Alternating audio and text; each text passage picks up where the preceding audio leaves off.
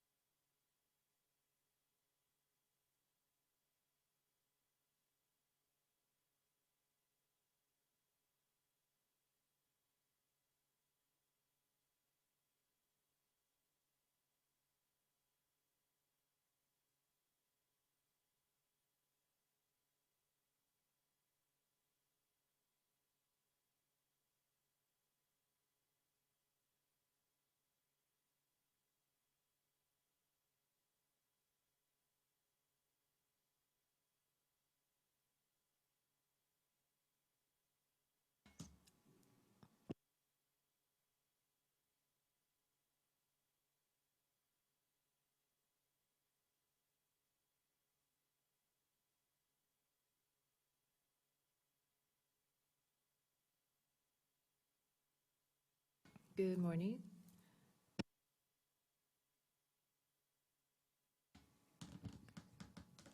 My name is Hankuk of the KEI, North Korea Environment Information Center.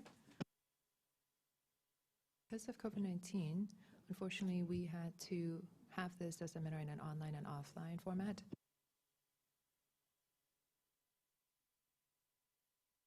I know that you are all very busy because of your busy schedules in the holiday season. I'd like to take the opportunity to thank all the experts here today.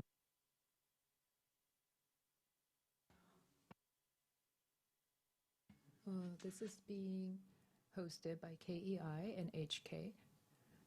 This is a joint international conference by National Strategies Research Project Agency. We have a session for domestic scholars and a session for international scholars as well. For the participation of international scholars, the opening ceremony will be held after the domestic Korean session. In this first session, the domestic session, we're going to have scholars, experts on North Korea to engage in presentations and discussions to discuss the inter-Korean cooperation for sustainable development in North Korea going forward. We'd like to hear more about Dprk economy and environment, and we will hear from experts and scholars in that area. We will go in order of the agenda. First, let me introduce our presenters to today. We also have some participation of participants online from the Korean Institute for National Unification, Oh Kyung-seop. Is he with us today? Hello, my name is Oh Kyung-seop. Next, we also have Han Sang-un from the Korea Environment Institute. Hello, I'm from KEI. My name is Han Sang-un. Also joining us online is going to be talking about water supply and Dprk from Gyeongnam University, Professor Kim Seung-hyun. Hello.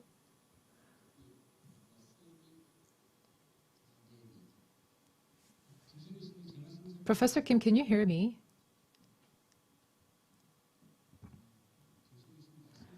Professor Kim, we can't really hear you. Maybe we can check your sound later to fix the sound issue before we get to you.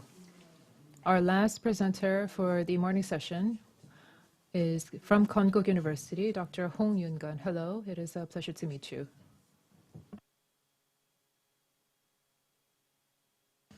Oh, we do have some participants who are going to be giving their presentation offline.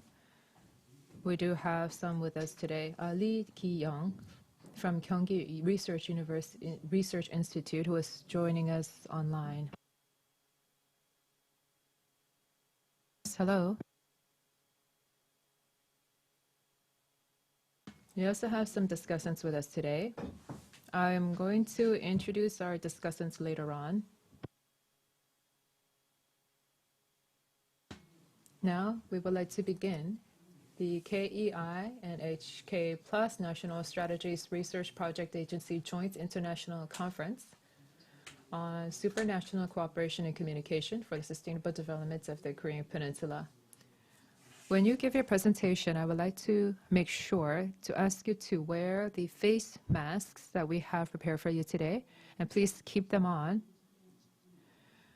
during your presentation. I'd like to ask you to keep within 20 minutes. We're going in order of the agenda here. We'll first like to hear from Oh Kyung-seop, Korea Institute for National Institute on Governing Discourse and Economic Policy in the Kim Jong-un regime.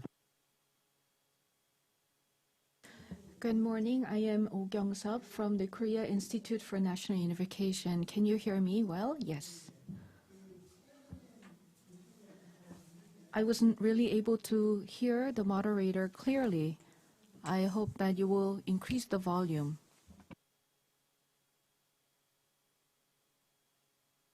I'm going to discuss the governing discourse and economic policies under Kim Jong-un. This is a topic that you can approach from the political studies perspective. So I'm going to apply the political studies perspective to understand economic policies, and this is the content of my presentation. First, I'm going to discuss how there is this dual structure of the national goals and strategies shown in the governing discourse of Kim Jong-un, and then I'm going to discuss the goals and content of economic policies to achieve these national goals.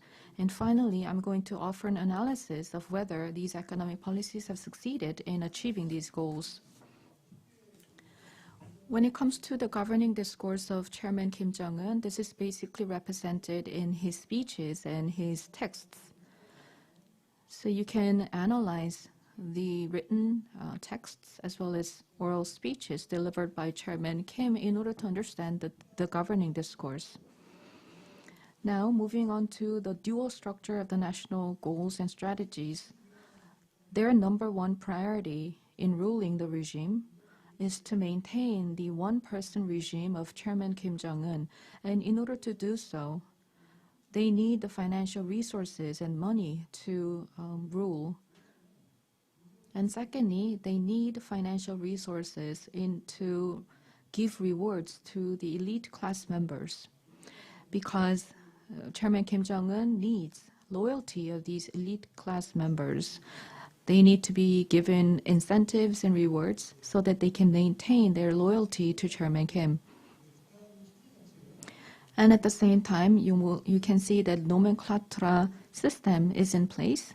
It means that there are certain privileges enjoyed by the very few ruling class, and it's not outright expressed, but this is indeed one of the most important national goals. The second national goal is what is called the official national strategy and policies, and here you can see that there are national goals and strategic goals and the two key policies.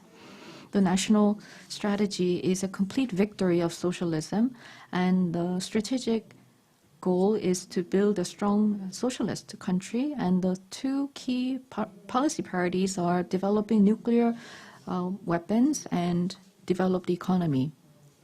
Moving on to the economic policies, I believe that these economic policies are instrumental to achieving the national goals.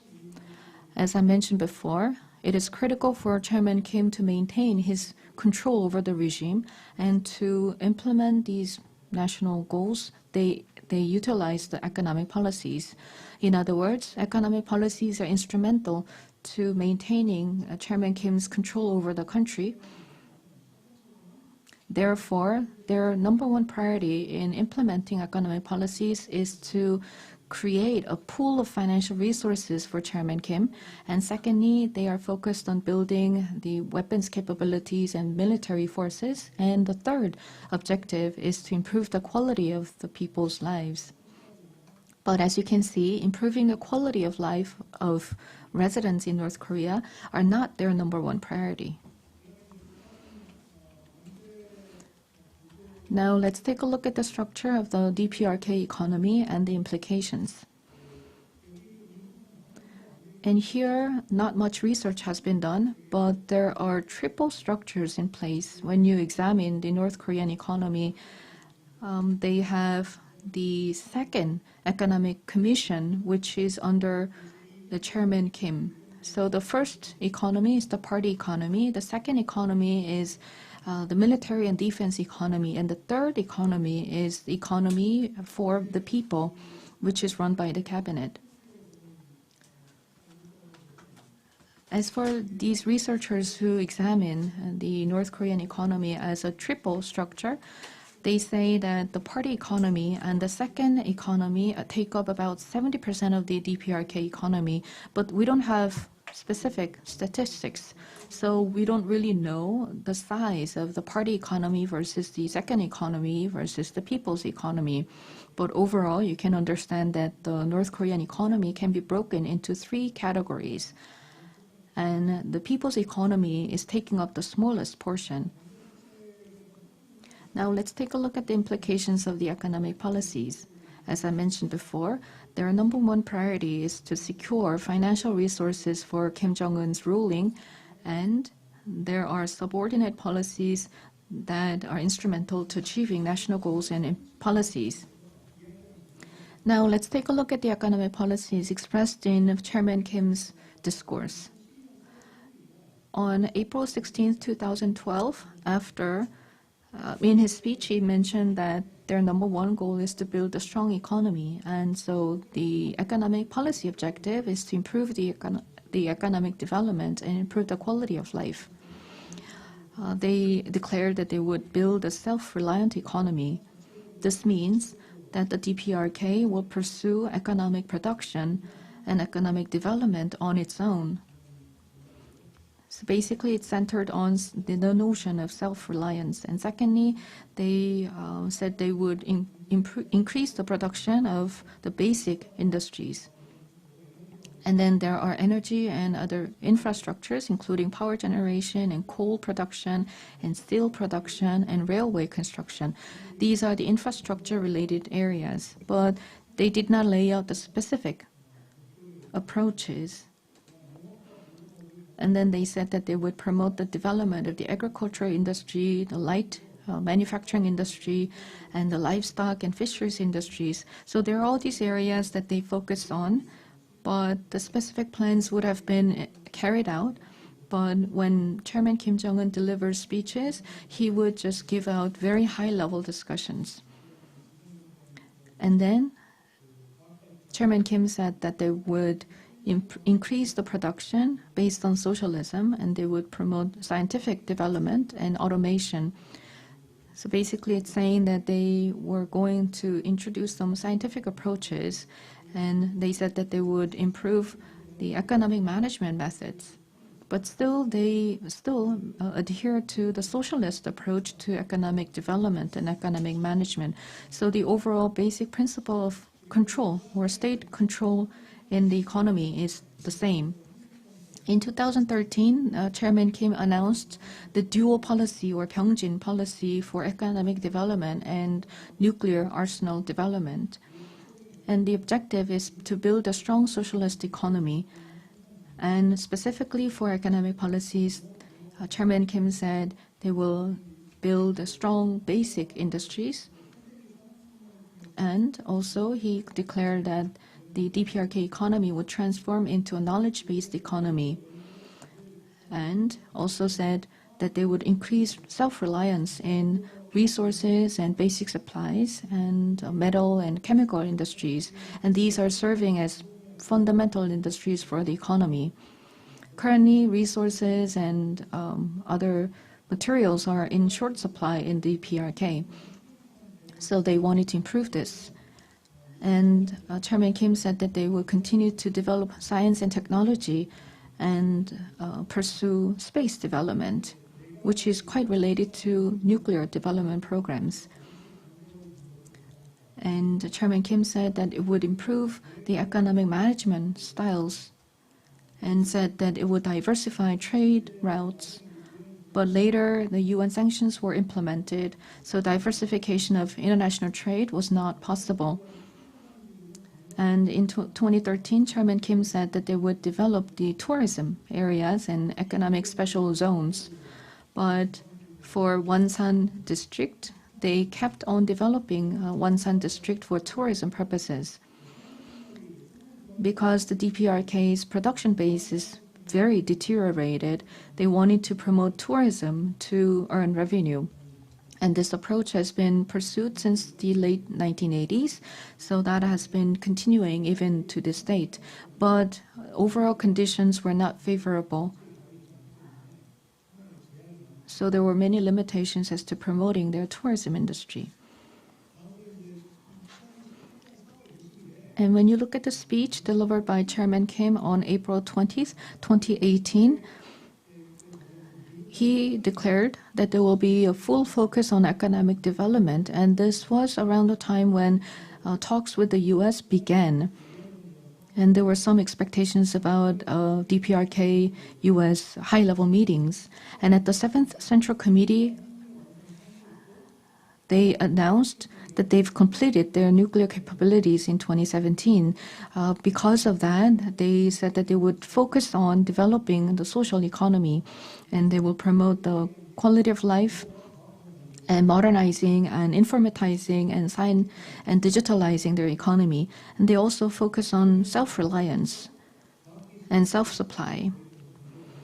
So the basic idea here is to promote the Dprk economy by strengthening their self-reliance capabilities and applying technology and science.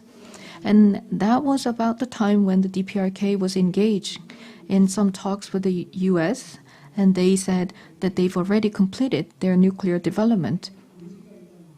And at that time, Chairman Kim expressed his willingness to talk to the US. But on December 31st of 2019, Chairman Kim declared a new path.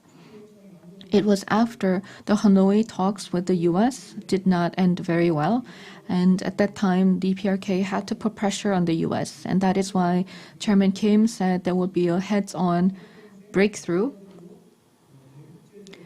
And he showed a strong determination to break away from the sanctions by strengthening their self-reliance.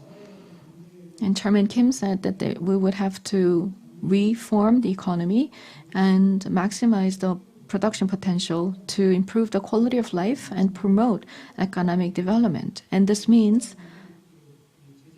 that despite the sanctions, while Dprk is not really able to engage in international trade, they said that they would focus on internal production. So as you can see, there have been a series of economic policies announced by Chairman Kim, and these discourse and these plans have been very much in line with what had happened to the Dprk and U.S. negotiations and what has happened to the Dprk economy in reality. Between 2016 and 2020, there was this 5-year economic development plan, but North Korea admitted that this plan failed. In August 2020, at the 6th plenary meeting of the 7th Central Committee, Chairman Kim Jong-un admitted that this 5-year economic development plan did not succeed. And he said that he was going to announce another economic development plan, but there aren't many possibilities for better economic development because the surrounding conditions are not favorable. And the Dprk economy has been deteriorating for many different reasons, including the sanctions, UN sanctions on North Korea, which began since 2017. And because of a very strong UN sanctions on North Korea, they're not really able to export resources overseas. And this issue of decline in resource exports has been a huge impact on Dprk leadership because in the past, their export of natural resources was a main source of income for the ruling class. But now, because of this issue, the elite class members are not really incentivized to maintain loyalty to Chairman Kim. Since 2017, North Korea is not able to export coal and iron ore resources. So this has been dealt a huge blow to their ability to secure financial resources for the regime. So we need to take a look at some of the statistics and the resources, data that are available. And some researchers argue, Chang Young-soo and Kim Chan-chul, made some estimation based on the available data. As of the end of 2018, the foreign currency reserves would be about $2.5 to $5.8 billion. And by 2020, if North Korea is not able to export while continuing to import commodities, then this foreign currency reserve would be depleted almost, and maximum $2 billion only. And this means that there is a huge pressure on the Korean People's Party ability to secure financial resources. Let's take a look at the breakdown between 2016 and 2020. By 2019, there was import of middle goods or consumer goods. But in 2020, you can see that there has been a dramatic decline in the import of middle commodities and consumer goods. And this means that there is a sharp decline in the trade volume. And once again, it means that the ruling class is not able to benefit commercially or financially from these international activities. And when you look at the trend of DPRK's trade with China between 2016 and 2020,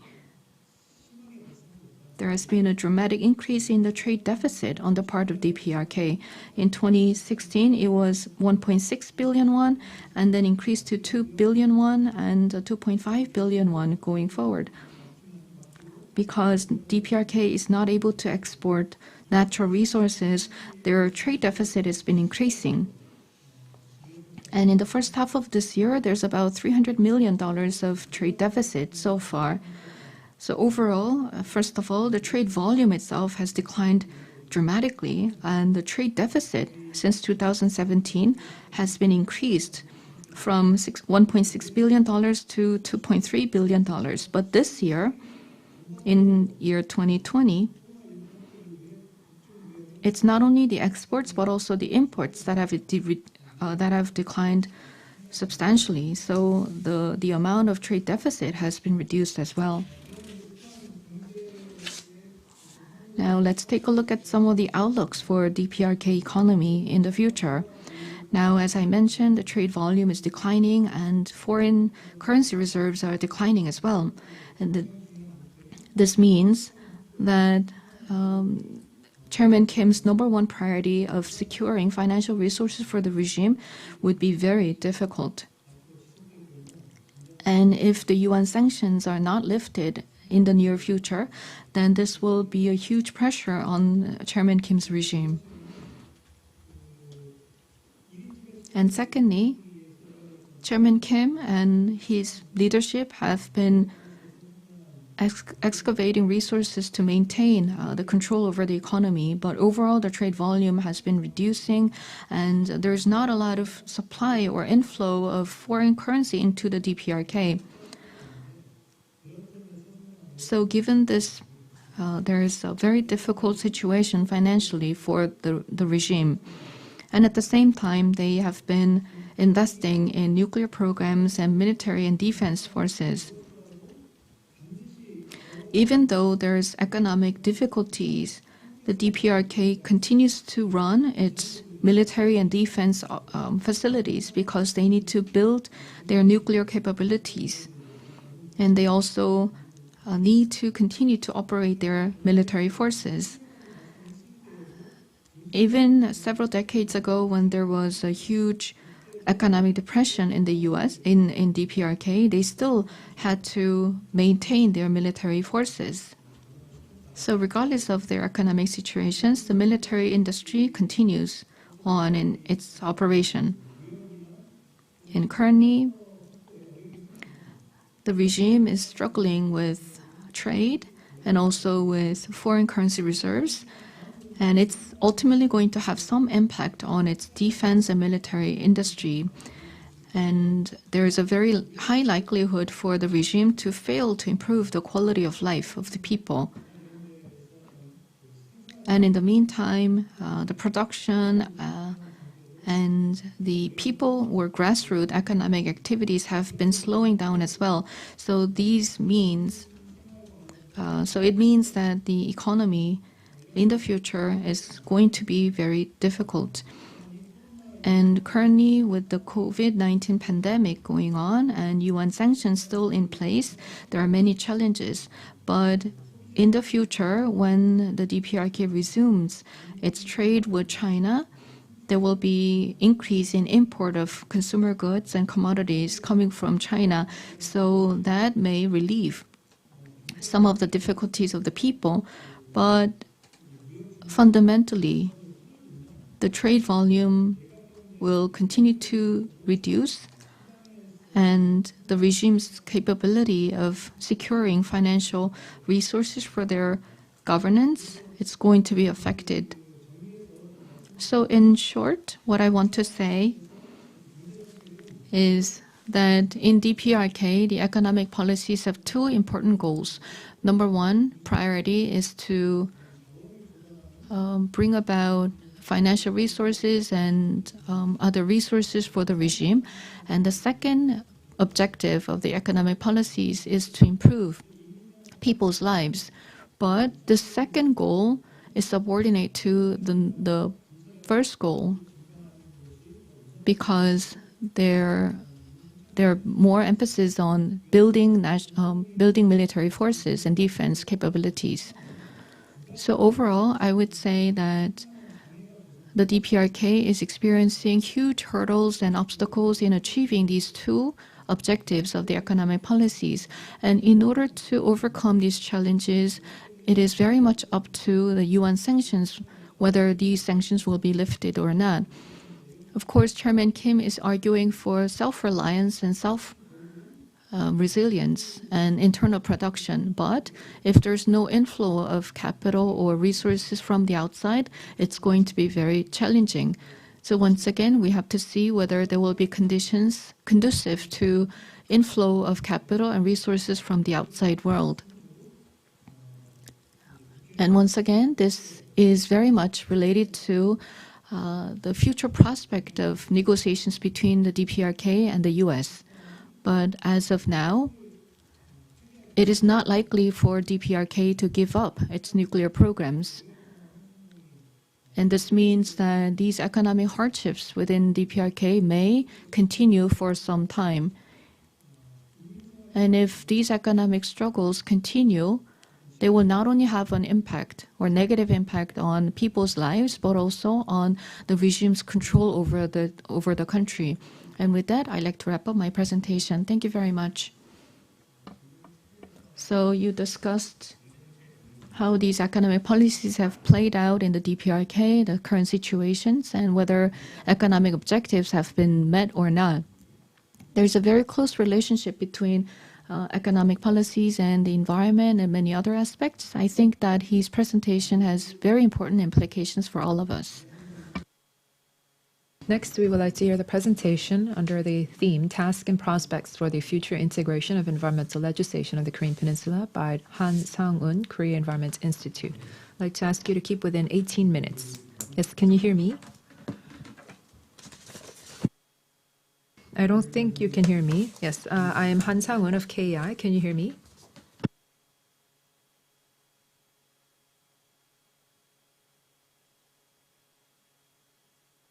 Yes, we can hear you. Yes, today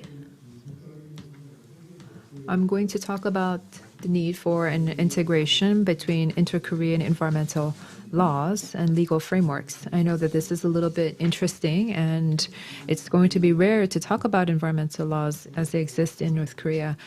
On Friday, there's going to be a big seminar on other North Korean scholars. And in that seminar, there's going to be no mention about environmental acts and environmental laws. I think that when we talk about inter-Korean cooperation, we should always have welfare and environment as the starting points.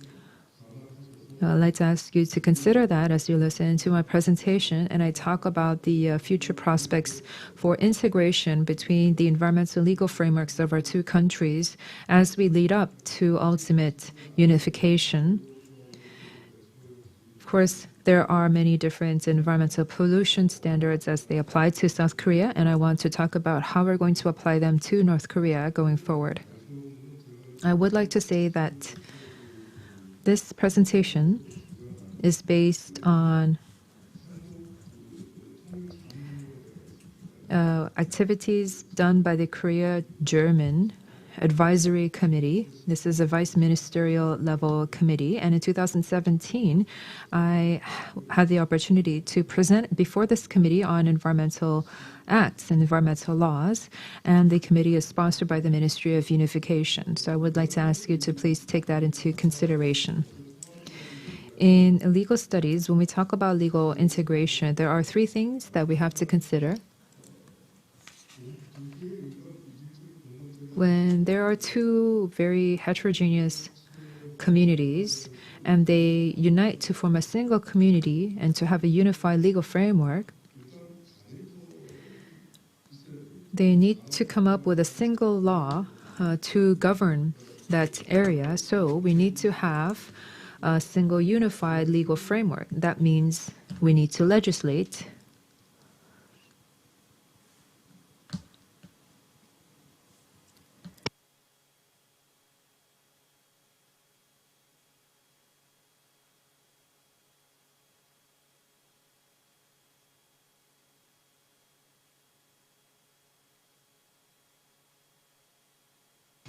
And secondly, there needs to be an enforcement agency who would enforce the laws that are in place. So even if the laws have been legislated, if they cannot be enforced, that we cannot say that there's been a proper integration of the legal framework. So there needs to be an enforcement agency in place. And thirdly, probably the most important, is that the residents of the two Koreas have to accept this as a legal order.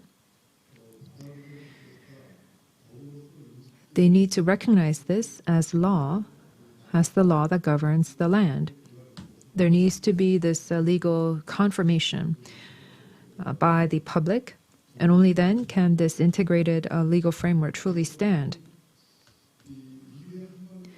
In a future unified Korean peninsula, I would think that Korea, that new Korea, would also be a country founded on the rule of law.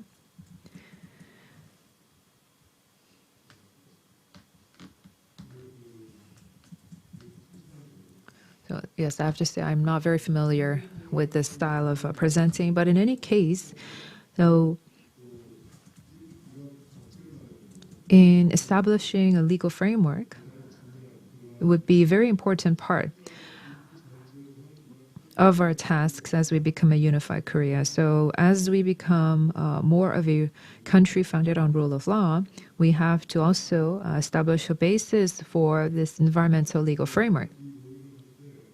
However, when we pursue these discussions,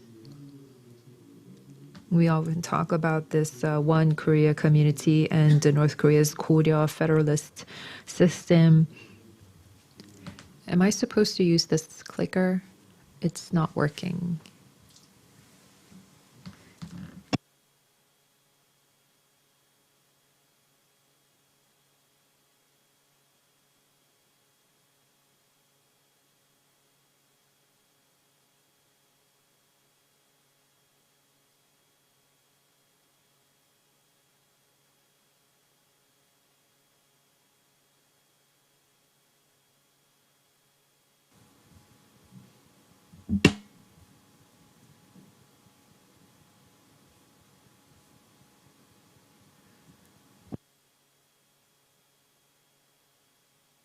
I'm very sorry. So, in discussing the directionality of this integrated legal framework, we would have to base that on the premise that we're going to have gradual and phased unification, and we need to have both substantial and procedural legitimacy. In which case, we need to have the participation and consensus by the North Korean residents as well, as we pursue this integrated legal framework.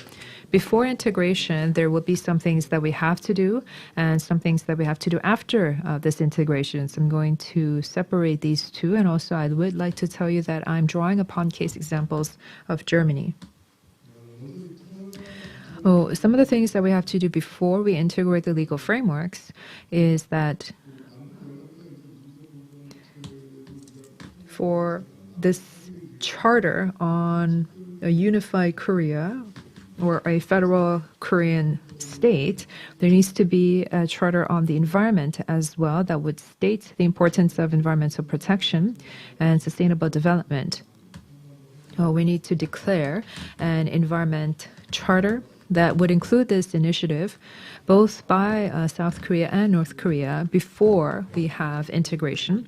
And on the second line there, you would see that there needs to also be mention of our commitment to foster and development Dprk as an environmentally friendly zone. This is also something that we were able to draw from the German case, because Germany also underwent a similar discourse in their country leading up to unification. There was the West German development theory. But if we look at the past German case, we would have to look at an environmental charter as the best task that we must fulfill before integration, and talk about the restructuring of the environmental space in North Korea. Other things that we can do before integration is that we can have a preemptive inter-Korean environmental projects.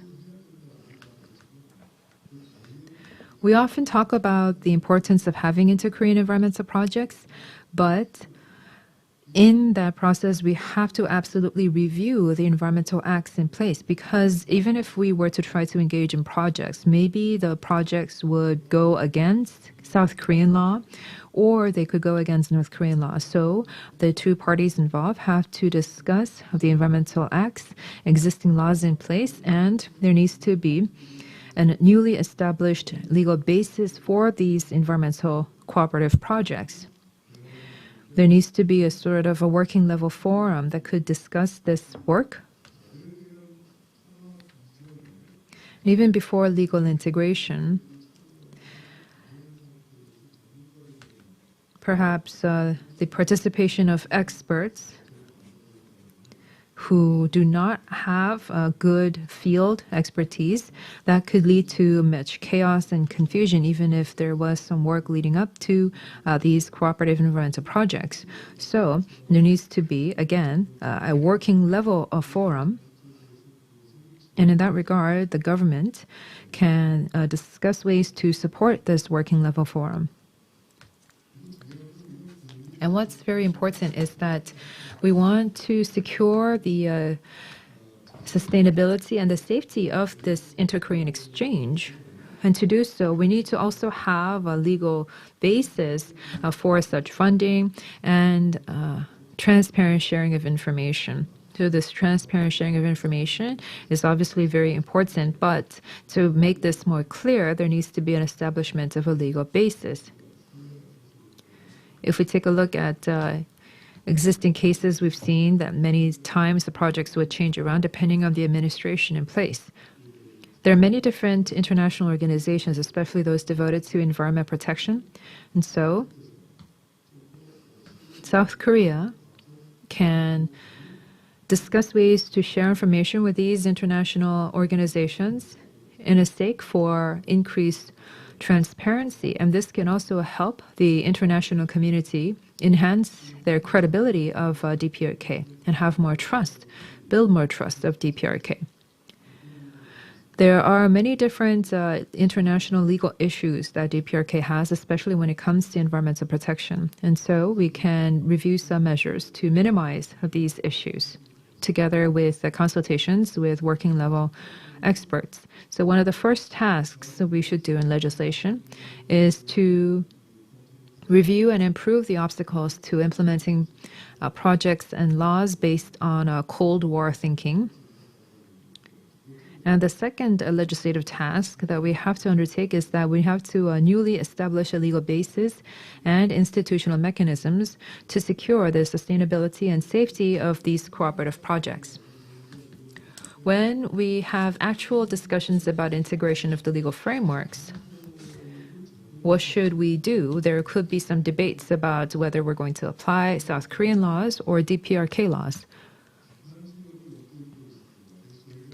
So here I'm considering the Dprk case. These discussions have to be very strictly limited, so I'd like to ask you for your understanding in that regard.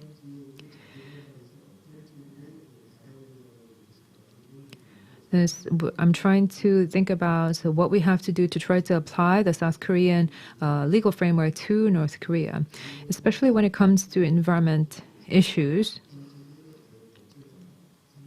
The environmental laws as they exist in North Korea are very simple and they're very broad-based, so they cannot be largely applied to the case in South Korea. So In this case, I have to say that it's perhaps the South Korean legal framework that will be applied to Dprk.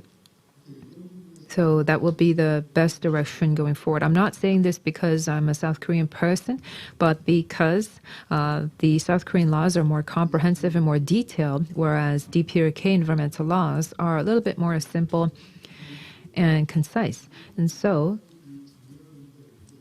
this would be very important to discuss because, once again, we have to discuss the importance of establishing a legal basis for probably an inter-Korean task force and integration of environmental laws. After this inter-Korean task force or some sort of group is founded first, then their work can build up to actual legislation. So the third legislation task that we have to undertake is to pass and act on the establishment of such inter-Korean task force. And then we move on to discussion of what we should do in the transitional period. We need a transitional period leading up to legal integration because I mentioned that this is based on the assumption that we're going to have very gradual and phased unification. And so in that case, if we do not suppose that there's going to be mutual existence founded in cooperation between the two Koreas, then we cannot have a very integrated lead up to unification, because that means that we cannot have a phased step-by-step discussion on unification. It's going to take some time to establish an implementation body, and also it will take a lot of time for the residents, for the public, to have a legal certainty about these integrated laws. So there needs to be very sufficient time that has to be guaranteed, which is why we need a transitional period.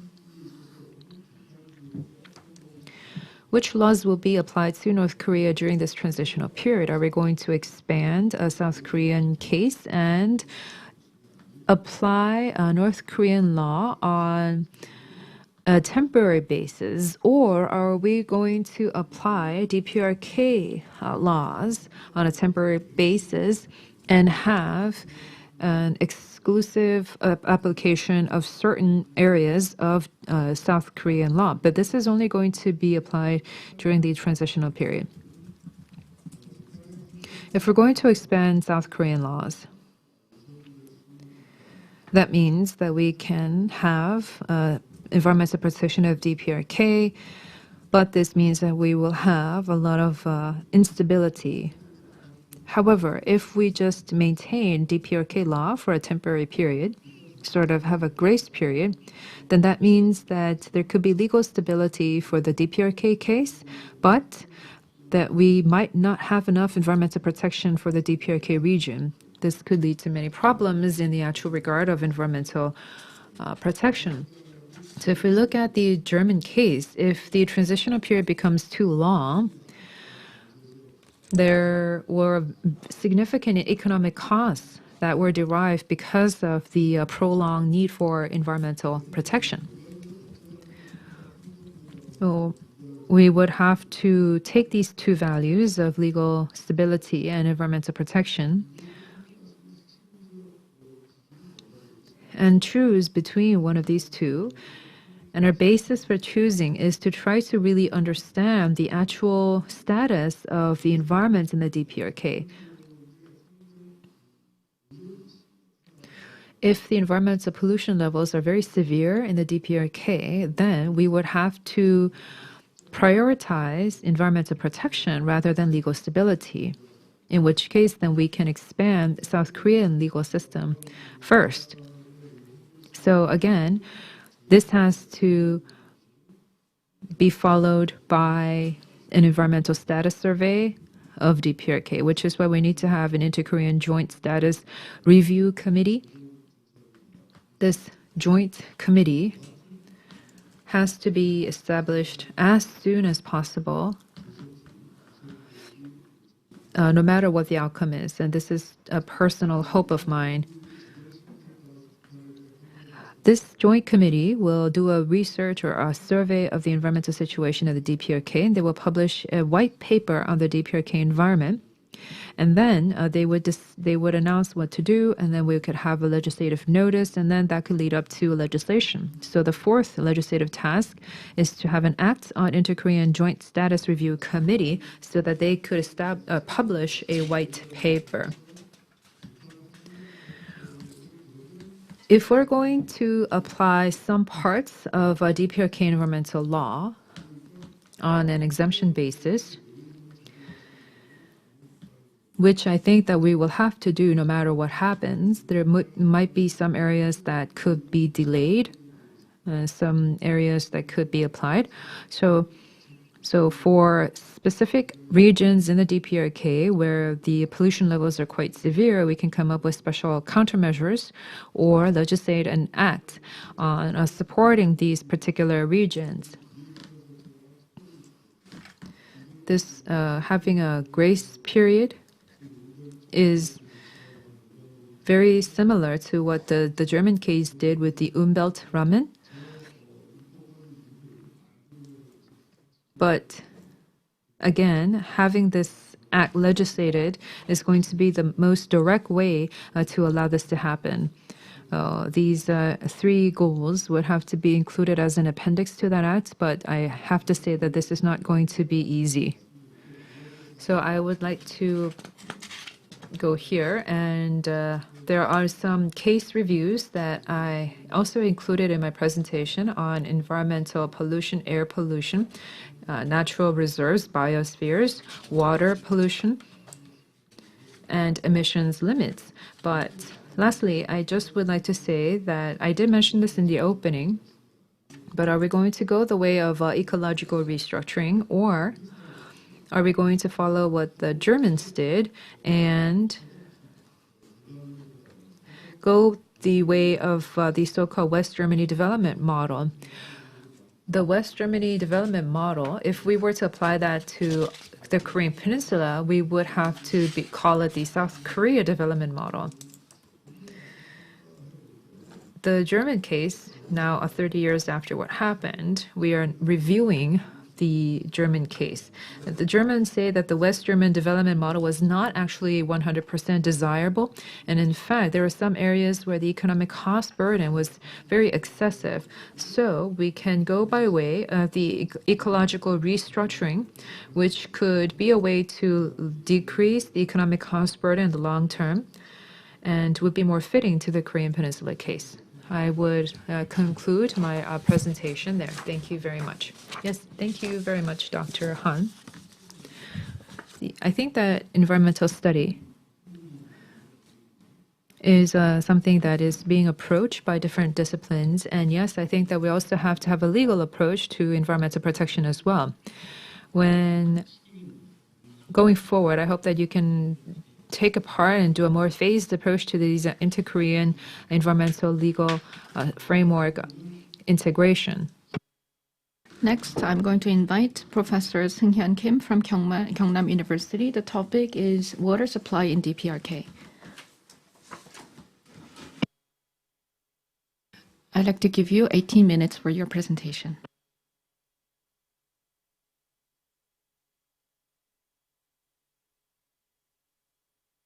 I'm sorry, but we cannot hear you.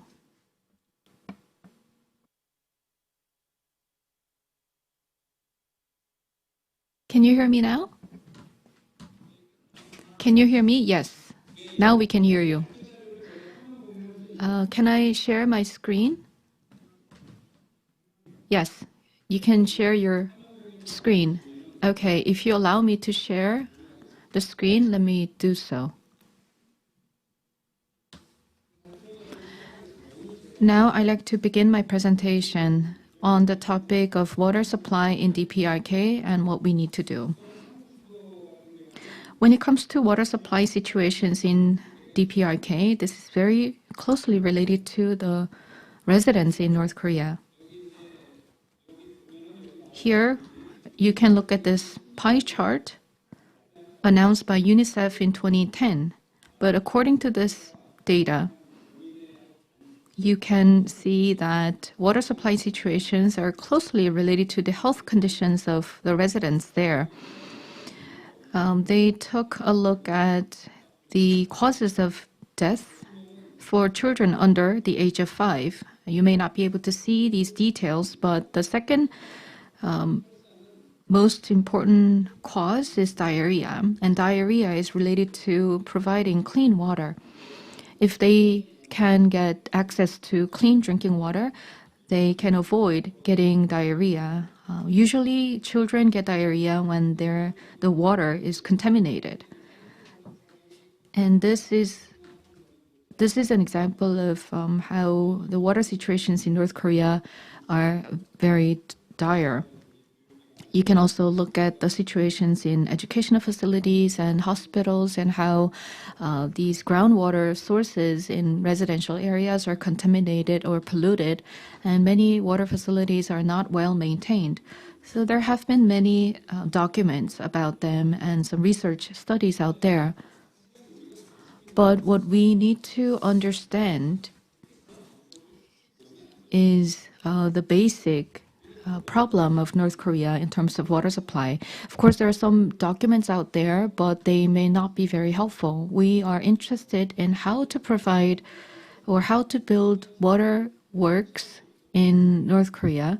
Some cases we may build small facilities. In some other areas we may build larger facilities, and we should be able to understand the actual reality of the situations in North Korea. If we are to build any waterworks or water facilities, you first need to establish a basic plan. And this basic plan has to include information such as water supply situations and how they are different by regions, and whether there's how much demand and supply of residential water is there, and whether we have enough water sources, and what about the water quality of the water sources. So all these things have to be examined, and then you also have to take a look at the current situation of the waterworks, and then all these need to be combined together to analyze the overall situation and then build a basic plan. And of course, the overall water supply chain is important as well. So in my presentation, I'm going to gather all the quantitative data about water situations in North Korea. I looked at the literature and the previous research studies and other documents available. Now first, let's take a look at the supply ratio, water supply ratio. This is the percentage of the total population who have access to managed water. Here, the access to managed water is providing water through the water pipes. So when there's piped water supply, it means that you can manage the quality of water, and you can assume that there's a decent quality of water for drinking. And that's what these percentages mean. And as for this, in the 1950s, you can get some information from Rodong newspaper in Kimchek City. They completed the construction of the piped water network and 90% access and 50% access. But then moving on to the 1990s, you can get some information from UN reports. Here and there, you can find some evidence. In 1994, it was 86%. In 1996, it was 53%. In 1998, 74%. And in 2008, 87.3%, and in 2017, 58.5%. And there's a huge fluctuation in terms of number, which does not really reflect the reality. So there's this question of whether these data are reliable or not. And also at the same time, you can see that there's a gap between rural and urban areas. And experts would say that there should be a substantial gap between the urban and the rural areas, but these official data don't seem to have much gap. And the most recent data from MICS is maybe the most reliable. There's 70% access in the urban areas and 40% in the rural areas, and this may be the most accurate representation of the water supply situations in North Korea. Now moving on to per person water supply quantity. In the 1950s, in 1950, when the regime was launched, it was 100 liters per person, and this was according to the administrative ordinance of the North Korean regime. So that was 100 liters. And at that time, it was similar in South Korea as well. So in 1950s, 100 liters was maintained. And then there was an initiative in Dprk to increase the water supply to 250 liters per person. And in 1994, it was about 300 liters. And there's water consumption information announced by the Ministry of Unification. In 1995, they took a look at the situations in the cities and counties. And this may be the most recent and the most reliable data.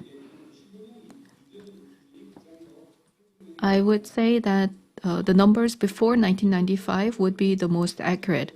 So based on these data, you can come up with the calculations of how much water is needed in different regions.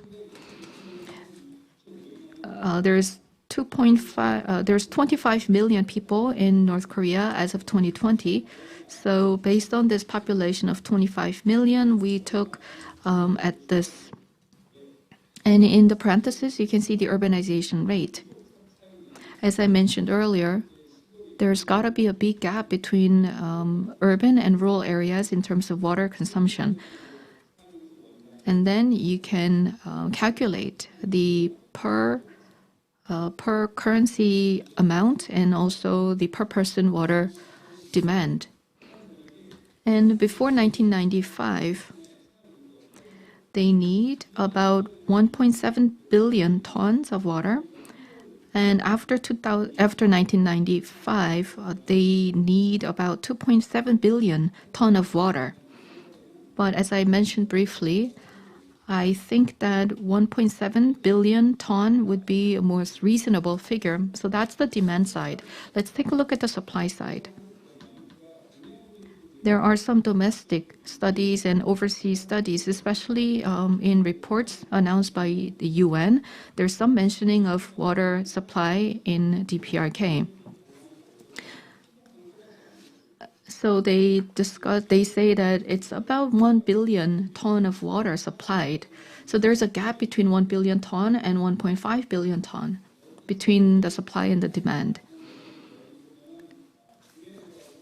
Here, you can compare between domestic and overseas studies, and there is this breakdown of residential, industrial, and agricultural water supply.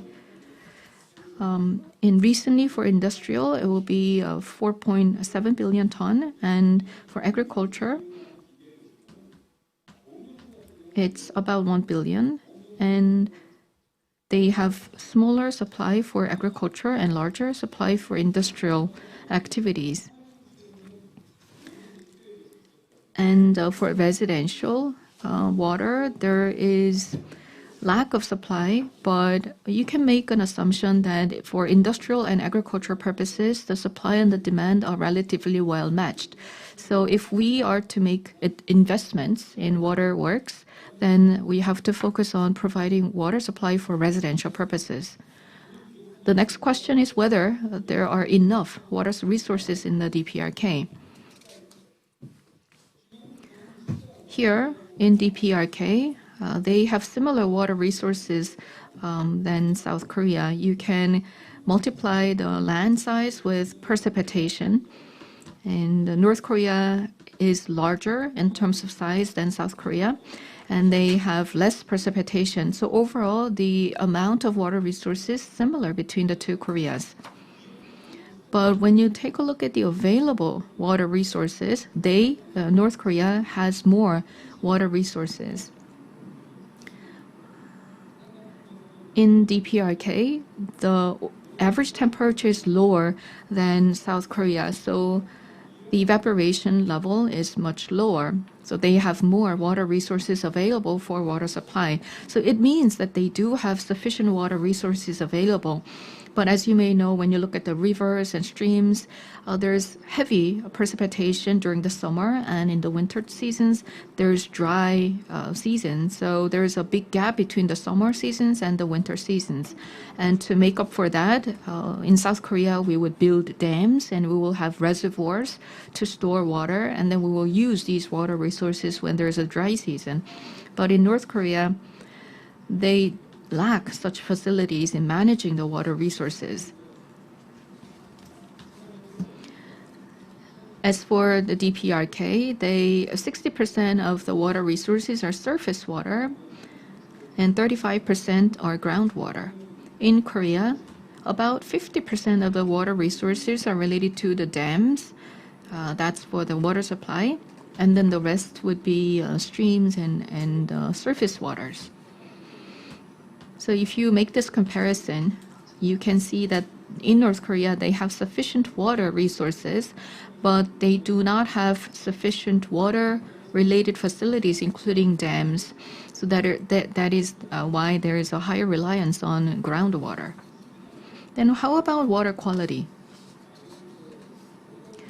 This is information about water quality from Daedong River.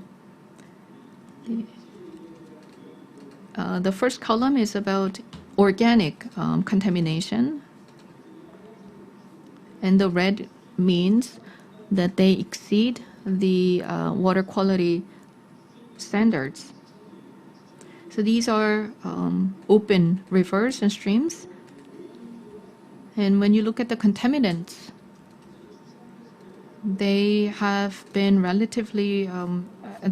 contaminated due to fertilizers and other organic wastes. So, and then also in some rivers, there is a contamination of inorganic matters because of industrial activities. Then how about the overall waterworks or the quality of the infrastructure? The waterworks began to be constructed during the colonial rule of Japan, and then in the beginning of the North Korean regime, they put investment in the waterworks and the facilities. So up until 1970s, there was priority on water infrastructure improvement. And at that time, Chairman Kim said that it's important to maintain good quality water. But it all ended in 1974. There was the oil shock globally. And since 1974, North Korea has been struggling economically, so they weren't really able to update or maintain the water facilities. So there was massive investment in the 50s and 60s, and all these facilities were powered by electricity, but with lack of power electricity, they were not operated properly, and there was some lack of maintenance. And in the Dprk, there is a division between division in terms of authorities who are supplying water versus who are managing the water and who are making decisions. So because of these discrepancies, they are not really able to maintain the water infrastructure and the facilities, and there are many areas where there's water contamination. And these have been reported to the outside recently. And it means that the existing water facilities in Dprk are in very poor conditions. Now, when you look at this water supply framework in North Korea, they have different organizations in charge of different steps. And in the case of Korea, we have the ministry within the government that will govern the entire water supply, and then there are specific local companies, and then there are these local operators that are governed by the government. But in North Korea, they have different agencies and institutions involved in water supply. It means that they have issues in coordinating all these activities. And this is a comparison between the Dprk and ROK in terms of water supply. And here we have the Ministry of Environment in South Korea who would govern the overall water management. And in North Korea, they have a separate agency. And in South Korea, in North Korea, they have the Water Supply Agency, but they are mainly focused on residential supply. In South Korea, we have K-Water, which is the Water Resources Management Corporation that will govern the entire water supply in the country. But in Dprk, they have local municipalities who would govern their local water supply. In South Korea, we use both the freshwater and the seawater for water supply, but in North Korea, they only use freshwater. And in South Korea, we have the Ministry of Environment that will designate protection areas for water sources. And in Dprk, they have the National Planning Agency. And in South Korea, we have these internal water supply related agencies that will design and construct and manage these facilities. But in North Korea, they have some external agencies. They are not part of the central regime. So there's this lack of coordination. The biggest issue or challenge, as I see it, is that these resources needed for water facility management are provided from the outside. But if these are not provided properly, then these agencies and institutions that are in charge of managing the facilities will face difficulties because they don't have the needed resources. Then what kind of direction do we need to go in supporting North Korea in terms of water supply? In Dprk, there are many economic sanctions, and it is a different country, basically, and there is this issue of inter-Korean relations. So it's not going to be easy for us to do anything about it, but if there are opportunities, then rather than sticking to one route, I think we need to consider various options, and we need to pursue this initiative in parallel with multiple initiatives. For instance, in some marginalized areas, they need smaller facilities. And these can be provided on a humanitarian basis through international organizations. So in some local communities, they may build some small water supply facilities. It could be UN or NGOs. So that is one route.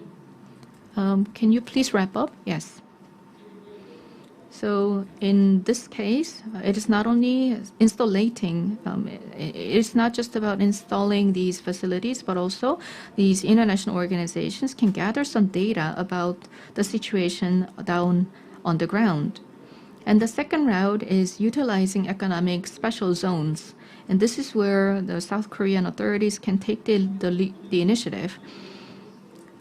And here in building the waterworks facilities for the entire country, I think we need a separate agency.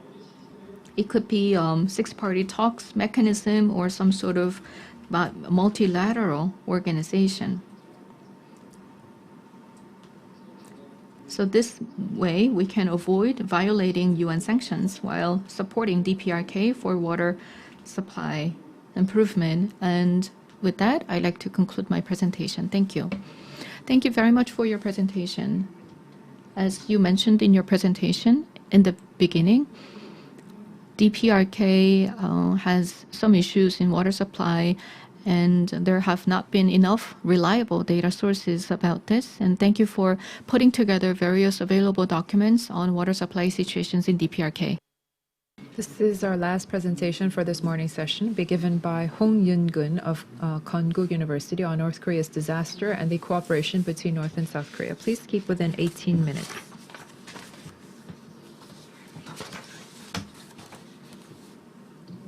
May I have the clicker for the slide?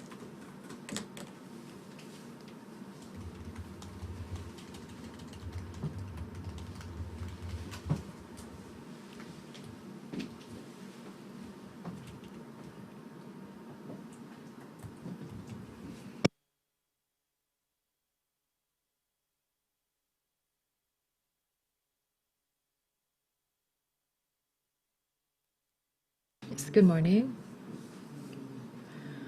My name is Hong Yoon-gun of Hankuk University. I work at the Disaster Management Integration Department. Today I want to talk about North Korea's disaster and cooperation between the two Koreas. I'm going to go in this order. First, talk about the disasters, the natural disasters in Dprk, talk about the characteristics and the cooperation in the disaster area between the two Koreas, and what we have to do in the future.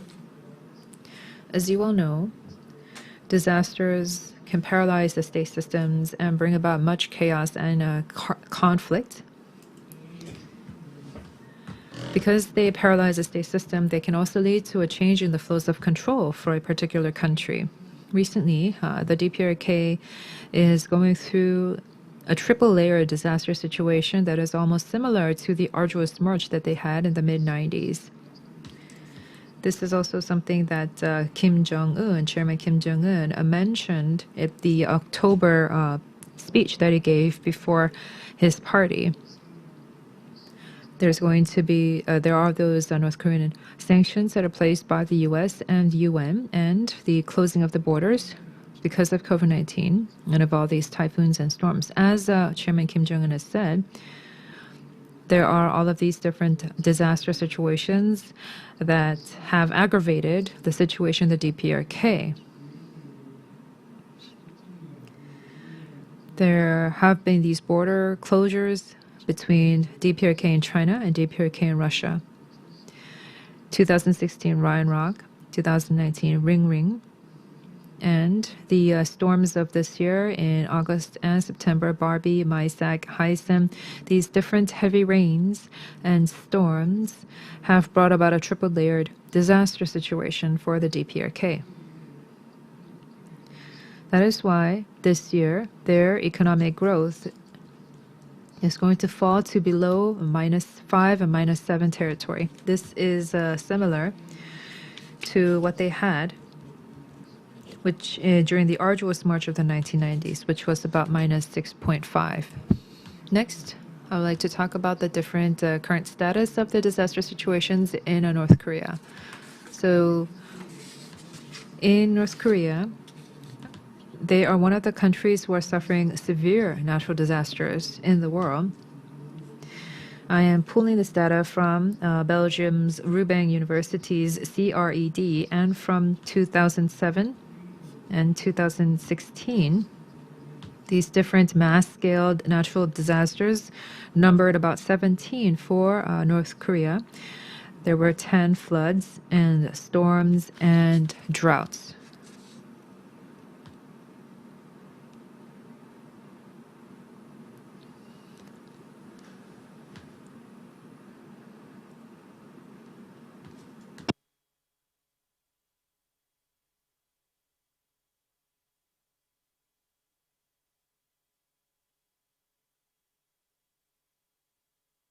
What you see here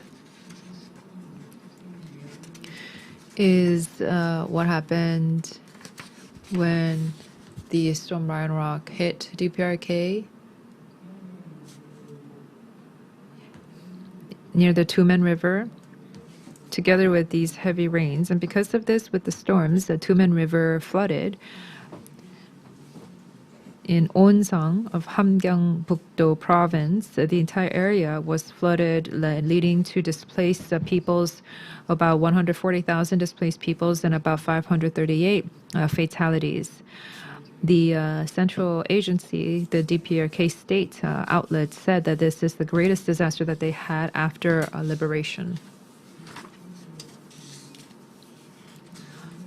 Next. Moving on to earthquakes in the Dprk in 2020, according to our meteorological agency's estimates, there are about 21 earthquakes in Dprk over a seismic scale, a Richter scale of 2.0. There are about 25 in 2017 and 13 in 2018. But many of them were smaller scaled, so they did not lead to massive damage. Next, I'd like to move on to social disasters. There are largely explosions, collapses, and infectious disease, and also animal-borne diseases. So from 1950 to 2019, there are about 15 cases of mass-scale social disasters in the DPRK. In 2004, there was a Yongcheon Station explosion. And this led to about 1,500 casualties, including 154 deaths. And for collapses in 2014, there was a 23-floor Chungbuk apartment building that collapsed, and about 500 people perished as a result. Next, moving on to the infectious diseases. In DPRK, there are many different outbreaks of infectious diseases like TB, malaria, hepatitis B. According to the WHO's 2016 World Tuberculosis Report in 2015, there are about 15,000 people who died of tuberculosis, and there are currently about 140,000 TB patients with malaria as well. In some areas like Hwanghae-do or Gangwon-do province, many of these residents are exposed to infection risk, and there are about 10,000 malaria patients annually. For animal infectious diseases as well, in 2019 May, in the Chagangdo Ushi County Buksan Cooperative Farm, the African swine flu outbreak started there, so about 77 pigs died and 22 were killed, according to OIE. Korea's information agency, Central Information Agency, said that in Pugan and Hamgyong-pukdo, many of the pigs in the pig farms have been killed as a result of this. With the novel coronavirus as well, at the Supreme People's Assembly Permanent Standing Committee meeting that was held in February, they said that there were no COVID-19 patients in DPRK, and also in October, Kim Jong-un Chairman Kim Jong-un said to his people that there are no patients of COVID-19 in DPRK, and he was thankful that there were no sick patients in this country. However, if we look at some international organization studies, we've seen how China has shut down some of the borders near North Korea. This appears to show that there are at least some infected persons, confirmed patients in DPRK as well. This image is where a party leading official is seen apologizing to the residents of the apartment building that collapsed in DPRK. So I don't have much time, so I'm going to skip over these slides. Moving on to the different characteristics of the DPRK disasters, there are three things that I want to talk about. There are more natural disasters than man-made disasters. In 1995, there was a massive flood, and this led to about $15 billion worth of damages. It was recorded as one of the 50 worst natural disasters that year. These natural disasters typically occur as storms or heavy rain in the summer season. Secondly, because of much land development and environmental degradation, there are all of these different complex disasters that occur through secondary disasters such as landslides, soil erosion, and collapses. Thirdly, North Korea has said that there are no COVID-19 patients at all, and they are refusing disease control goods. And this is a sort of erratic, abnormal behavior, which is a particular characteristic of a DPRK's response. Next are some of the cooperative cases in the disaster domain of the two Koreas. These are some of the areas where the two Koreas discussed disaster cooperation. So in 1991, there was a high-level summit, and the Annex Agreement mentioned that if there's a disaster in either of the two countries, then they are going to provide support on a humanitarian basis. And then the 2000 June 15 Joint Declaration, 2007 October 4th Joint Statement, and 2018 September Pyongyang Joint Statements. They also had these discussions about disaster domain cooperation. I'm going to skip over these slides as well in the interest of time. And then talking about flood damages, some of the interesting things to note here is that after liberation, when South Korea had massive flooding, North Korea was the first to offer support there. In 1995, in June, North Korea offered some relief to South Korea through the South Korean Red Cross. North Korea reached out to South Korea first, and the two regimes agreed to that. They sent about 10,000 tons of cement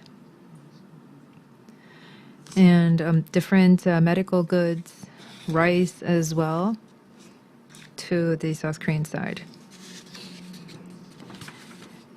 This was done in 1984. However, in 1995, later on, South Korea provided a rice worth of 150,000 tons to North Korea. And for the restoration of the meteorological equipment at Dprk, South Korea offered assistance worth about $50,000 through the WMO. Since 2000, after the joint declaration was signed, there were many of these other cooperative relief that was offered. This slide I have been able to take that from Kim Il-sung's book, and it says here that he mentions here his decision to offer some relief to Namjoseon, or South Korea. These are some of the photographs that were taken at the time from Bukpyeong port, and these relief materials were sent through Panmunjom. I don't have much time, but there are this information on the slide that you see here on forestry, the insects and pest control, and infectious diseases, and the Baekdusan volcano, wildfires. You can refer to that on my presentation. But I'd like to move on to our future direction for inter-Korean disaster cooperation. The two Koreas have to sign a binding and irreversible joint response agreement. In 1972, Kim Il-sung and the South Korean high-level general met together, and after that, there were some working level discussions, dozens of working level discussions that did not lead to fruition. This is to blame for both sides because the summits were largely for show. However, in the case of Germany, they signed a disaster joint response agreement in 1973 based on mutual trust, and this was an agreement, not necessarily just a statement, and this led to more disaster control efforts, especially in the border regions. This was a binding agreement on disaster cooperation.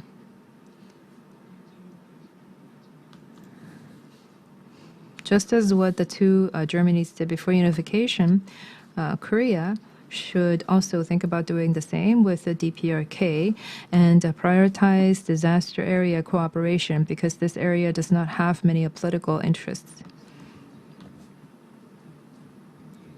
And there needs to be consensus based on this area first so that we can lead up to a binding and irreversible agreement and not just a statement.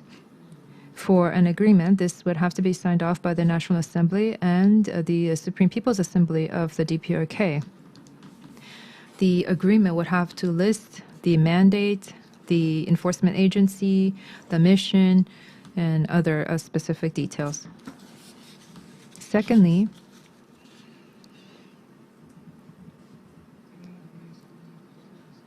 there needs to be a permanent delegation on disaster cooperation installed in both Pyongyang and Seoul so that they can work primarily on disaster cooperation. This will be the only mandate that's given to them.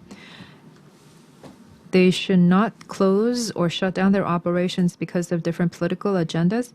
They have to have a consistent disaster cooperation and exchange of information to have a very concrete and practical mandate. The border regions such as Gangwon-do, Gyeonggi-do, and UN, different domestic local NGOs, and even the private sector should be able to play a part in this effort. Thirdly, The different areas of disaster cooperation that we've seen thus far should be included in this going forward. And some of the new areas that we have to look at are examples such as microfine dust, yellow dust, so these air pollution areas, and to try to come up with a legal database for the two Koreas. Emergency relief channel needs to be established, and a disaster insurance. This insurance scheme and a database and also a risk map. This is something that is very important. When I issued a survey on North Korean defectors in July of 2019, this was the first and second respective areas that were that the respondents said would be most urgent to do, especially in areas of disaster cooperation. Next is areas of the priorities of the respondents. Lastly, moving on to the conclusion, Kim Jong-un is a young leader. And in responding to disasters, he has shown an attitude that is different from his father and his grandfather. After he came to power in 2014, he legislated the Act on Disaster Prevention and Recovery. And in 2019, September, when the storm Ling Ling came to the Dprk, he held an emergency expanded meeting and stressed the importance of storm response. In 2020, with COVID-19, he also held an expanded meeting with this party and said that this would be very serious if they had repercussions in the Dprk. He also did the same thing in response to the storms of August and September in 2020. He was very encouraging of his party elite. He is really trying to show off his image as a leader who cares for his people. This is a picture taken of the Central Military Committee meeting that was held for the Workers' Party one day before the typhoon Ling Ling came to the Dprk on September 6, 2019. So Kim Jong-un is very aggressive in pursuing disaster relief and disaster response. And so this is where joint cooperation would be very important. This is also an area that is not included as part of UN sanctions. So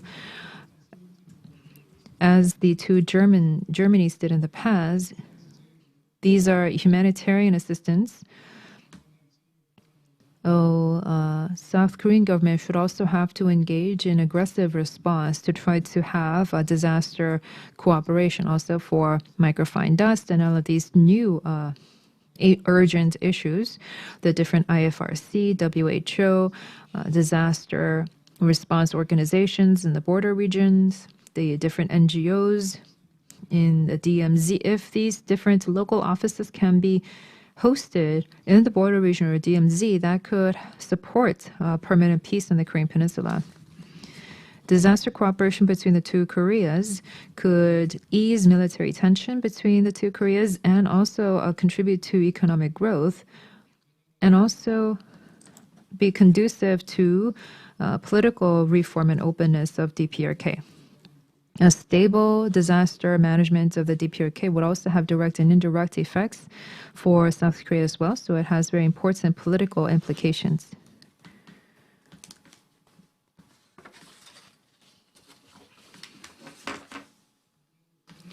Lastly, disaster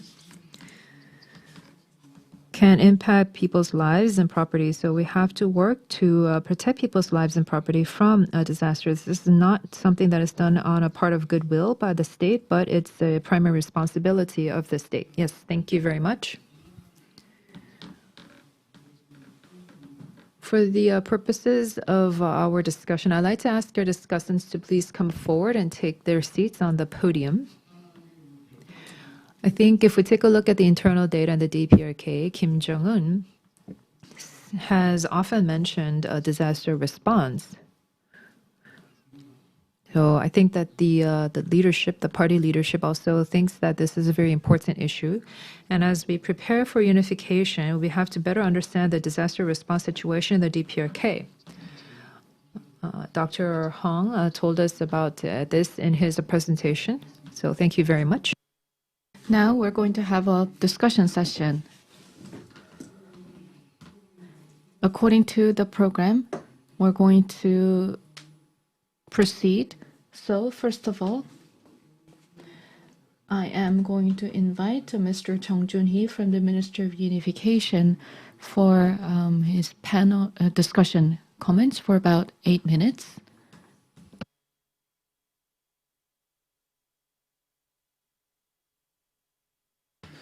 So as I mentioned before, you can switch to the other mask, the face mask that we have prepared for you.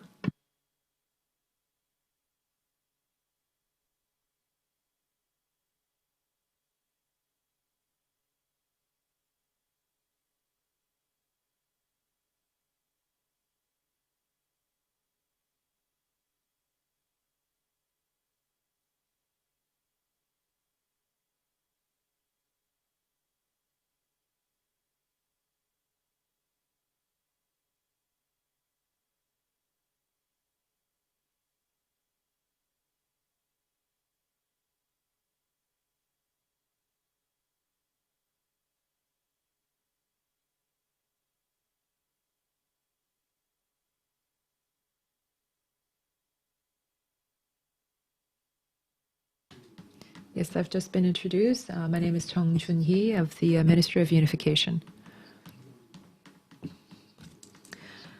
I was asked to talk about the different issues in inter-Korean exchange and cooperation, so I'm going to talk about that before I move on to my discussion.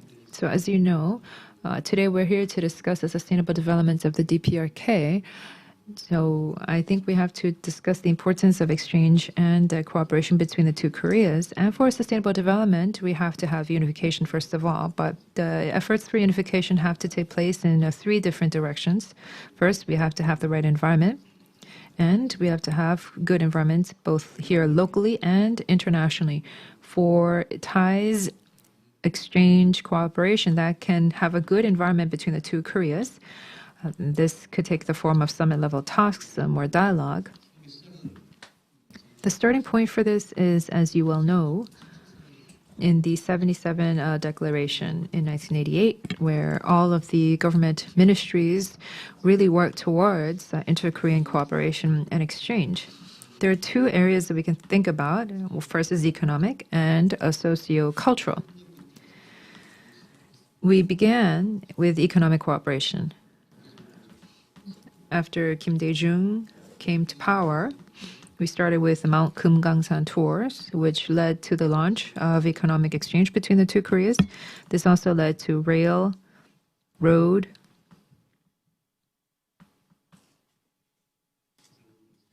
and the Kaesong complex cooperations, Kumgangsan, rail, and the Kaesong complex. So these were the 3 major economic exchanges. And then with socio-cultural, I think there are sports, for example, and religious affairs. And also some academic exchanges were also had in Kaesong's Manwoldae project, for example.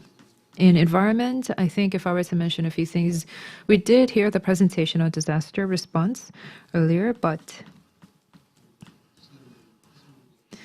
Baekdusan, a volcano study, joint study between the two Koreas. There were about a dozen meetings between the two Koreas. And as I mentioned before, there was also disaster cooperation, even in forestry resource management. Because 28% of North Korea's forest cover has been degraded. So forestry resource cooperation is also directly related to their food scarcity issue. So this is a humanitarian issue. And in 2008, since then on, there are about 2 of these trips made to the DPRK to try to have a study on the ground. And with the private sector cooperation, we've had continuous forestry resource cooperation, planting new trees, and etc.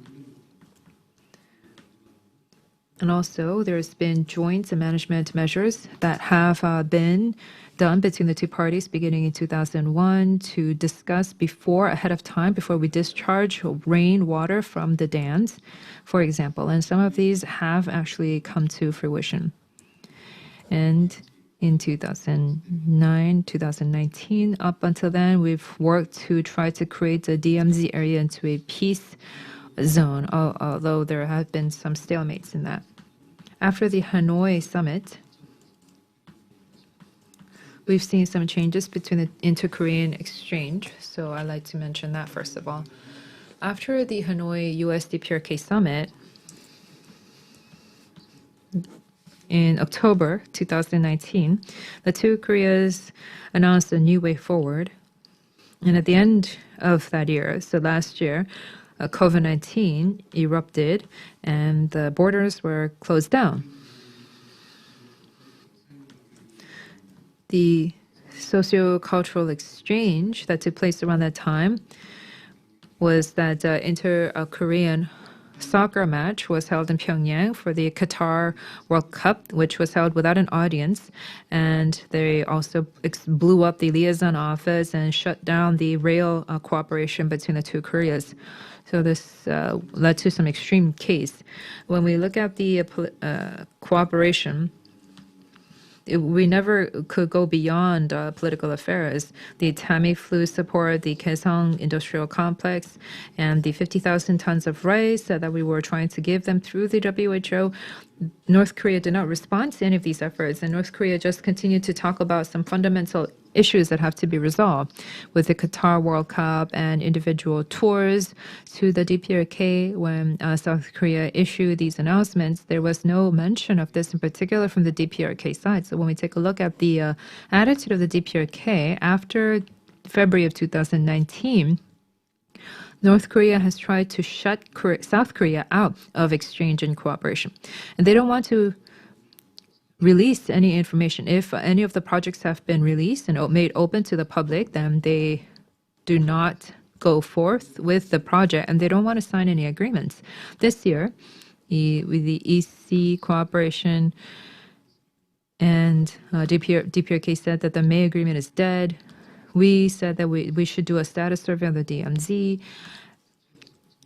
We also tried to have the local governments also participate in the exchange and cooperation. But despite all that, Dprk has not responded to any of that. Instead, they took a very drastic route by exploding the liaison office, and this accelerated tensions between the two Koreas. The WFP $10 million worth of aid to Dprk that we suggested. The Dprk is refusing that aid as well. It feels that our cooperation is still mired in the traps of politics. And even if there is an agreement, we have to have a separate agreement for the implementation and then a third agreement for the implementation of that agreement. And so there's this lack of trust between the two Koreas because we keep going around in circles just signing papers. This status review that we've consistently been asked for, Dprk has refused that because of the so-called military tension that they've said that they've found it uncomfortable, and they just are asking for goods and equipment. They want us to show trust up front by providing them with goods and equipment. So for rail and road network cooperation, we say that we have to do an in-depth study first and then come up with a comprehensive plan and then bring in the goods and equipment to go forth with the project. But the Dprk doesn't try to understand that process. This has led to some difficulties in engaging with joint collaboration. And sometimes they just ask for money instead of in-kind goods. They said that they will purchase themselves through China, which means that they want to engage in exchange and cooperation, but they want to downscale the participation of South Korea. So what should we do in this regard going forward? I think that we have to move forward as humanitarian, civilian help, and infrastructure. So it's a 3-deal package. we would have to work together with the international community to try to induce North Korea to come forward and come up with a cooperative environment to facilitate this. And has been mentioned by our presenters, I want to first of all discuss Oh Kyung-seop's presentation. I really listened well to the governing discourse and economic policy in Kim Jong-un regime. I really agree with what you said, that this is a tool that Kim Jong-un is using to have that one-person rule regime in place. But do they even have an economic policy the way that we think about? And we also thought that there was a market economy in place, but I want to know what kind of impact this market economy is having right now. And you said that their foreign reserves are depleted, but I don't agree because I feel that they have continuously built up the foreign reserves because they still have that internal absorbing mechanism of foreign reserves, and they have been able to have these unofficial illicit sales of weapons to third parties. So I don't think that their foreign reserves have been able to be depleted in such a short period of time. Thank you very much. Thank you.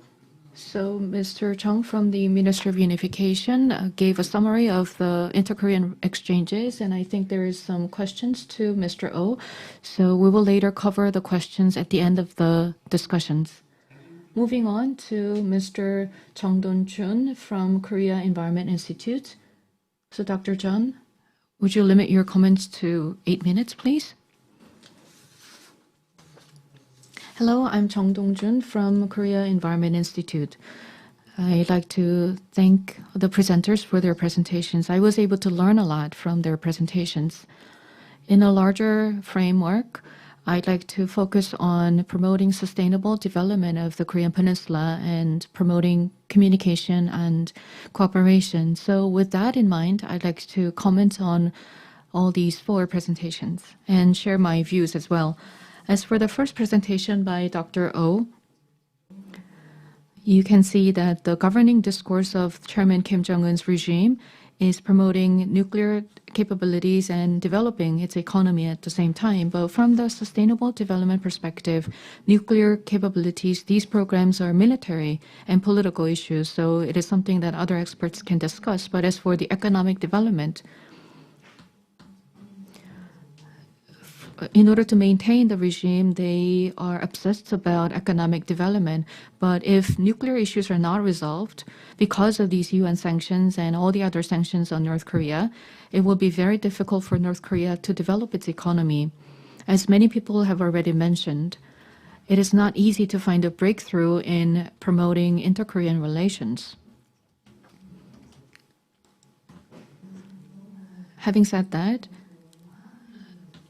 at this time, it may not be right or too early to discuss sustainable development in North Korea because we don't have a lot of feasible options to pursue at this moment. Because we still have military and security issues that have not been resolved. And if they are resolved in any time soon, then as Dr. Oh mentioned in his presentation, Dprk's number 1 priority is to revitalize its economy. So rather than promoting a step-by-step development for sustainability, we may need to take some dramatic action to push for the economic development for the benefit of the people. And in doing so, there may be additional concerns.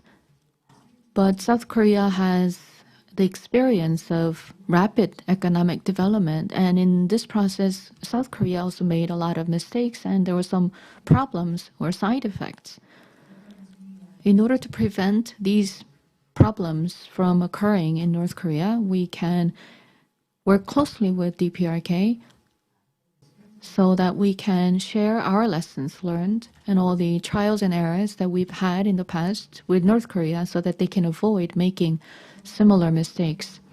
And moving on to the second presentation by Dr. Han on future integration of environmental legislation, I would say that it was just very encouraging for me to imagine having a single legal framework between the 2 Koreas regarding environment.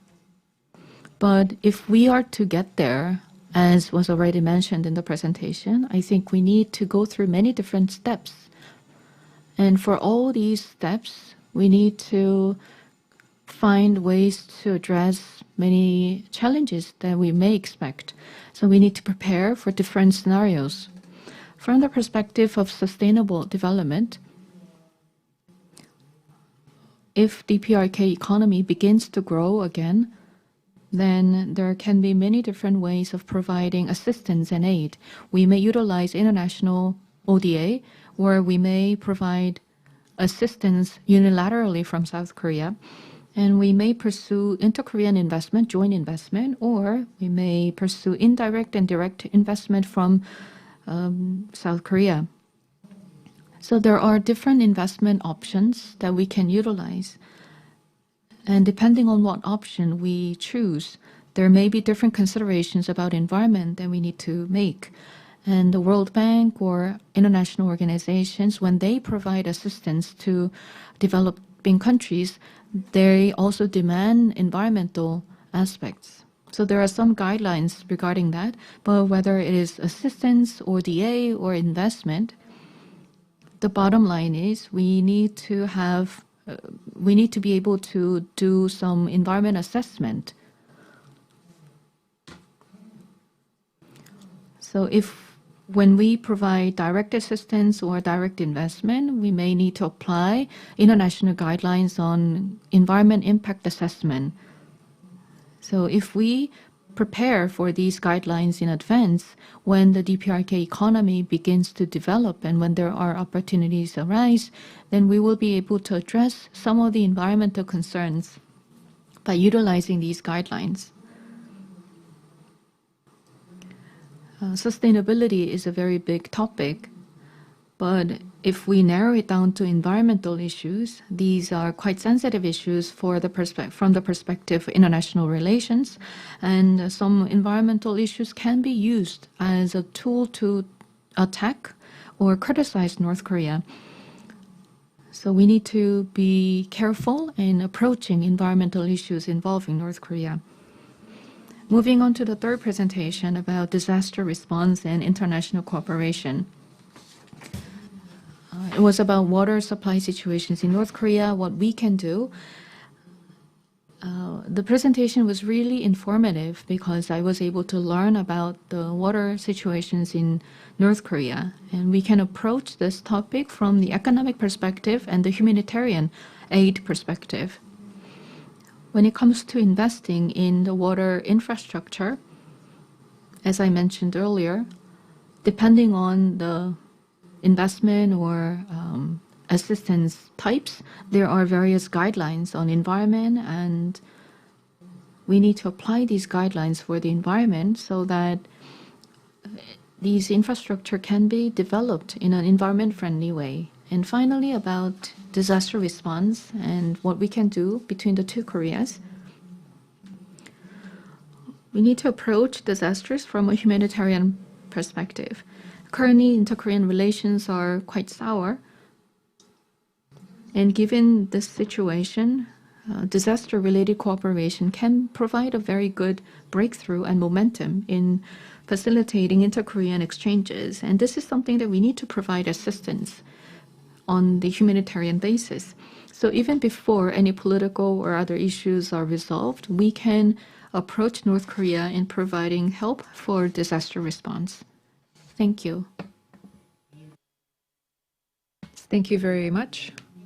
We've heard from Chun talking about the sustainable development of a Korean peninsula, and he gave a discussion, some opinions on all of the presenters. So after we've heard from all of the discussants, we would like to give some time to the presenters to respond to that. Next, we'd like to hear from Park Hong-seo of HUBS. I'd like to give you 8 minutes.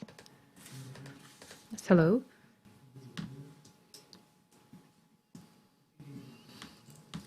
I am from CIAS of Hankuk University of Foreign Studies. I'm a research professor.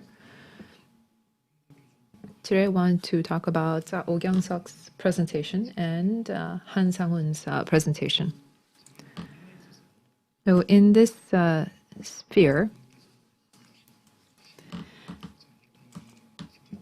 I have to say that the two professors' presentations really enlightened me because there are some areas that I had not known about at all. So I'd like to thank you for giving me that information, and I'd like to briefly offer up my opinions.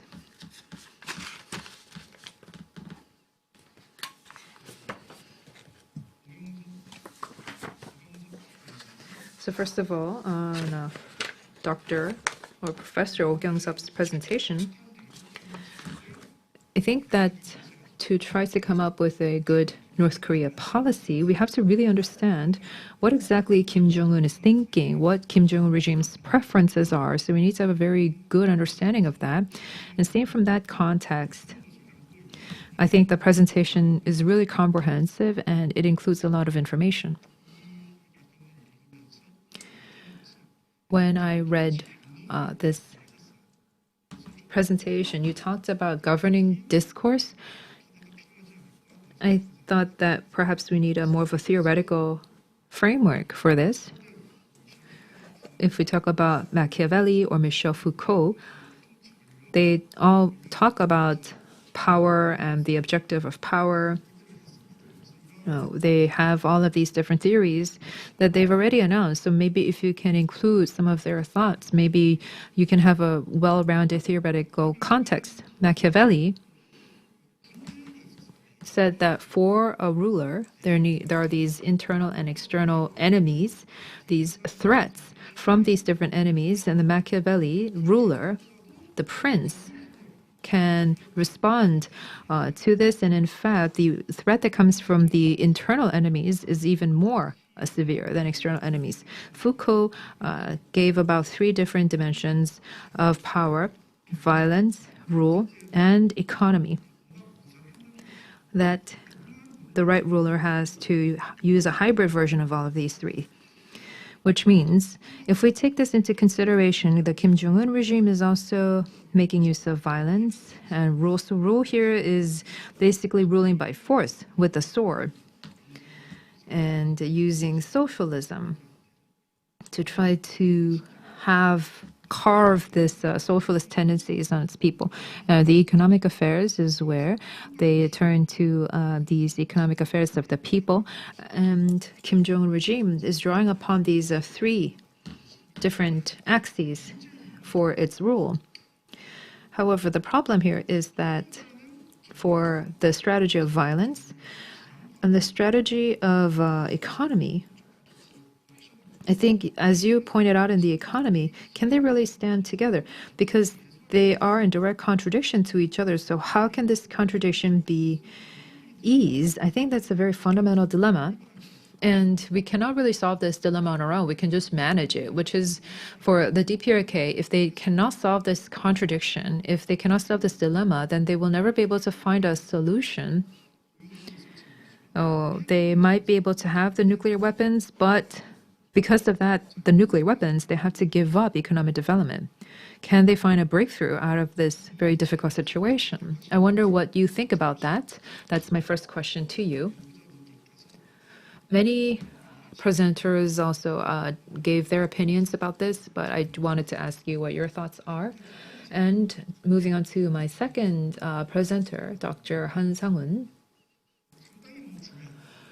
I think that this is a very important and meaningful discussion. I think that Dprk, within a capitalist international order, it is the only ghetto that is left remaining in the world. So in the future, if North Korea wants to open itself up to the world economy, there could be one of two scenarios that plays out. There's the bad scenario and the good scenario. The bad scenario, it will be like imperialism in the 19th century, where they lead to massive violence down the road. I don't think that this is very feasible right now, but in any case, this is where energy consumption, environmental capitalism, environmental polluting capitalism will be forcefully applied to the Dprk. So this is not a very good scenario. And if that were to happen, this would mean that the environmental problems in the Dprk right now would be aggravated. The second scenario is similar to what you've mentioned, which is where Dprk can be a role model through this, what you say is ecological restructuring. This means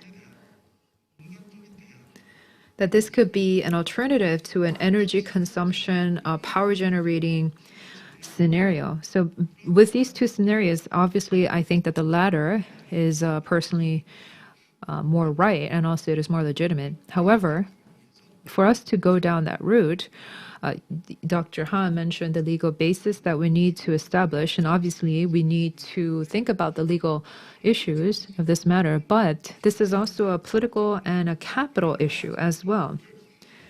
The state and capital. How are we going to manage these two crux of the problem? So trying to institutionalize the legal framework, even that is something that Dprk has to voluntarily accept. And as I mentioned before, this logic of capital, this supranational, transnational capital logic the capital that will fly into Dprk and try to turn that into a revenue generating country. How are we going to defend against that? What is the good strategy that you have in mind? Thank you very much, Professor Park. You commented on Professor Oh and Professor Han's presentations, and there were some questions raised by him, so we will address them at the end. Finally, I'd like to invite Dr. Ki-young Lee from Gyeonggi Research Institute for his comments. Hello, I am Lee Ki-young from Gyeonggi Research Institute. Can you hear me well? Yes. Yes, we can hear you.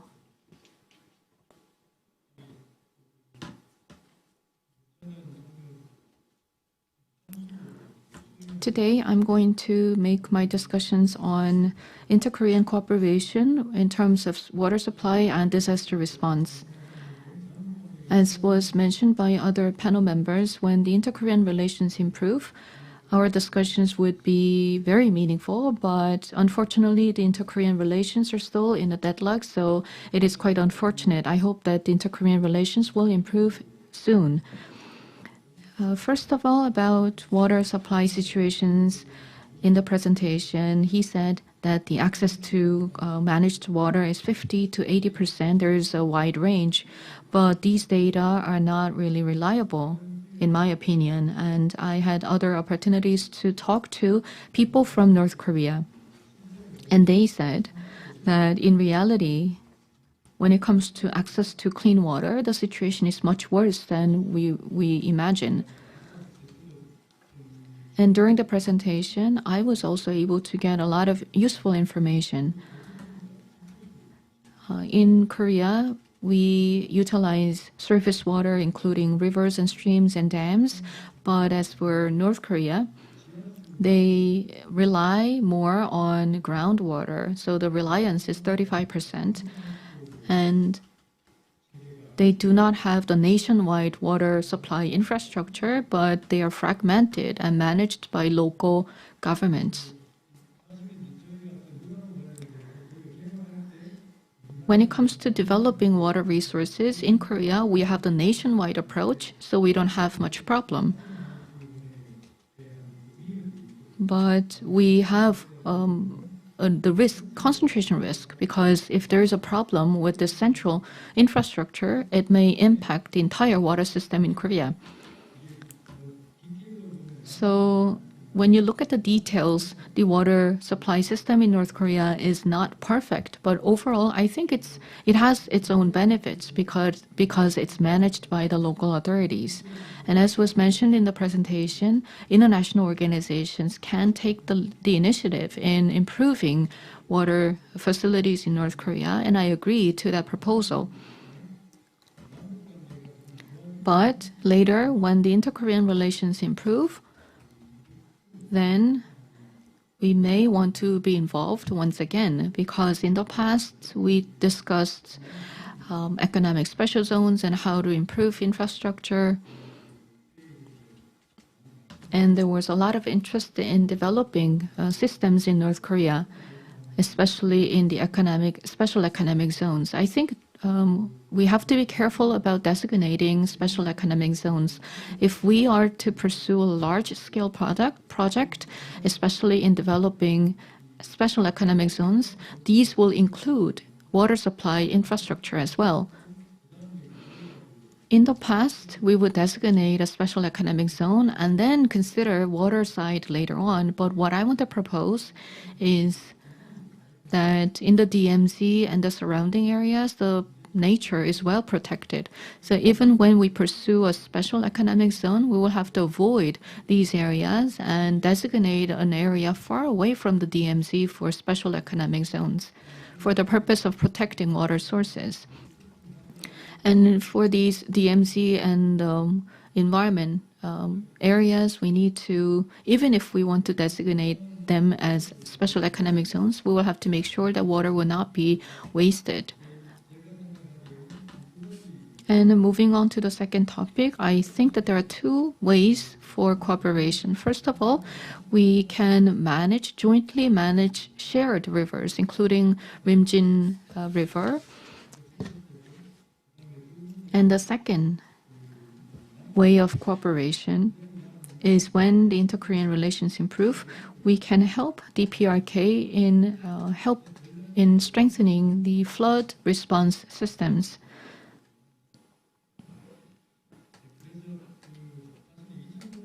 In 2000, there was some efforts to prevent floods in Rimjin River, and there was an agreement or memorandum of understanding between the two Koreas, but it did not go well because of the political issues. But in the future, when the inter-Korean relations improve, I think we can revitalize this project. And as for the shared rivers and estuaries, first of all, we can build a dam on the Han River, and the water would be flown to the West Sea, and this led to the decline in the water resources in Rimjin River, and there was some issues in the Paju area. And in the northern side, they discharged water from a dam all of a sudden, and the bottom of the Imjin River, there was a sudden increase of water level in Imjin River, causing some casualties. And these were two major incidents. In the past, when we had some water shortage, the Agriculture Corporation came up with policies to increase water supply for agriculture and industries, and they were able to manage the water supply in a more flexible manner. And also there was this Gunnam Dam built, and when there is a sudden release of water from the northern side, then we are not able to control the water flow. Now, this year in 2020, we had the longest rainy season, and I remember it was early August, that in Rimjin River, the water damage was serious and the floods were very bad. So the Gunnam Dam almost reached the flood level. And then the Pilsung Bridge, the water level was record high. And these were very emergency situations, but on the southern side, we were not able to get access to any real-time information. We didn't really know how much rain has fallen and how much water or flood situation. So this year, we realized that there should be more cooperation and data sharing between the two Koreas. I understand that the inter-Korean relations not very good right now, but as for the flood-related issues and water management issues, I think we need to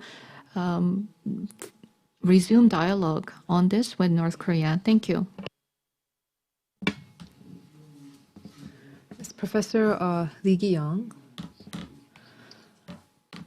talked about Kim Seung-hyun and Hong Yoon-gun's presentations. We are supposed to conclude the session at 12, but we don't have much time, so I'd like to give about 1 minute 30 seconds to each speaker. So maybe you can respond very briefly to the comments that were raised. So we'll go in order of the presentation. We'll ask Dr. Oh. I will be brief. I would first like to thank the discussants for their comments.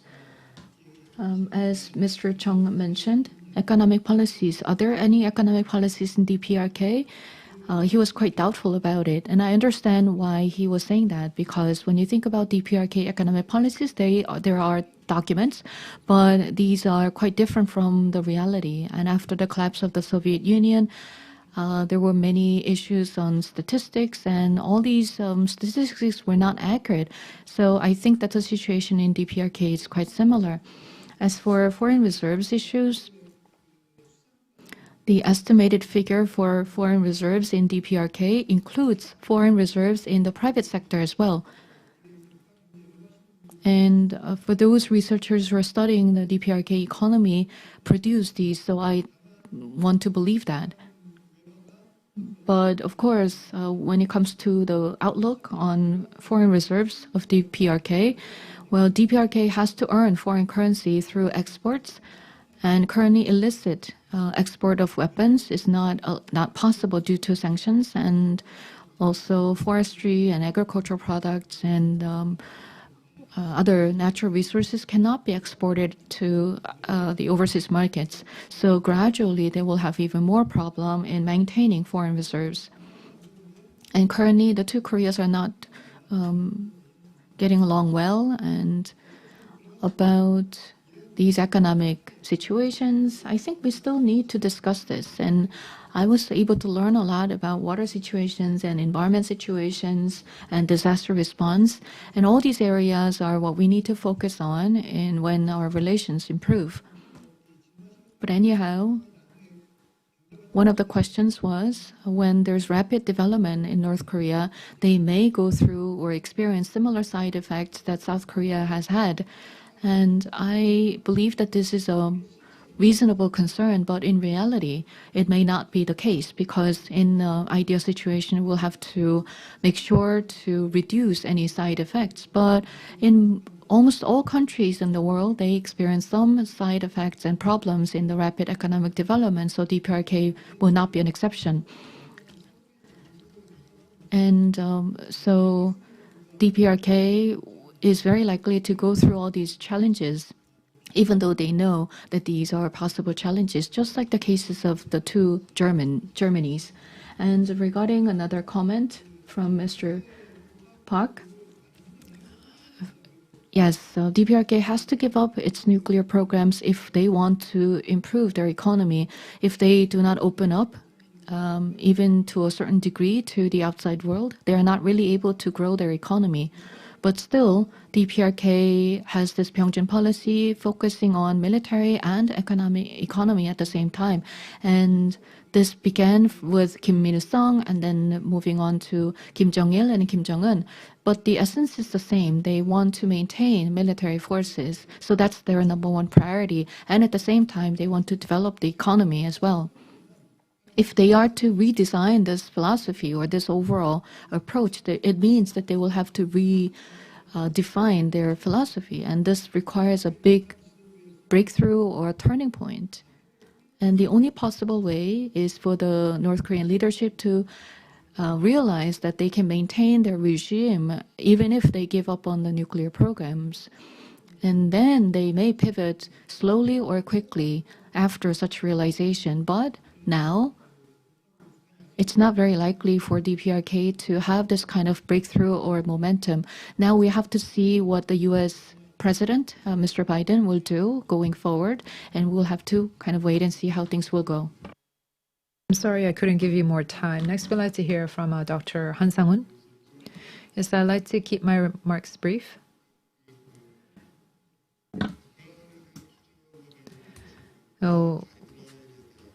For DPRK investment, maybe having an environmental impact assessment report to assess the feasibility of investment in DPRK. I think that when we provide aid to the DPRK, this is something that we have to consider. Dr. Chung said this as much in his discussion together with his comments on Park's presentation. The German unification case and the Korean unification case, if we compare the two, if we feel that similarly with East Germans, that the DPRK residents also want that development, do they want this to go the same route? And is this something that we still want 30, 40 years later? I think that the situation with the Republic of Korea, this net zero, and it's not something that just Korea want to do on its own. Many countries around the world want to go through carbon neutrality by 2050, and if the Dprk wants that, they can be a part of that. And in that case, this ecological restructuring that I talked about in my presentation for Baekdosan, Kumgangsan, DMZ, and Kenmak Park, and all of these different areas can be a biosphere zone or protection zones, and they need to go through a very strict management. But we also have to do with different tech giants, like different giant companies like Facebook, Google, LG, Samsung, that these different companies that use fossil fuels, that these big companies that use these fossil fuels should not be granted any more subsidies from the government. Then that's what the government has to persuade so that Dprk can be declared a carbon neutral zone. And if we can do that, then the funding that we can give to a Dprk would be given in as a form of investment. So no one would say that this is just Dprk is just giving money to the Dprk. And this could be something that big companies could come around with, because this is in alignment with what international organizations want, with the international regulations. And the ROK government is also going to establish a committee on carbon neutrality soon. All of this would be in alignment so that the Dprk residents can come around to receive the funding and the projects. So this is going to be very different from what we saw in the 1990s with the two Germanys, where East Germany said that they just want to be as West Germany does. And if we show the Dprk residents what happened to Germany 30, 40 years later, then we can get an encouraging sign from them. Thank you. Next, Professor Kim. I conducted this research because when North Korea opens its doors or is united with South Korea, then there's this issue of infrastructure. Some people would think that South Korean parties will go there and develop infrastructure, but I don't really think so. Then if we do have some share and participate in the infrastructure development, what can we do? And that led to this particular study. Because I believe that our number one job is to understand the current situation of North Korea. And secondly, Mr. Lee, Dr. Lee talked about comprehensive nationwide water supply versus domestic or local. As nationwide water supply can be understood as a wholesaler, and the local authorities' water supply would be a retail. And that is why we have a high reliance on the dam in South Korea, but they don't have that in North Korea. So local communities were not really able to develop dams or other massive infrastructure. And that is why they have a high dependence on the groundwater resources. And as you mentioned, I think that there are pros and cons of different approaches. But if we are to go to North Korea now, then we may go for the nationwide infrastructure, but we have to consider that the current situation cannot be overhauled overnight, and we have to understand the situation and choose the appropriate option. Thank you. And finally, Professor Hong. Yes, because we don't have much time, I'll keep it short. I think that going forward, inter-Korean cooperation, and when we approach Dprk, some of the things that we have to consider is that when we deal with a Dprk, we talk about humanitarian, mutual reciprocity, one nation, one people. There are many of these elements that the Dprk would refuse, because in the past, when West Germany approached East Germany, they tried to see that from the point of view of supply and demand. They looked at economic profit and regime stability. The Dprk is in East Germany, they wanted to ask for regime stability first and then economic stability. And West Germany responded in kind. They didn't just use the carrots and the whip, they used both. And so they didn't think about mutual reciprocity. In in this lead to this joint disaster management agreement was signed on by these two Germanys.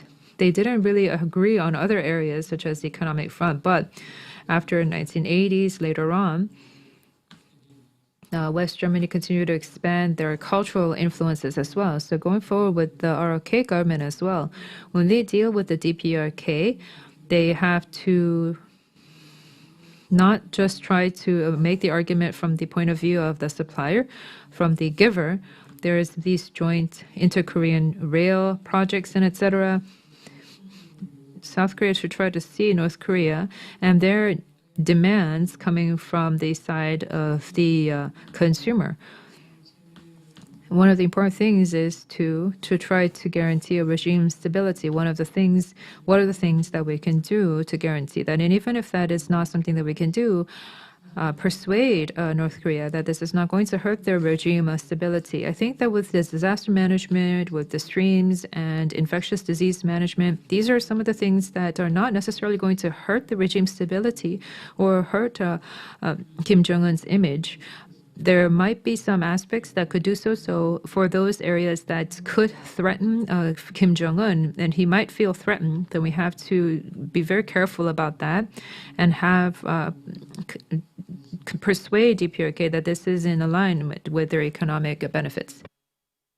Thank you very much. I'm sorry that I was not able to give you sufficient time for your discussion.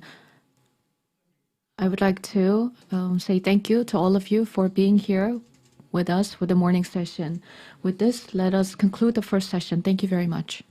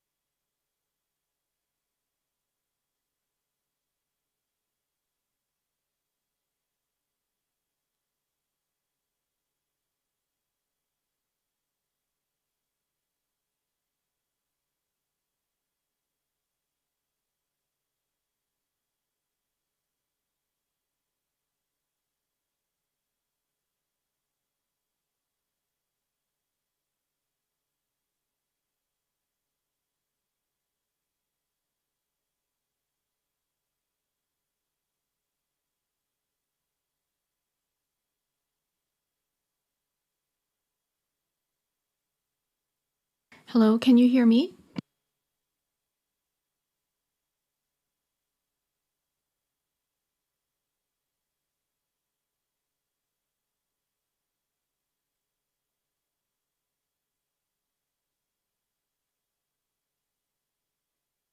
Can you hear me?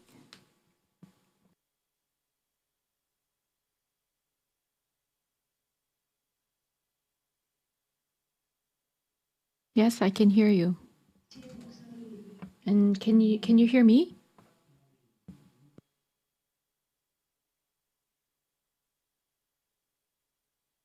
This is Haruki Ikumi.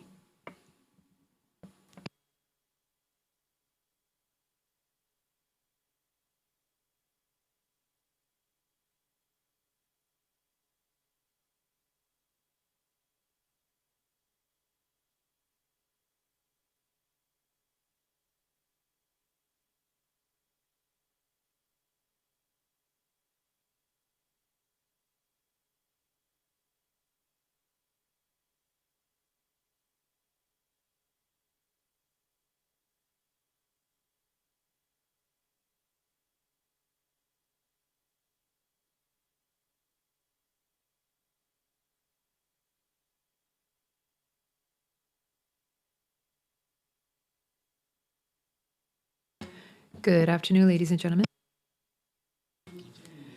This is an international conference held on the theme of Supra-National Cooperation and Communication for the Sustainable Development of Korean Peninsula. My name is Hankuk of KEI. I will be your Minister of Ceremonies for today. We will take a look at the situation in the Korean Peninsula and talk about sustainable development for the ultimate unification of the Korean Peninsula.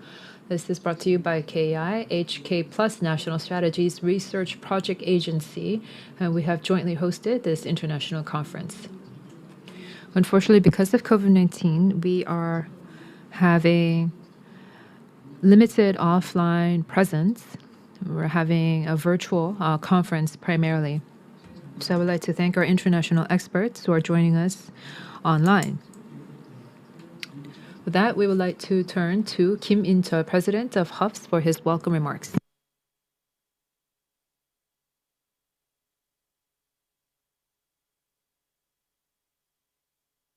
Good afternoon. I am In-chul Kim, President of the Hankuk University of Foreign Studies. I'm very pleased that HK+ National Strategy Research Project Agency and KEI are co-hosting this international conference on the first day of December under the theme of Supra-National Cooperation and Communication for the Sustainable Development of the Korean Peninsula. I'd like to extend my warm welcome to all of you and congratulations. Since established in 1954 as Korea's first higher education institution dedicated to foreign language education, Hankuk University of Foreign Study has been leading in-depth research on various regions and countries around the world for more than 5 decades, and thus have educated talented individuals who have foreign language skills and expertise on international affairs. I am proud that our graduates have been the foundation for Korea's success for the past decades. Now the world is facing unprecedented challenges. The global pandemic and the acceleration of climate change are causing extreme weather events and natural disasters all over the world. In this context, there is a huge attention being paid to the power dynamics in East Asia. I hope that today's conference that is held in this particular context will facilitate intellectual exchanges among researchers from Korea, the US, Russia, Japan, and Taiwan. Finally, I would like to extend my gratitude to the members of KEI and the HK+ National Strategies Research Project Agency, as well as presenters, discussants, panel members, and the participants for their contribution. I would like to wish all of you good health and success. Thank you very much.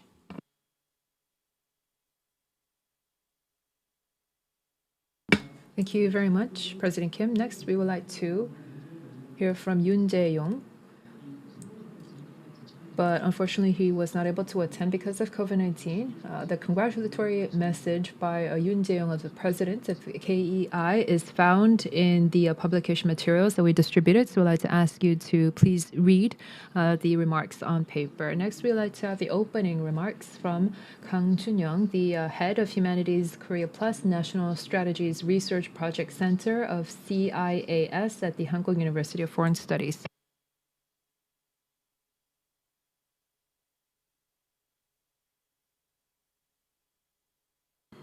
Good morning, good afternoon, and good evening, ladies and gentlemen.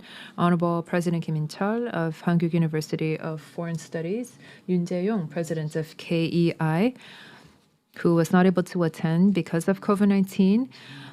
But I would like to thank these two gentlemen for supporting us in hosting this joint international conference. The CIAS of HUFS, together with KEI, are hosting this international conference under Supra-National Cooperation and Communication for the Sustainable Development of the Korean Peninsula, and I'm very pleased that we were able to have this opportunity.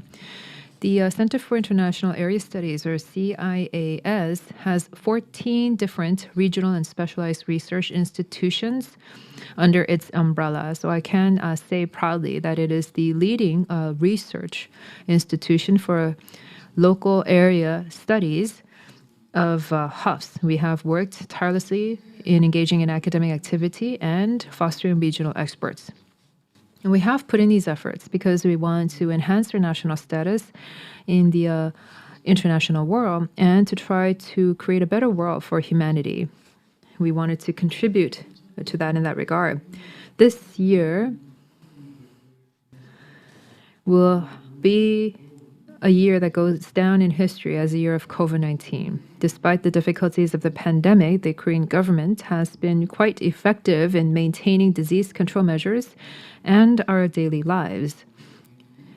This is obviously due to the high level of civic mindedness by the people of Korea and the efforts put in by the individual citizens. This high level of civic mindedness will also contribute to responding to the ever-changing climate crisis and the ever-changing future, especially in terms of having sustainable development on the Korean Peninsula. We do have many presenters who will be presenting today. They'll be talking about sustainable development of the peninsula, supranational cooperation, and communication. And they will be presenting us very significant messages. I would like to thank our presenters and the discussants who have taken time out of their busy schedules to be with us today. I would also like to thank everyone at KEI, especially the president of KEI, Yoon Jae-yong, for giving us the opportunity to host this very important academic conference. I hope that all the participants here will get great insight on sustainable development of the Korean Peninsula and supranational cooperation and communication towards that regard. Once again, I would like to ask you for active and vibrant discussions and presentations. With that, I would like to close my opening remarks. Thank you. Thank you very much. With that, we're now going to end the opening ceremony of today's academic conference. We're going to rearrange the stage for the second session. I'm going to now invite Dr. Jung Gi-young for being the MC of the second session.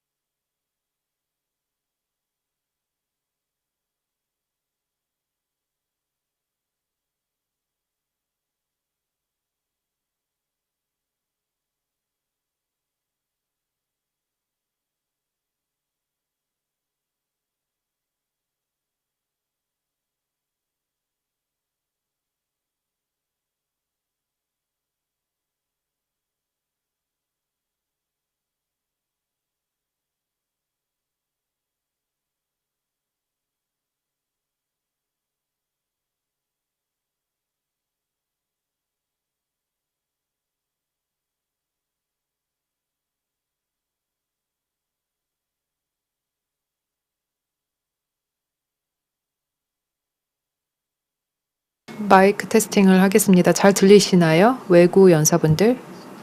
헤이스 박사님, 왕윈 박사님, 하루키 박사님 잘 들리시면 손을 들어주실 수 있을까요?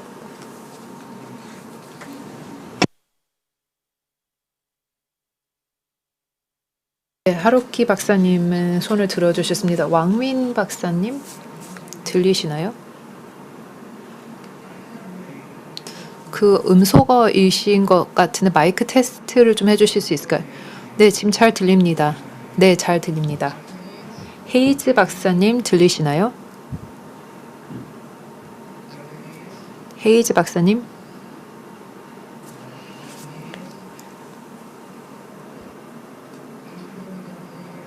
안 들리시나요?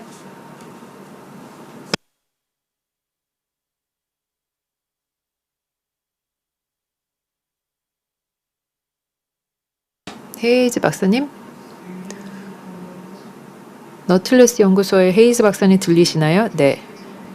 몇 말씀 해주실 수 있을까요? 저희가 마이크를 테스트하기 위해서 부탁드립니다.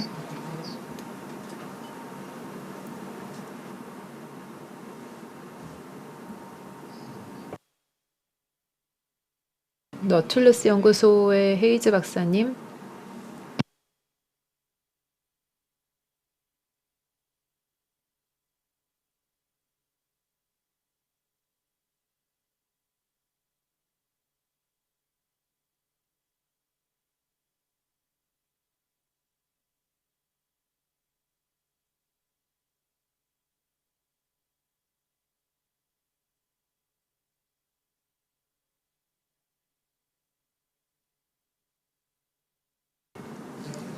네, 잘 들립니다. 카나에프 박사님.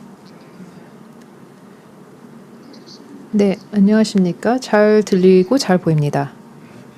네, 감사합니다. 존스 박사님. 네, 잘 들립니다. 네, 감사합니다. 명 박사님.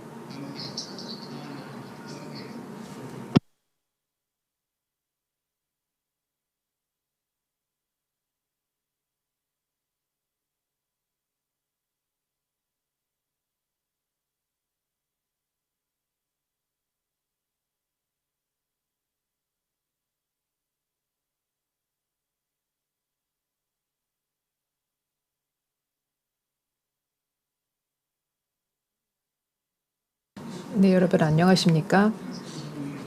유튜브에서 저희와 함께 해주시는 청중분들께도 인사 말씀드리겠습니다. 저는 정기웅입니다. 한국외국어대학교 국제지역연구센터 HK+ 국가전략사업단의 부단장입니다.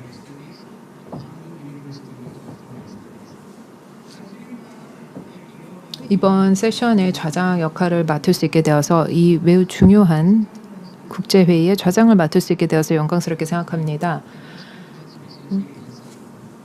한국환경정책평가연구원과 HK+ 국가전략사업단이 공동으로 주최하는 국제회의입니다. 저희가 한반도 지속가능한 발전을 위한 초국적 협력과 소통이라는 제목으로 한 약 4시간 동안 토론과 발표를 하도록 하겠습니다. 5개 국가에서 오신 분들을 소개를 드리도록 하겠습니다. 우선 예브게니 알렉산드로 카나예프 박사님이십니다.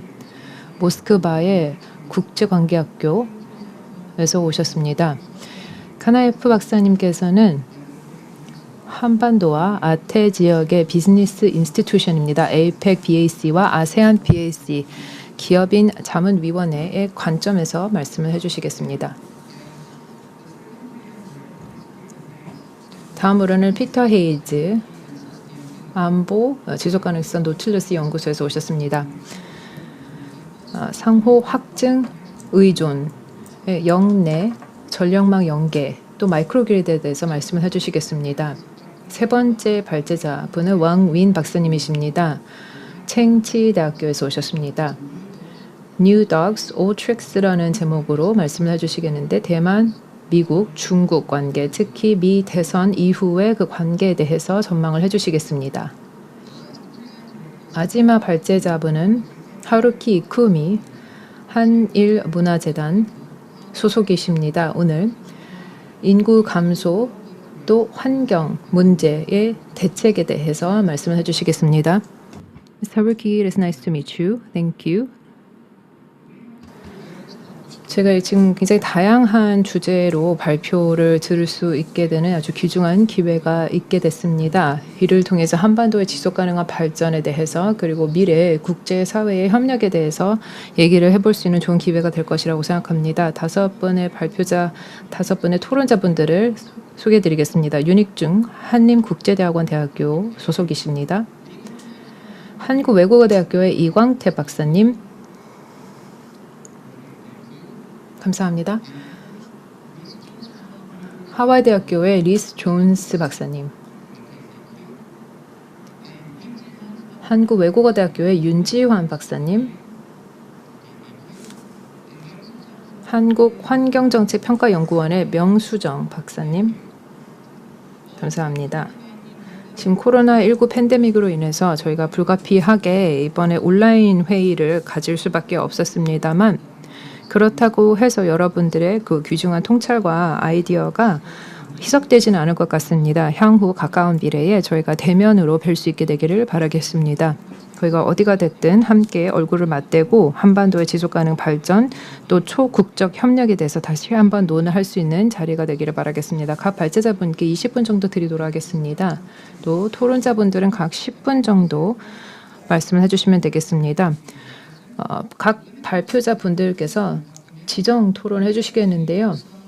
존스 박사님 또 명수정 박사님은 5분 정도 더 드리도록 하겠습니다. 4개의 그 발제에 대해서 토론을 다 종합으로 해주시면 되겠습니다. 한 5분 정도 남으셨을 때 제가 이렇게 카드를 들어 올리겠습니다.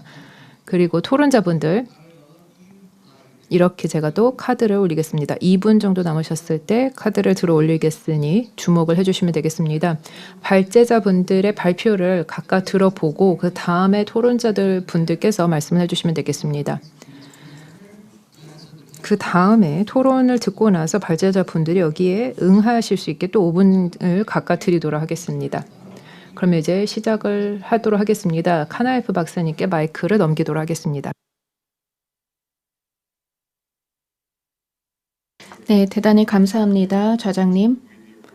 그리고 함께해 주신 연구자 여러분들 진심으로 감사드립니다. 제가 발표를 본격적으로 띄워보도록 하겠습니다. 제 발표 화면이 잘 보이시죠? 아시아 태평양 기업 제도 그리고 한반도의 함의에 대해서 말씀을 드리겠는데 특히 APEC BAC 그리고 아세안 BAC의 관점에서 접근해 보도록 하겠습니다. 내외 기빈 여러분, 저는 이 자리에서 3가지 말씀을 드리겠습니다. 첫 번째로는 현재 이러한 분야에서 어떤 동향이 진행이 되고 있는지 말씀을 드리겠습니다. 현재 어떠한 동향이 있는지 말씀을 드리고 그리고 이러한 APEC과 또 아세안 관련된 BAC가 어느 방향으로 가고 있는지 그리고 이것이 다자적인 어떠한 의미를 가지게 되는지 말씀을 드리고 또 전반적으로 아시아 태평양 지역의 경제 현황에 대해서 보도록 하겠습니다. 다음으로 두 번째로는 APEC과 또 아세안 BAC가 지금 현재 어떠한 상황에 있는지 말씀을 드리겠는데요. 기업 제도로서 그리고 경제적인 제도로서 지금 현재 어떠한 구성을 가지고 있는지 또 구체적으로 어떠한 상황인지 그리고 또한 방향이 어떻게 바뀌게 되었는지 말씀을 드리고 그리고 이러한 제도들이 한반도에 어떤 함의를 가지는지 말씀을 드리도록 하겠습니다. 카나이프 박사님, 죄송합니다만 명수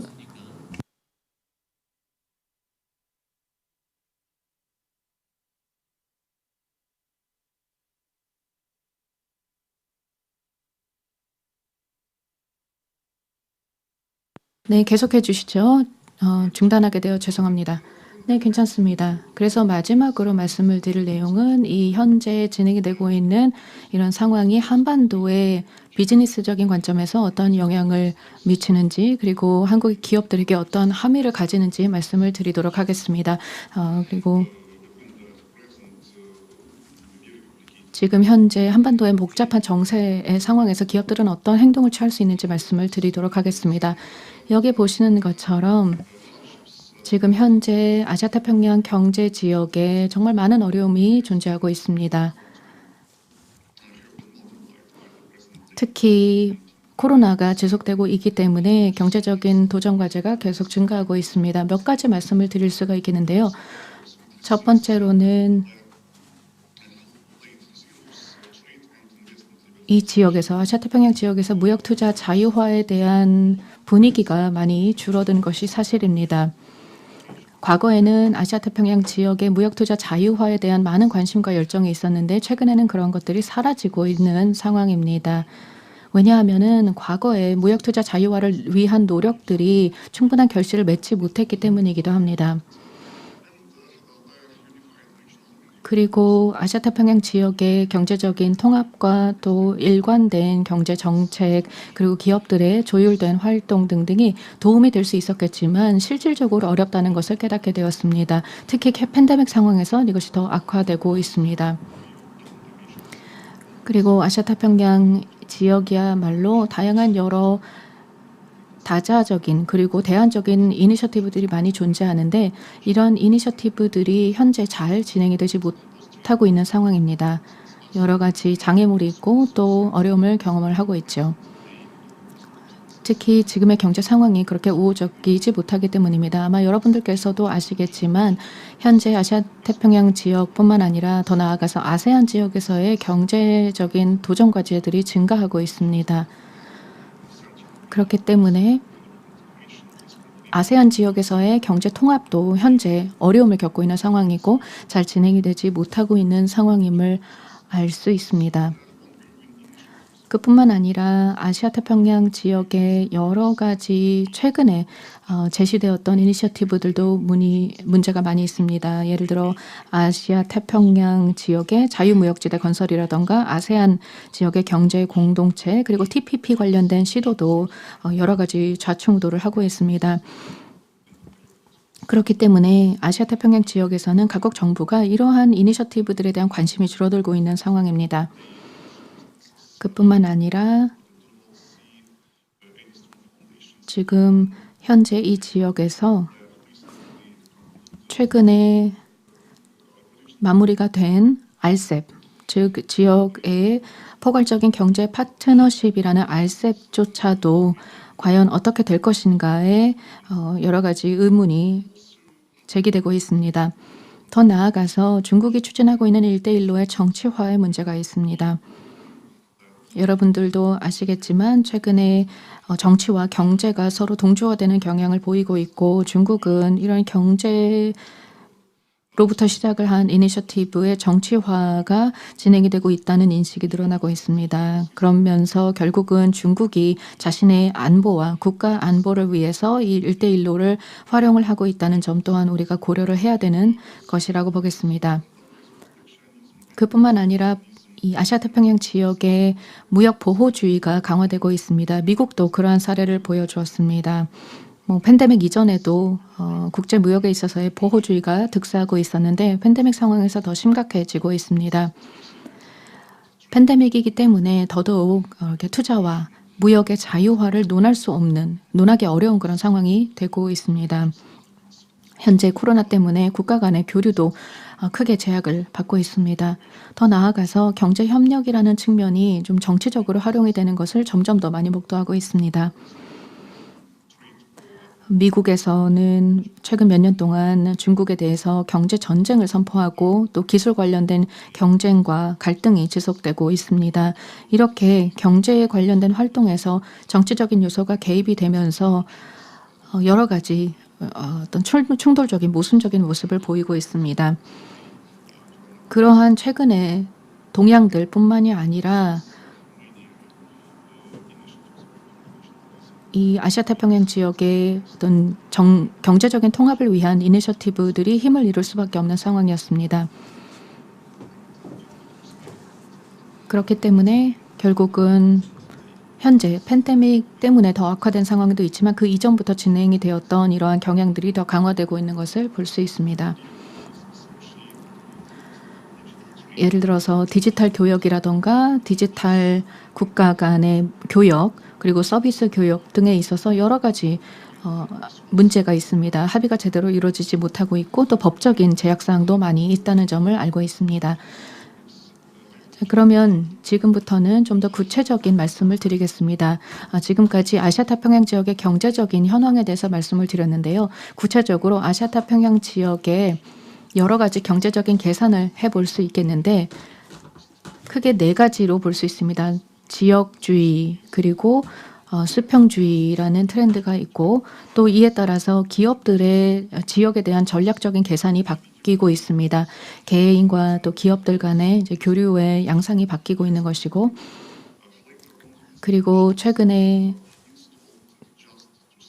많은 기업 차원에서 현재 존재하는 여러 기관들과 제도들을 활용을 할 수 있을 것인가에 대한 의구심이 등장하고 있는 것입니다. 그러면서 어떻게 중소기업들이 이 시기에 살아남을 수 있는가의 이슈가 등장하고 있죠. 그리고 이런 상황에서 아세안과 에이펙 지역은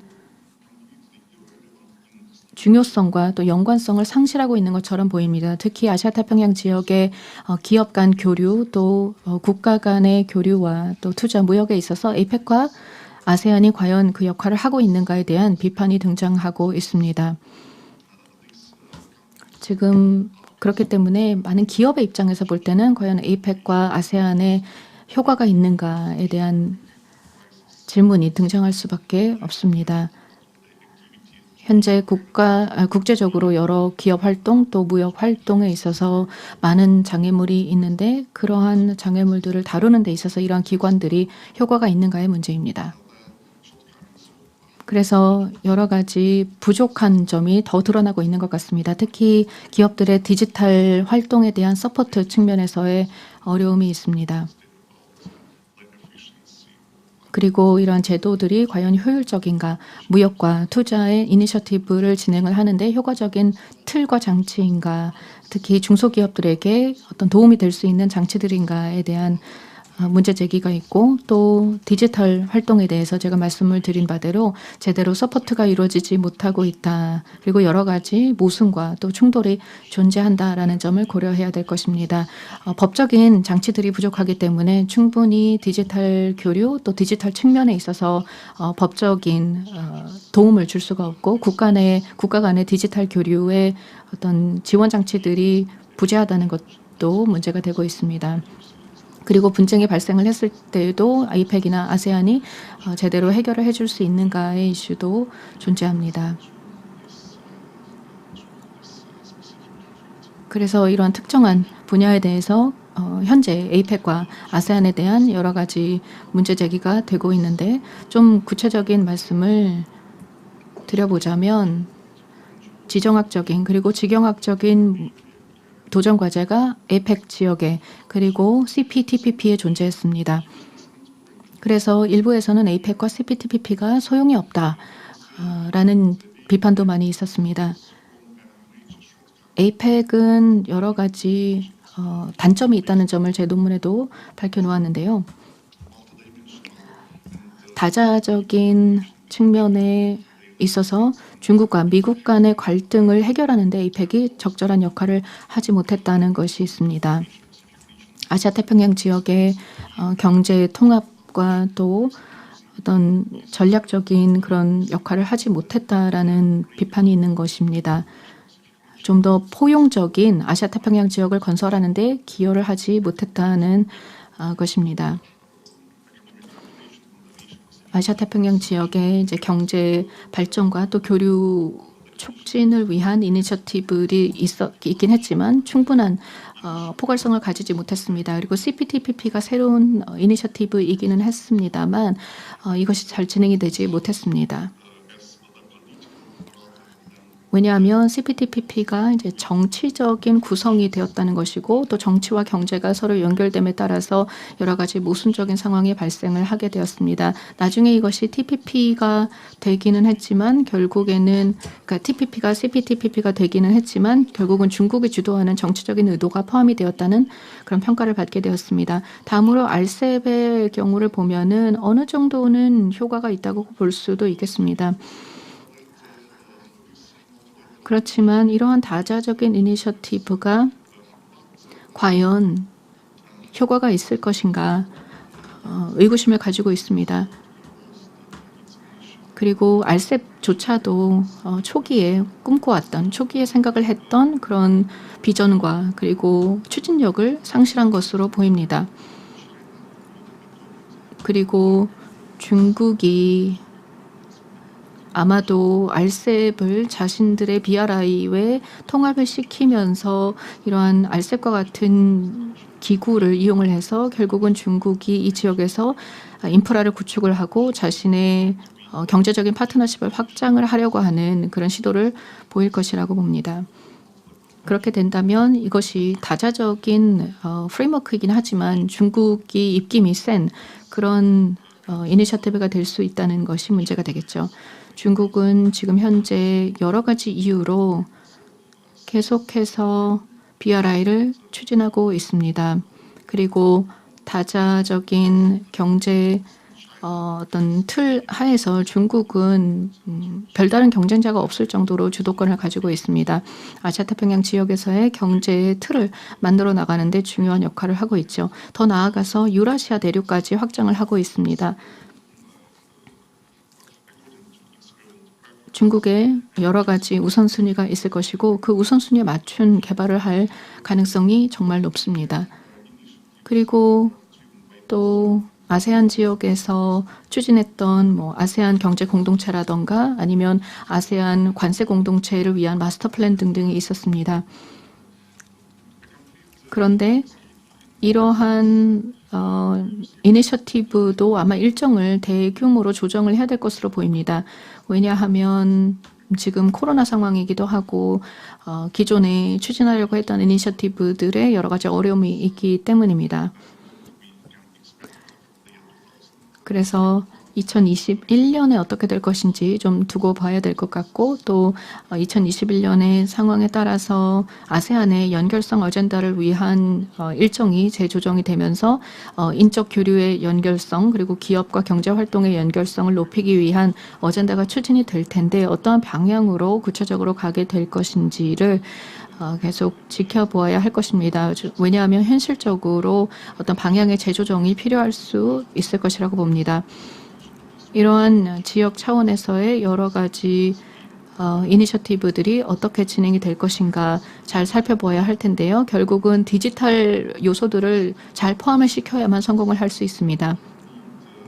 아세안 지역에서는 현재 좀 더 강력한 디지털 동기가 있고 그리고 디지털 아젠다를 추진할 필요가 있는데요.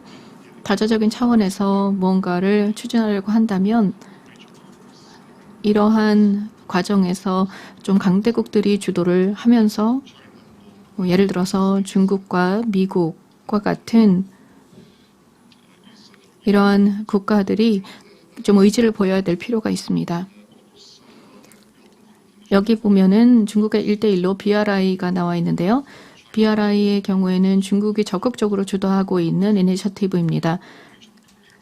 그리고 아마도 RCEP을 결국은 BRI를 위한 전략적인 도구로 함께 통합을 할 가능성이 있고 또 중국이 현재 경제 성장 추이가 좋습니다. 제가 5분밖에 남지 않았다고 하시네요. 알겠습니다.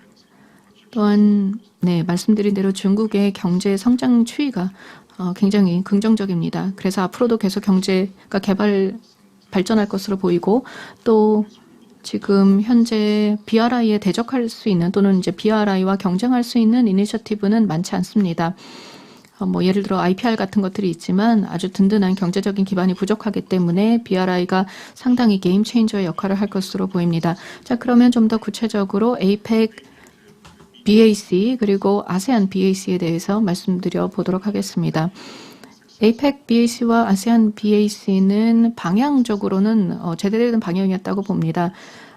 특히 비즈니스 기업들과 관련해서 상향식과 하향식의 시너지를 추구하고자 했죠. 그래서 APEC 지역과 아세안 지역의 정부와 기업들 간의 이해관계를 연결하고 또 시너지를 창출하는 것을 목적으로 했습니다. 그래서 좀 더 구체적인 이제 다자 간의 대화 협의체 내에서 기업들을 포함시키는 것이었습니다. 그리고 기업 간의 협업이기 때문에 좀 더 실용적이고 실질적이며 구체적인 협력을 모색을 했었습니다. 그래서 수직적 그리고 수평적인 채널들을 바탕으로 한 소통을 핵심으로 했습니다. 여러 가지 인적인 교류와 기업 간의 교류가 수반이 되는 것이었고, 또한 만약에 에이펙과 아세안에서 정상회담 또는 고위급 회담이 열리게 되면 이와 동시에 비즈니스 회의가 열리는 식으로 BAC 관련된 행사들이 이제 수반을 해서 개최가 되기도 했습니다. 이러한 방식으로 함으로써 정부 차원에서의 논의와 그리고 기업 차원에서의 논의가 동시에 진행이 되고 또 다자적으로 진행이 될 수 있도록 했던 것입니다. 그렇지만 여러 가지 어려움도 존재하고 내재적인 약점도 가지고 있습니다. 특히 구체적으로 보자면 여러 가지 차원에서 좀 근본적인 기업 차원에서의 협력이 부족했던 것이 문제인 것 같습니다. 에이펙 BAC와 또 아세안 BAC가 다 공통적인 어려움을 겪고 있었습니다. 과연 이제 기업 차원에서의 진정한 의미의 협력이 이루어질 수 있는가에 대한 문제가 있었습니다. 에이펙과 아세안의 다자적인 그런 노력에 있어서 일본 중심이나 이제 중국 중심의 일부의 이니셔티브가 있었지만 결국은 중국 같은 경우에는 BRI로 더 가게 되었죠. 그렇다면은 에이펙과 아세안 BAC가 한반도에 어떤 함의를 가지는지 보도록 하겠습니다. 한국에 있어서는 특히 한국의 무역 정책에 있어서 에이펙은 좀 부차적인 수단이었습니다. 그리고 한국이 금융 위기와 아시아 외환 위기를 경험했을 때 에이펙이 그다지 도움이 되지 못했습니다. 그리고 또 한국의 경우에는 중국과 그리고 미국의 사이에 있다는 그런 민감한 위치에 있습니다. 그리고 아시아 태평양 지역에 포함이 되어 있지만 정말 진정한 의미의 포용적인 에이펙 혹은 아세안이 될 수 있는가에 있어서 약간 어려운 위치에 있는 것 같습니다. 아시아 태평양 지역이라는 것조차 이제 과연 존재하는가에 대한 의문이 제기되고 있습니다. 그러한 상황에서 아시아 태평양 지역의 이러한 이니셔티브에 한국은 그렇게 적극적으로 참여하지는 않았습니다. 한국이 참여를 했던 몇몇 사례들을 말씀을 드리자면 그렇게 많지 않습니다. 디지털 측면에서의 참여는 조금 더 활발했던 것 같습니다. 한국이 아무래도 ICT 강국이기 때문에 에이펙의 디지털 관련된 부분에는 조금 상대적으로 적극적으로 참여를 했지만 그 이외에는 그렇게 크게 참여를 하지는 않았습니다. 그래서 정리를 해서 말씀을 드리자면 지금 현재 상황에서 에이펙이나 아세안, 에이펙 같은 경우에는 정말 인적인 교류라던가 기업 간의 교류, 경제적인 교류에 있어서 큰 도움을 주지 못했다는 것입니다. 그렇기 때문에 중국 경제 발전이라던가 아시아 지역의 경제 어떤 동향 그리고 한국의 어떤 인적인 교류 그리고 한국과 중국 기업 간의 교류라는 차원에서는 좀 다른 관점이 필요할 것 같습니다. 중국은 한국과 워낙 비즈니스적으로 긴밀한 관계를 가지고 있습니다. 그리고 중국의 경우에는 관시라는 문화가 있고 또 한국에는 연고라는 문화가 있습니다. 그래서 어찌 보자면 중국과 한국의 기업들이 공통점을 가지고 있다고 볼 수가 있겠는데요. 이러한 공통점들을 적극적으로 활용할 수 있겠습니다. 한국의 기업들과 중국의 기업들은 이제 상호 호혜적이며 또한 이런 관계를 중요시하고 또 비즈니스 퍼포먼스를 중요하게 생각을 합니다. 이런 관계를 바탕으로 한 비즈니스를 많이 하고 있다는 점이 공통점이 되겠습니다. 한국은 훌륭한 제도들을 가지고 있습니다. 그리고 중국은 훌륭한 스킬을 가지고 있습니다. 그래서 한국과 중국의 기업들이 시너지를 낼 수 있는 부분들이 상당히 많다고 생각합니다. 그렇다면은 이렇게 중국과 한국의 서로 다른 강점을 잘 활용함으로써 각국의 약점을 보완할 수 있을 것인가? 이 질문에 대해서 고민해 보아야 할 것입니다. 그렇게 한다면 결국은 아시아태평양 지역과 또 한반도 지역에 도움이 될 수 있을 것 같습니다. 제가 시간을 초과해서 쓴 것 같은데요. 죄송한 말씀을 드리겠습니다. 네, 이 정도로 제가 드리려고 준비했던 발표는 다 마친 것 같습니다. 이것으로 마무리를 하도록 하겠습니다. 다시 한번 이 자리에 초대해 주셔서 진심으로 감사드립니다. 감사합니다. 네, 감사합니다. 카나에프 박사님. 아시아태평양 지역의 비즈니스 관련된 제도에 대해서 말씀을 드렸는데요. 해주셨는데요. 연고라는 단어를 쓰신 것이 굉장히 흥미로웠습니다. 자, 카나이프 박사님께서 발표를 마쳤습니다. 그러면 토론자분께서는 이제 좀 생각을 해주시면 좋을 것 같습니다. 그럼 바로 두 번째 발제로 넘어가도록 하겠습니다.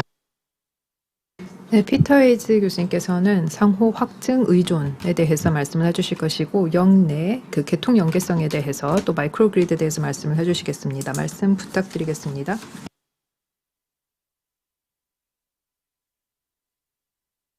네, 대단히 감사합니다. 또 이 원장님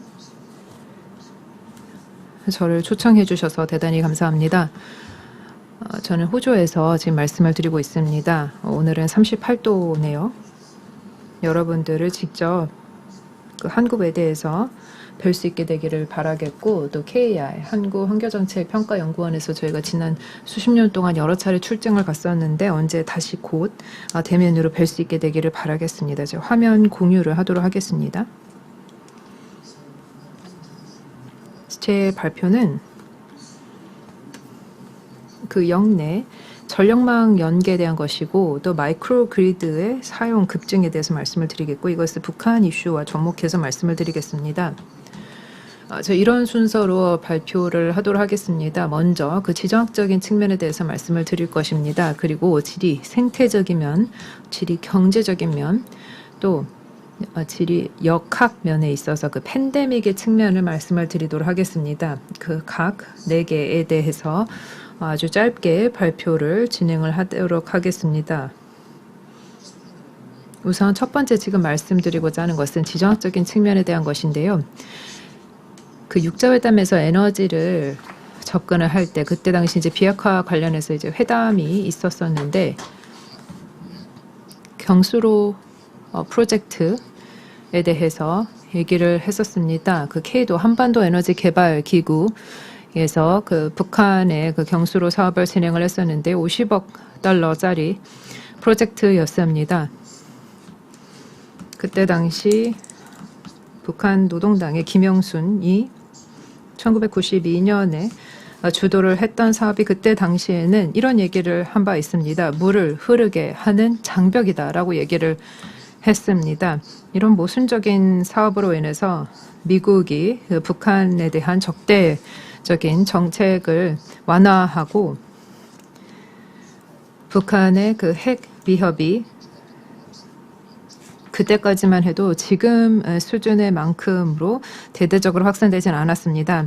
그래서 이때만 하더라도 경수로 사업을 통해서 미국과의 관계가 근본적으로 회복이 될 수 있다라는 희망이 있었지만 어떻게 되는지는 아마 아시리라 생각합니다. 말씀드렸다시피 50억이라는 달러가 투자가 됐는데 결국 남은 것은 악감정과 불신과 갈등밖에 없었습니다.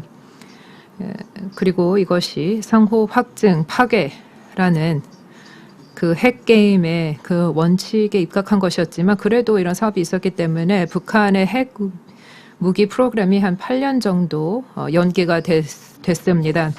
지금 음향 상태가 고르지 못한 점 말씀드리겠습니다. 그리고 또 저희가 베이징, 셴쟁, 블라디보스톡 등에서 여러 가지 워크숍을 통해서 영내 전력망 연계에 대해서 많은 논의를 한 바 있습니다. 평양에 있는 연구소 직원분들과 그리고 대한민국의 한국전기연구원이라든지 카운터파트들과 함께 만나서 논의를 한 바 있습니다. 또 중국 전력망, 러시아, 몽골 측에서도 참여를 한 바 있었고요. 일본 측의 담당자분들도 관여를 했던 경우가 있었습니다. 그때 저희가 얘기를 했던 것은 기후변화, 생태 다양성, 그리고 서식지에 있어서 어떤 영향이 있을 것인가, 러시아의 극동 지역에서 전력망을 여기까지 가져올 수 있다면 어떨까. 90년대 후반 그리고 2000년대 초반에 들어서는 사실 그 수력에 있어서의 잉여 전력이 있었습니다. 이것을 남한과 교환을 할 수 있었다. 그렇게 해서 계절적인 피크 부하 문제를 어느 정도 해소할 수 있고, 에너지를 서로 교환해서 비용 절감 효과를 가져올 수 있다라는 희망과 기대가 있었기 때문에, 여기에서 이제 가장 큰 이슈는, 그렇다면 이 발전소를 전력망에 어떻게 연계를 시킬 것인가입니다. 심포 경수로를 연결할 수 있는 방법은 AC 선을 직접 연결을 해서 남한을 통해서 연결을 해서 이것이 북한에 있지만 한국의 전력망에 어떻게든 연계를 시키는 것이었습니다. 사실상 이것을 북한의 전력망에 통합시키는 것은 불가능해 보였기 때문에 대한민국의 전력망으로 연계를 시키려고 했던 것입니다. 그때 당시 모였던 분들, 여기 북한 측 또 남한 측 인사분들을 보실 수 있겠고요. 각각 왼쪽 오른쪽에 계십니다. 이게 러시아, 중국, 북한의 접경 지역에서 만나고 있었습니다. 그때 당시 블라디보스톡에서 만났었는데요. 여기에 대해서 저희가 구체적으로 논의를 한 바 있습니다. 여기에 AC/DC 또 DC/AC 변압기 또 교환기를 가지고 와서 북한의 전력망을 아닌 이제 남한 전력망에 이제 연계를 하는 것이 있었습니다. 하지만 이게 굉장히 비용이 높은 사업이었습니다. 북한은 자신들의 이런 그 발전소를, 경수로를 북한 전력망에 통합시키는 것은 불가능하다라는 것을 알았던 것 같습니다. 그리고 그때 엔지니어가 400메가와트 이상이 되는 전력 용량을 가지고 있는 것을 북한의 전력망에 통합하는 것은 불가능하다라는 것을 얘기를 했다고 합니다. 지도자에게 얘기를 하기도 했었고, 남한 측도 북한 전력망 상태를 알고 있었기 때문에 불가능하다라는 것을 알고는 있었지만 그래도 이 경수로 사업을 진행을 했던 것입니다. 왜냐하면 이때는 미국 측이 정치적인 이유로 인해서 어떻게든 이 사업을 진행을 하려고 했기 때문에 그렇습니다. 러시아의 극동 지역에서부터 전력을 수출하는 것으로 시작했던 사업이 그 수력발전소에, 그 중국에 있는 수력발전소에 있는 것을 통해서 전력을 공급받는 것으로 선회를 했었고, 여기에 관련해서 사자회담이 많이 있었습니다. 1대1로 차원에서 중국이 여기에 주도적으로 일을 했었고, 또 로컬 전력망 전략에 따라서 얘기를 많이 했었는데, 가장 큰 문제는 그 북한이라는 전체 면적을 건너뛰어서 연계를 하는 것인데, 이 전력망 연계를 한다라고 하는 것에서 이제 제재 문제 때문에 어려웠던 것입니다. 이때 당시에는 저희가 이제 지리 생태적인 면에 대해서 많이 봤었습니다. 뭐 표준을 어떻게 우리가 통일할 수 있을지, 그리고 송전을 하는 데 있어서 이것이 그 관련 주변 지역의 생물 다양성에 있어서 어떤 영향을 미칠 것인지, 경제적인 효과는 무엇인지에 대해서 여기 제가 얘기를 한 바 있습니다. 인프라 개발, 북한의 인프라 개발을 할 수 있는지, 기존의 북한의 그 도심 지역에 있는 인프라를 우리가 개선할 수 있는지라는 생각을 했었습니다. 북한의 산업 발전 그리고 전력 수요가 사실 이 전력망에 대해서는 그렇게까지 큰 영향 미치지 않을 것이고, 전력망 자체를 아예 뜯어 고쳐야 될 필요가 있었는데, 그렇게 할 경우에는 400억 달러가 있을 것입니다. 400억 달러를 투자해서 전력망 자체를 완전히 획기적으로 바꾼다라는 것은 불가능했을 것입니다. 그래서 북한에서 이제 신뢰할 수 있는 정도의 그 전력 공급을 받는 것이 어려울 것이다라는 것을 알게 됐습니다. 생물 다양성에 대한 개념은 제가 이게 한국어로도 그 용어를 아는데 발음이 어려워서 말씀을 드리기는 어렵겠지만, 이게 그 백두대간에 있어서 이게 각각의 어떤 생태 구역이 있는 것이고, 이 생태 구역이 이 백두산맥에 있어서의 그 중요성을 얘기를 하는 것인데, 여기에 특히 여러 조류 북한과 또 일본까지도 넘나드는 것이 있었는데요. 이런 철새를 보호를 하고 그런 얘기를 했었습니다. DMZ 평화공원을 만들기 위해서는 주변의 전체적인 생물 다양성 이 구역을 다 사용을 해야 되는 것이고 보호구역을 지정을 해서 다 사용을 해야 되는 것인데 여기에 대해서도 사실 UN 차원에 있어서 지역 바이오스피어 생물권 보전 지역에 대한 얘기를 많이 했었던 기억이 납니다. 이 생물 다양성을 보존하는 것을 또 에너지 전력망 연계 통합을 같이 생각을 해야 되는 것이지 둘 다 별도로 따로 두어서 한다는 것은 불가능하다는 것을 우리가 생각을 했습니다. 그래서 질이 경제학적인 면이 있어서 또 생각을 하게 되는 것입니다. 에너지 비용 또 가격을 책정하는 것을 특히 보건력 있게 구현을 하고 비용을 최대한 절감을 해서 할 수 있는 방법이 무엇일까? 그리고 북한에서 그 전력망을 재건하는 것에 대해서 또 생각을 하게 된 것입니다. 여기에 대해서 이제 생각을 하게 된 게 마이크로 그리드입니다. 상향식의 마이크로 그리드 그리고 여기 관련된 송전, 투명성, 정보 공유, 의무화 그렇게 해서 이 현대적인 이 서로 상호 연결된 마이크로 그리드를 하는 것입니다. 기존의 하향식의 하나의 그 전력망 그리고 대규모 발전소가 운영을 하는 전력망이 아닌 각각의 분산된 에너지 상향식의 마이크로 그리드가 지배하는 그런 전력망으로 생각을 하게 됐던 것입니다. 그래서 저희가 작년에 몽골리아에서 영내 회의를 가지게 됐었습니다. 당시 울란바토르에서 회의가 주최가 됐었고 제가 저희 가운데 가장 키가 큰 남자입니다. 그리고 제 왼쪽 혹은 이제 여러분들 입장에서 이제 오른쪽에서는 6분의 북한 측 관계자분들 다양한 그 북한의 전력공사에서 오신 담당자분들이 하루짜리 회의가 아닌 저희가 일주일짜리 계속해서 구체적으로 아주 집중적인 훈련을 했습니다.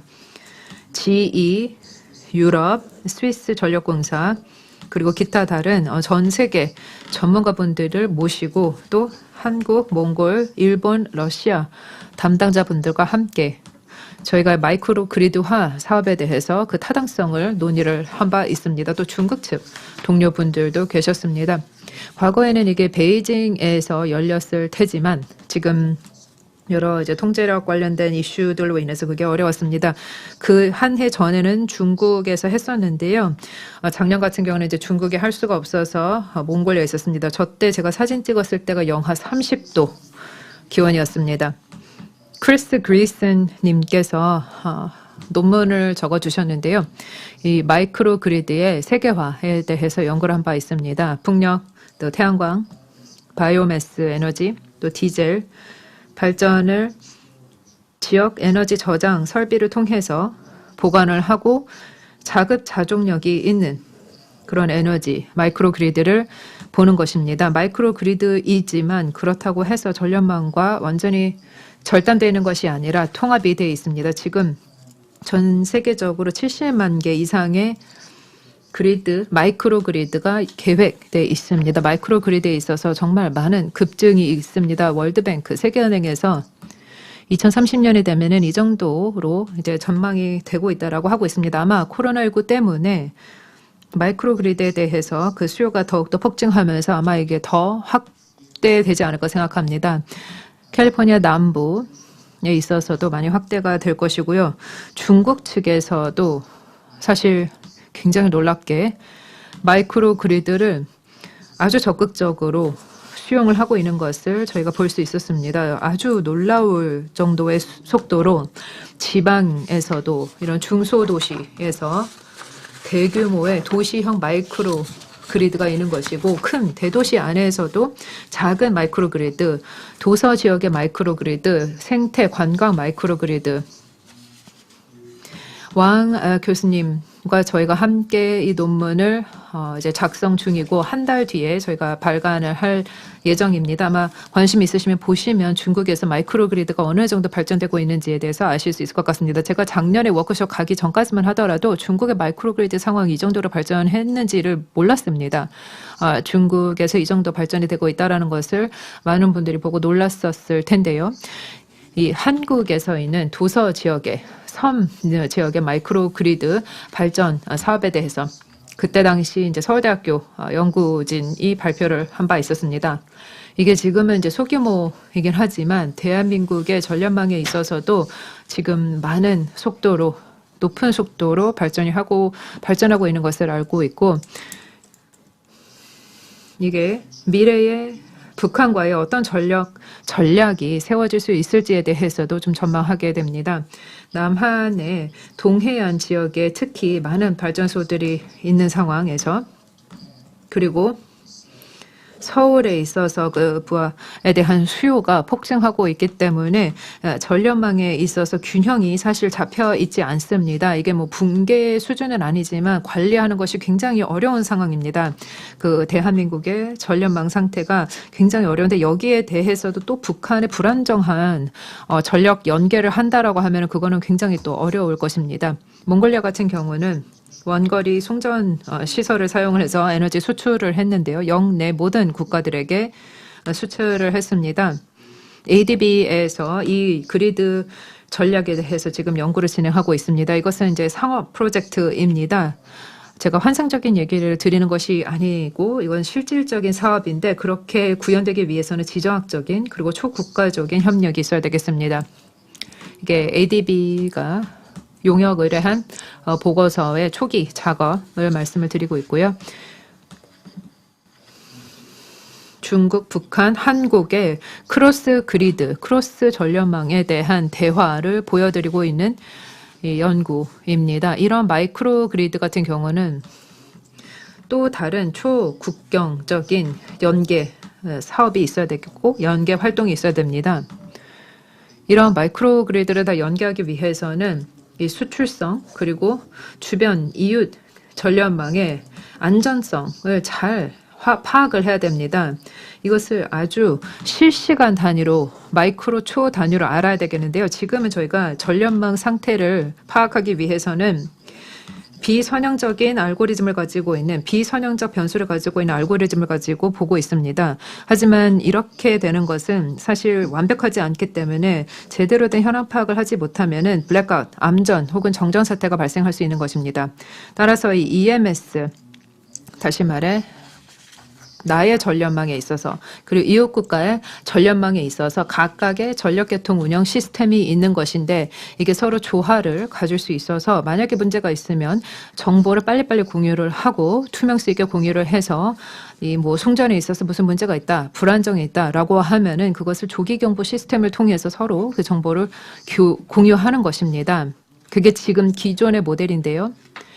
만약에 영내 전력망 개통이 가속화돼서 실제로 북한과 이것을 통합을 할 수 있다라고 한다면 새로운 모델은 저희 PMU를 통해서 하는 것입니다. PMU는 위상 측정 장치를 사용한 개통 운영 시스템으로서 거의 실시간으로 데이터를 서로 공유할 수 있게 되는 것을 의미합니다. 이게 위상 측정 장치이기 때문에 이것은 그리드의 현황을 특히 핵심 전력망의 연결 지점에 있어서 거의 수백 개에 달하는 연결 지점에 대한 정보를 실시간 단위로 취합을 하고, 이게 밀리초 단위로, 그것은 다시 거의 초당 20회씩이나 정보를 계속해서 실시간으로 제공하는 것입니다. 그렇다면 만약에 불안정 요소가 있다라고 하면은 실시간으로 이것을 캐치를 해서 서로 공유를 할 수 있게 되는 것입니다. 이것을 초국가적으로 할 수 있는 것이고, 대규모 발전소가 있다 하더라도 이렇게 실시간으로 현황 파악을 할 수 있는데, 이렇게 하기 위해서는 실시간으로 그만큼 모든 당사자들이 정보를 공유를 할 의지가 있어야 되겠고 투명성이 있어야 되는 것입니다. 이 얘기를 저희가 그때 북한 측 동료분들을 만났을 때 계속해서 얘기를 했습니다. 북한에서도 사실 마이크로 그리드를 구축할 수밖에 없을 것이고 다른 대안이 없기 때문에, 그러면 이 마이크로 그리드가 나중에 통합이 될 것이고, 이렇게 진화하고 적응하는 로컬 전력망이 향후 대한민국도 중국 러시아의 전력망과 연계가 될 수 있습니다. 그렇게 되기 위해서는 북한 측에서 투명하게 정보를 공유해야 되는데 그 개념을 100% 이해를 하지 못하고 계시는 것 같고 지금 이렇게 아주 구체적으로 얘기를 했던 것을 그분들이 처음 들었던 것 같습니다. 그리고 저희가 이런 회의를 가졌던 게 팬데믹 바로 직전이었습니다. 그리고 아시다시피 팬데믹으로 인해서 지금 전력시설 또 마이크로그리드 설치가 원래 이제 분산형으로 이루어지는 것이기 때문에 이 설치 작업 자체가 굉장히 더디게 됐고 마이크로그리드 매출량 자체도 급감했습니다. 그리고 장기적으로는 이게 뭐 긍정적인 효과도 나올 수도 있고 부정적인 효과도 나올 수도 있습니다. 마이크로그리드 발전 속도가 좀 더 더뎌질 수 있겠지만 코로나19 이전에 마이크로그리드를 도입했다라고 한다면 코로나19로부터 비롯되는 여러 전력 문제에서부터 이 마이크로그리드를 도입한 사람들은 아주 안정적으로 전력 공급을 받았다라고 합니다. 향후 코로나19 때문에 이 마이크로그리드를 도입하는 그 숫자가 더욱더 가파르게 올라가지 않을까 생각합니다. 공급망 전역에 있어서 코로나19 때문에 모든 것이 불안정해지고 짧아졌기 때문에 마이크로그리드 도입이 더욱더 확대가 될 것이라고 생각하고요. 특히 이 보건의료 병원 시스템에 있어서 안정적인 전력 공급을 하는 것이나 너무나 중요한 우선순위가 됐기 때문에 여기에 대해서 전력 마이크로그리드를 도입하는 것이 특히나 향후에 있어서 아주 중요한 우선순위가 될 것이라고 생각합니다. 동북아 지역에서의 보건의료 시스템 마이크로그리드를 도입을 해서 이번 팬데믹뿐만이 아니라 미래 팬데믹에 대해서도 대비를 할 수 있을 것이고 또 코로나19에 대응을 하는 데 있어서도 북한의 참여를 유도할 수 있을 것입니다.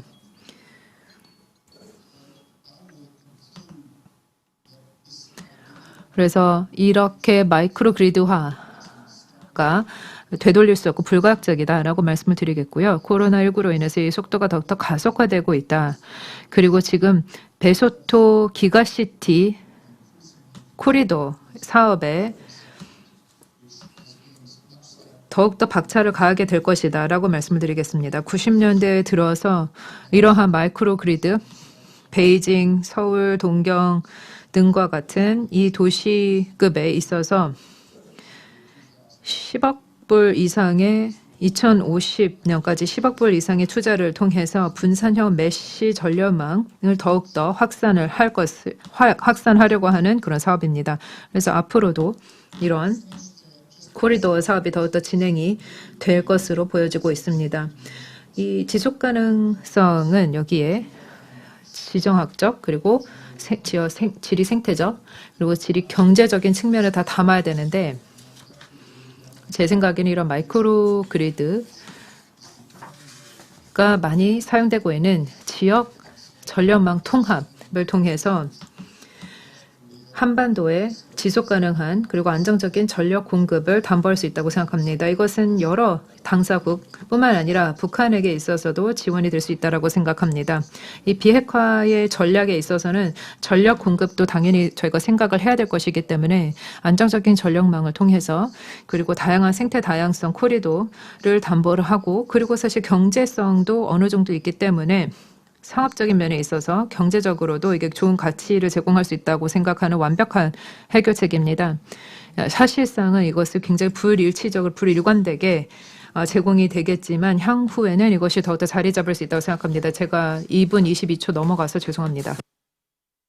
대단히 감사합니다. 헤이즈 박사님. 정말 훌륭한 발표와 또 의견을 제시해 주셨습니다. 저는 자연과학자도 아니고 엔지니어도 아니지만 헤이즈 박사님 또한 정치학을 연구하시는 분이지만 그럼에도 불구하고 이러한 다양한 학문 분야에 접목이 필요하다는 것을 알게 되었습니다. 지정학적인, 지경학적인 것뿐만 아니라 지리, 생태학적인 여러 가지 측면들과 그리고 더 나아가서 어떤 전염병과 관련된 부분 이 모든 것들이 다 고려가 되었을 때 한반도의 협력을 도모할 수 있을 것입니다.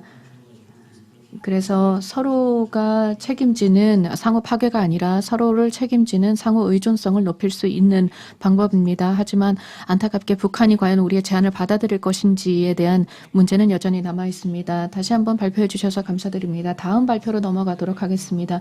왕윈 박사님이신데요. 대만의 국립정치대학교의 연구자이십니다. 새로운 강아지에게 오래된 재주를 가르칠 수 있을 것인가? 대만, 미국, 그리고 중국의 관계에 대한 것입니다. 발표 시작해 주시죠. 네, 화면 보이십니까? 네, 제 화면 잘 보이시죠? 네, 감사합니다. 네, 차장님 감사합니다. 그리고 주최 측에 감사의 말씀을 드립니다. 안녕하십니까? 제가 이 자리에서 여러분들께 양안 관계와 미국 관계에 대해서 말씀을 드릴 수 있게 되어 정말 기쁘게 생각합니다. 제가 두 분의 훌륭한 발표 다음에 발표를 하게 되어 기쁘게 생각합니다. 왜냐하면 우리가 굉장히 다양한 주제를 다루고 있는데요.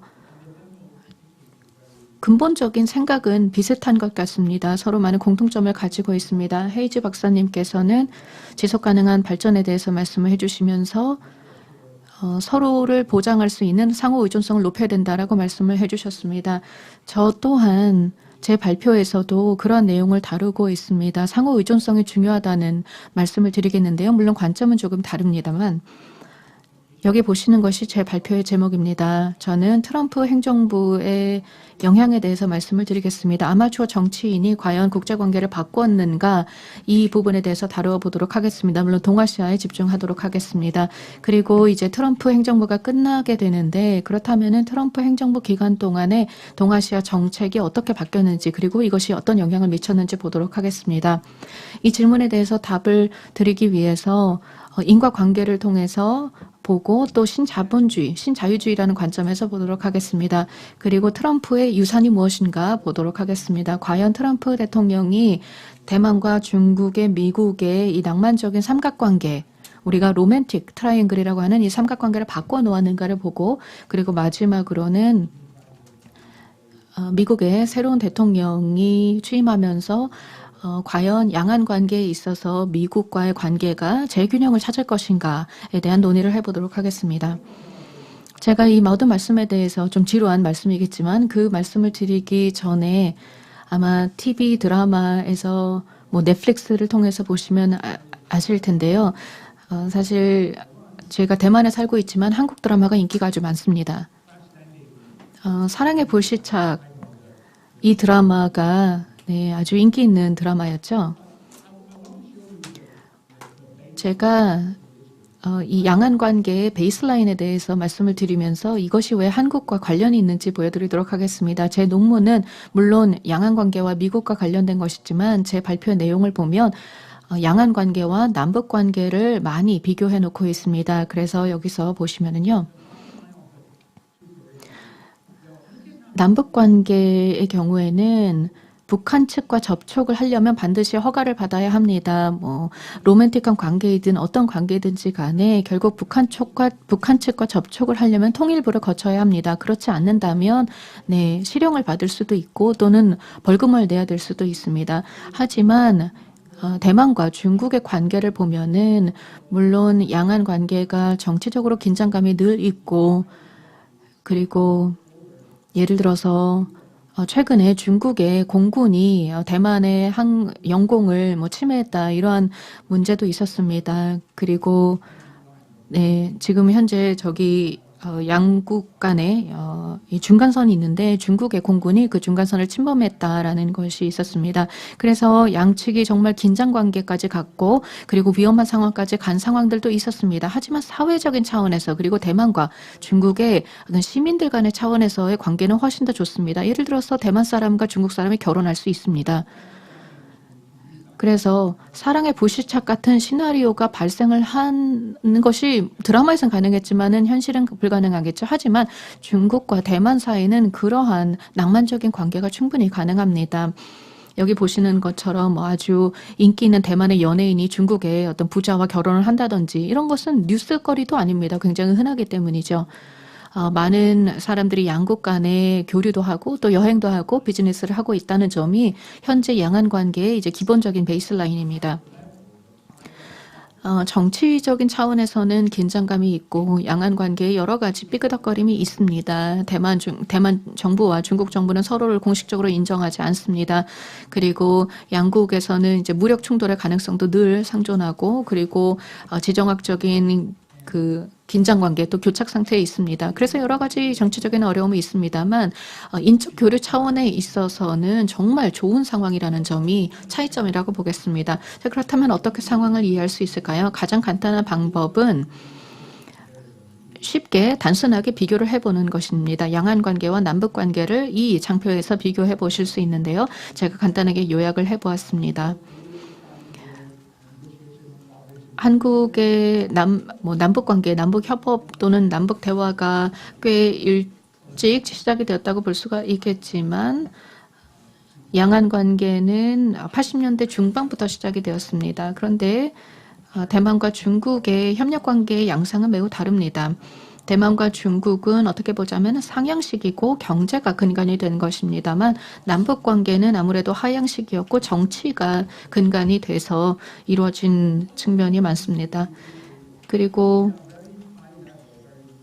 남북 관계를 보면은 상당히 고위급에서 교류 또는 대화나 접촉이 진행이 됩니다. 그리고 여러 가지 차원에서 정부 차원에서의 논의가 있죠. 또 지금까지 4차례에 걸친 정상회담이 있었습니다. 남북 정상회담이 있었는데 2000년, 2007년 그리고 2018년에 2번의 남북 정상회담이 있었습니다. 그렇죠?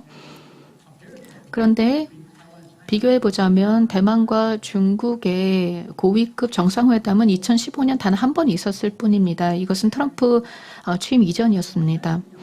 다음으로 트럼프가 이 지역에 남긴 영향은 심도 있다고 볼 수가 있겠습니다만 어떻게 보자면 군사 또는 고위급 차원에서의 영향이었던 것 같습니다. 트럼프 대통령은 대만에 방대한 무기 수출을 했습니다. 그리고 굉장히 적극적으로 비핵화, 한반도 관련해서는 비핵화에 개입을 했었습니다.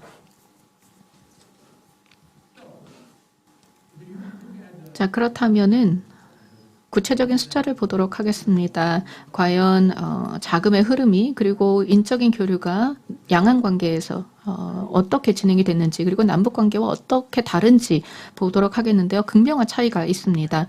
그렇기 때문에 제가 말씀을 드리고 싶은 것은 양안 관계 또 양안의 접근법은 기본적으로 사회와 경제를 근간으로 한 것이다라고 할 수 있습니다. 대만과 중국 그리고 중국과 대만의 인적 교류의 규모를 보면은 거의 500만 명 혹은 400만 명의 교류가 있습니다. 하지만 남북 관계를 보면은 한국에서 북한 쪽으로 2015년 기준으로 한 13만 명 정도가 이동을 했습니다. 그런데 이 방향을 보면 거의 한국에서 북한 쪽으로 넘어간 것이죠. 그리고 당시에 산업 단지 개발을 위해서 그랬습니다만 북한에서 한국 쪽으로 방문을 했던 것은 2015년에 4명밖에 없었습니다. 그리고 경제적 교류 규모를 보면은 대만은 중국에게 제2대 투자국입니다. 1994년 이후로 계속 투자가 증가했습니다. 그리고 중국은 대만에 있어서 제1대 교역국입니다. 2000년부터 계속해서 제1대 교역국입니다. 이와 비교해 봤을 때 남북한의 경제 교류 규모를 보면은 그 경제 또는 무역 의존도가 굉장히 낮습니다. 그래서 정말 수치로 표현할 수 없을 정도로 미미합니다. 그래서 1% 미만이라고 일단 표시를 해두었습니다. 이러한 상황을 보면 양안 관계가 그렇게 완벽한 것은 아닙니다. 물론 특히 통일이라는 관점 혹은 대만의 독립이라는 관점에서 봤을 때는 양안 관계가 완벽하지는 않습니다. 여러 가지 이슈가 있죠. 그렇지만 대부분의 한국 사람들이 이 조사에 의하면 통일을 지지한다고 합니다. 통일을 원한다고 합니다. 그리고 44%의 응답자들이 북한이 우방국이다, 프렌드다 이렇게 한다고 합니다만 북한을 적으로 생각하는 응답자도 36%가 있었습니다. 하지만 대만의 조사를 한번 살펴보기 바랍니다. 대부분의 대만 사람들은 대만이 독립국가라고 생각을 합니다. 그래서 나는 대만인이다 이렇게 인식을 하고 있는 것이죠. 그리고 27.7%의 응답자 27.5% 응답자들이 나는 대만인이기도 하지만 중국인이기도 하다. 그렇지만 대부분은 대만인이다 이렇게 인식을 하고 있고요. 그리고 독립을 원하는 사람들도 그렇게 많지 않습니다. 여기 가운데 보면은 23.6%의 응답자들은 지금 현재 현상 유지를 원한다라고 이야기를 합니다. 그리고 28.7%는 일단 지금으로서는 현상 유지가 좋다라고 이야기를 합니다. 현재로서는 뭐 미래는 어떻게 될지 모르겠지만 현재로서는 현상 유지를 원한다라고 하는 것을 보면은 남북 관계와 양안 관계의 차이를 볼 수 있습니다. 특히 국민들이 어떤 생각을 하고 있는지 볼 수가 있겠는데요. 대만인들의 대부분은 독립을 강하게 원하지 않습니다. 일종의 현상 유지를 원하고 있는 모습입니다. 그래서 사회적인 또 인적인 차원의 경제적인 차원의 양안 관계의 교류가 굉장히 빈번하기 때문에 그리고 양쪽 모두 경제적인 성장을 위한 다양한 협업과 교류와 협력이 이루어지고 있다는 점 때문에 대만인들의 이런 태도가 나타나는 것입니다. 현상 유지가 좋다라고 하는 것이죠. 한국인들의 응답과는 상당히 다릅니다. 그래서 이러한 경험을 보았을 때 세 가지 교훈을 도출할 수 있습니다. 첫 번째로는 명시적으로는 드러나지 않지만 암묵적으로는 경제적 번영을 기반으로 한 합의가 이루어졌다는 것인데요. 미국과 중국 그리고 대만 사이에는 이러한 암묵적인 합의가 존재합니다. 1979년부터 시작이 되었습니다. 등소평이 당시 개혁 개방을 했습니다. 그 당시에 1972년부터라고 볼 수가 있겠는데요. 미국과 중국이 본격적으로 대화를 했고 매우 중요한 문서 2개의 합의를 했습니다. 그리고 나서 관계 정상화를 했습니다. 여기서 핵심이 되는 것은 미국이 중국과 외교 관계를 맺으면서 대만과의 관계가 끊어지게 되었고 하나의 중국 정책을 발표를 했고 그 다음에 현상 유지의 합의가 암묵적으로 이루어졌습니다. 그리고 두 번째로는 그리고 또 많은 학자들이 부르는 이 비공식적이지만 로맨틱한 삼각관계다라고 하는 것인데요. 대만과 중국이 모두 미국의 관심과 지원을 받기 위해 경쟁하고 있다는 것입니다. 미국 시장을 원하고 제조품을 미국 시장에 수출할 수 있기를 원하기 때문이죠. 그리고 미국의 채권을 국공채를 매입을 하고 또한 이러한 과정을 통해서 경제적 번영을 이루고자 하는 목표가 있기 때문입니다. 이 반면에 대만과 중국은 모두 이 현상을 유지하겠다는 암묵적인 합의를 했습니다. 전쟁이 발생하지 않도록 하는 것입니다. 아무도 즉 중국과 대만 모두 그 어느 쪽도 현재 상황을 깨려고 하지 않습니다. 군사적으로 또는 정치적으로 그렇죠. 이 대가로 미국이 전략적인 모호함을 유지하게 됩니다. 전략적인 모호함이라고 하는 것은 미국 차원에서 대중 정책 그리고 대만 정책의 모호성을 유지하는 것입니다. 그리고 이 부분이 잘 유지가 되었습니다. 공식적으로는 하나의 중국 정책을 추진하지만 또 이와 동시에 대만의 독립을 지지를 하지는 않겠지만 또 이와 동시에 대만이 독립을 하도록 두지도 않겠다. 이렇게 모호한 입장을 취하는 것이 미국의 태도였습니다. 모든 사람들이 어떤 역할을 해야 되는지 암묵적으로 다 알고 있고 이러한 현상을 유지하면서 경제 성장을 이루자, 전쟁을 피하자라고 하는 것입니다. 어떠한 무력 충돌도 있어서는 안 된다는 것입니다. 물론 어떤 프로파간다라든지 아니면 여러 정치적인 공세는 지속이 됩니다. 하지만 실제 사회적으로 또 국민들이 느끼는 데 있어서는 계속 경제 활동을 하고 무역을 하고 또 기업가들이 중국과 대만 사이를 왔다 갔다 출장도 하고 또 결혼도 하고 이러한 여러 가지 교류가 계속되고 있는 것입니다. 이것이 1970년대부터 지속이 되었습니다. 이런 상황에서 대만은 어떻게 보자면 좀 희생을 했다고 볼 수 있습니다. 대만인들은 딱히 마음에 드는 것은 아니지만 이러한 현상 유지에 합의를 했습니다. 그래서 국민당과 민주진보당 모두 92 공식이라고 하는 이 합의 그리고 중국과의 어떤 협상의 내용을 인정을 하는 것입니다. 하나의 중국이라는 컨센서스가 있었지만 대만과 중국 모두 이에 대한 정의를 좀 다르게 하고 있는 것 같습니다. 북경의 중국의 경우에는 하나의 중국을 명확히 하고 있고 또 대만의 경우에는 조금 해석을 다르게 할 수 있습니다. 국민당의 경우에는 하나의 중국을 인정을 하지만 결국은 민주진보당은 또 독립을 원하지만 그래도 현상 유지를 하겠다, 현상 유지를 깨지는 않겠다라는 입장입니다. 사실 헌법적으로는 하나의 중국이라고 이렇게 될 수 있습니다. 그리고 저희 이름 자체도 그렇게 규정이 되어 있죠. 하지만 하나의 중국이라는 용어를 공식적으로 사용을 하지 않습니다. 그리고 명시적으로 사용을 하지 않고 암묵적으로만 받아들이고 있는 것입니다. 트럼프 행정부 하에서 몇 가지 문제가 발생을 했습니다. 첫 번째로는 중국이 대외 정책을 변경하는 것이었습니다. 중국의 군사적인 공세가 강화되었습니다. 특히 남중국해에서 그리고 양안, 대만 해협에서 여러 위험한 상황이 발생을 했습니다. 항공모함이라든지 아니면 공군의 움직임 등이 있었고 또 남중국해에서의 중국의 군사훈련 등등이 있었습니다. 그래서 사람들이 궁금해하게 된 것입니다. 중국이 과연 평화적인 부상의 정책을 벌였는가? 그리고 지금 현재 중국의 경제를 기반으로 한, 경제 성장을 기본으로 한 정책을 바꾸고 있는 것인가에 대한 의문이 등장하게 되었습니다. 또 두 번째로는 미국이 만약에 전략적인 모호함을 버리게 된다면 어떻게 될 것인가. 다시 말해 트럼프 대통령이 만약에 중국이 대만을 공격을 한다면 미국 군인들이 도와주러 갈 것이다 라고 했었는데 이것은 뭐 새로운 미국의 정책은 아닙니다만 사람들은 이러한 입장이 바뀌게 될 것인지에 대해서 우려를 하게 되었습니다. 그리고 미국이 대중정책을 바뀌게 되면은 중국도 대외 정책을 바꾸게 될 것인가? 이렇게 된다면 전쟁이 발발할 가능성이 높아지지 않을 것인가?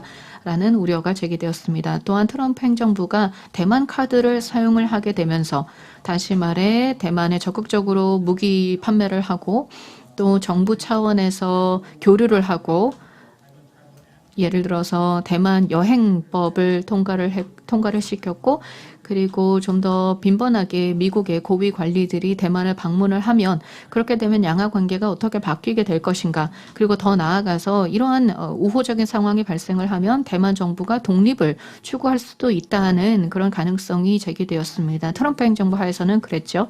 그런데 이 모든 질문에 대해서 저의 대답은 아니다입니다.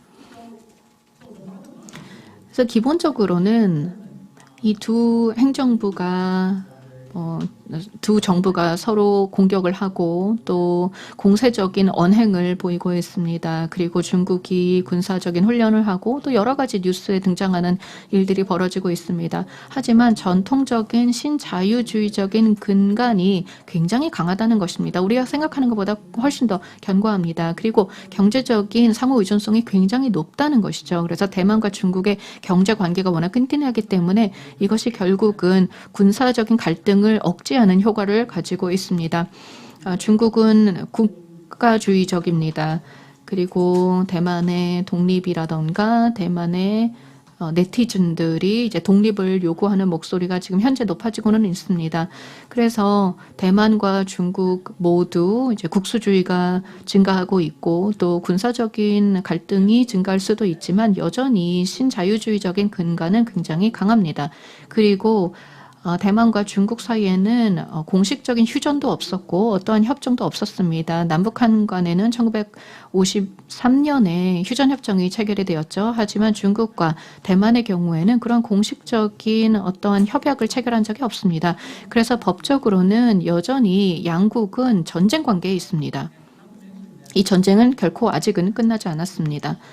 그런 상황에서 양국 간의 뭔가 조약이라던가 어떤 제도라던가 이러한 초국가적인 어레인지먼트가 없습니다. 그렇지만 양안 관계에는 경제적으로, 사회적으로 또 인적 교류라는 차원에서 의존성이 매우 높습니다. 이런 상호 의존성이 존재하기 때문에 대만과 중국 양국 정부에서는 현재 가능한 모든 노력을 기울여서 지금 현재의 어떤 사회적인 관계를 유지하려고 노력을 하고 있습니다. 이러한 근간이 여전히 존재한다는 것이고요. 네, 5분 정도 남았다고 하네요.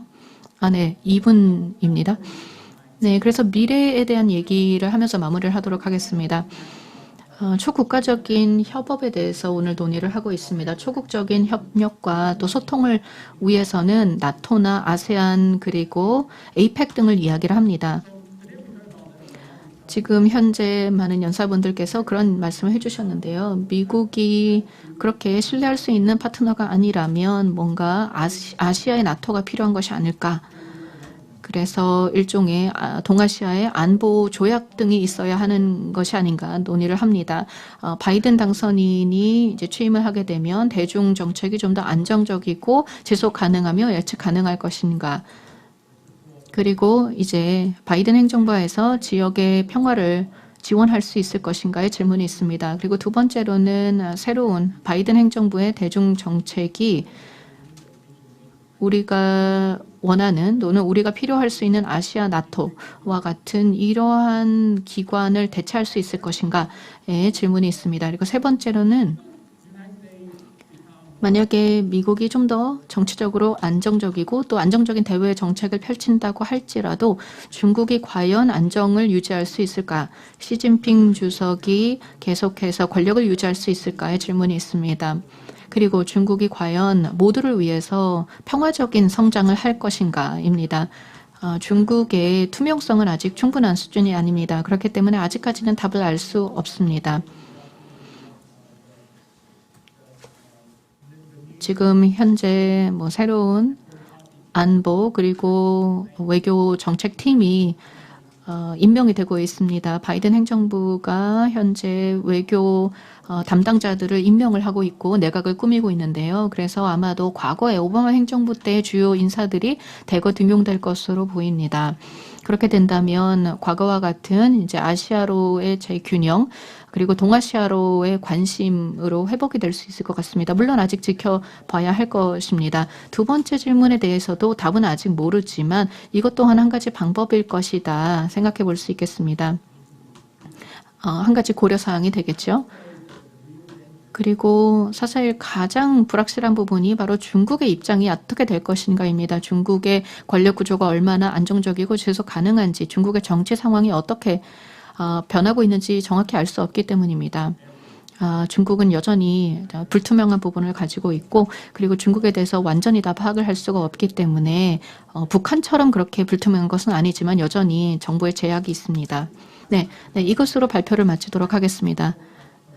제가 시간을 너무 넘지 않았는지 모르겠고요. 그리고 한국과 북한의 관계 그리고 양안 관계를 잘 비교를 하는 데 도움이 되었으면 합니다. 그리고 제가 말씀을 드렸던 이 경제적 그리고 사회적인 양국의 상호 의존성이 대만과 중국 간에 존재하기 때문에 이를 통해서 미래의 어떤 대화에 대한 함의가 도출이 됐길 바랍니다. 감사합니다. 네, 대단히 감사합니다. 동북아의 그 정세는 매우 불안정합니다. 또 왕 박사님 같은 경우는 한국 그 해협 너머에 있어서 그 두 가지 사례에 대해서 그 비교 분석을 해주시면서 그 동아시아의 미래에 대해서 전망을 해주시고 또 많은 통찰을 제공해 주셨습니다. 그리고 미 대선 이후에 미국의 영향을 다시 점쳐봐야 되겠습니다. 바이든 정부가 아시아에 대해서는 긍정적인 정책을 펼칠 것으로 기대는 하고 있지만 어떻게 될지는 아무도 모르겠습니다. 일단 박사님 감사드립니다.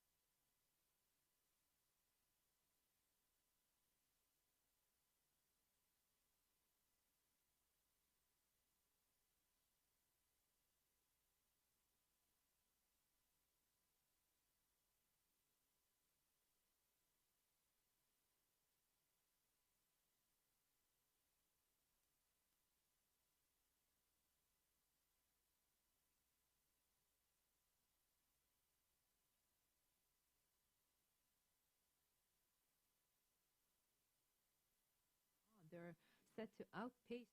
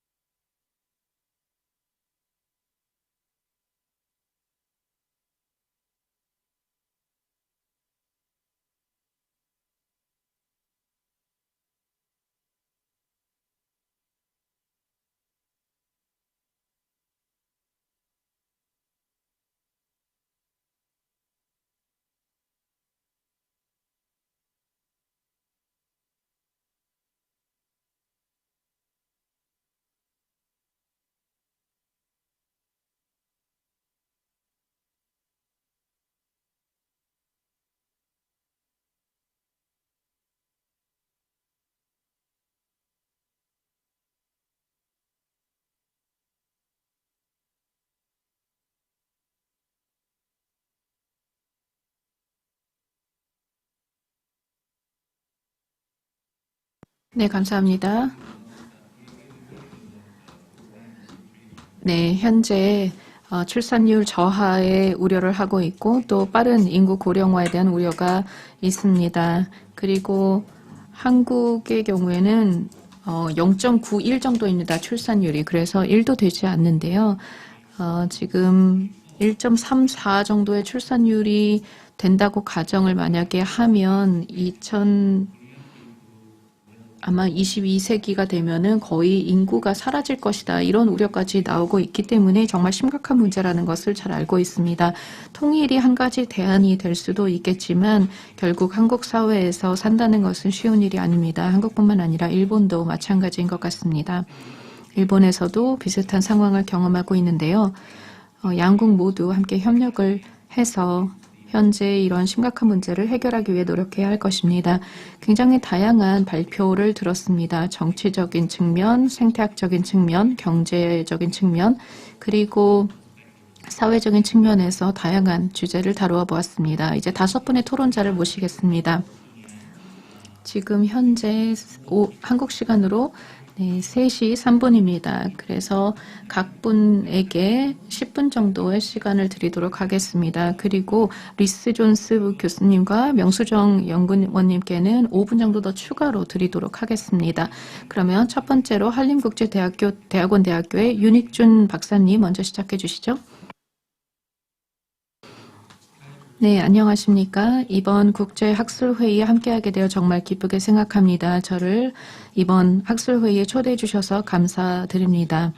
현재 상황은 함께 모이기가 쉽지 않고 이렇게 코로나 때문에 세미나를 갖기가 쉽지 않은 상황입니다만 한국외국어대학교에서 이렇게 온라인으로 학술회의를 주최해 주시고 또 훌륭한 시설에서 행사를 진행할 수 있게 되어 기쁘게 생각합니다. 훌륭한 대학에서 이렇게 국제학술대회를 하게 되어 기쁘게 생각합니다.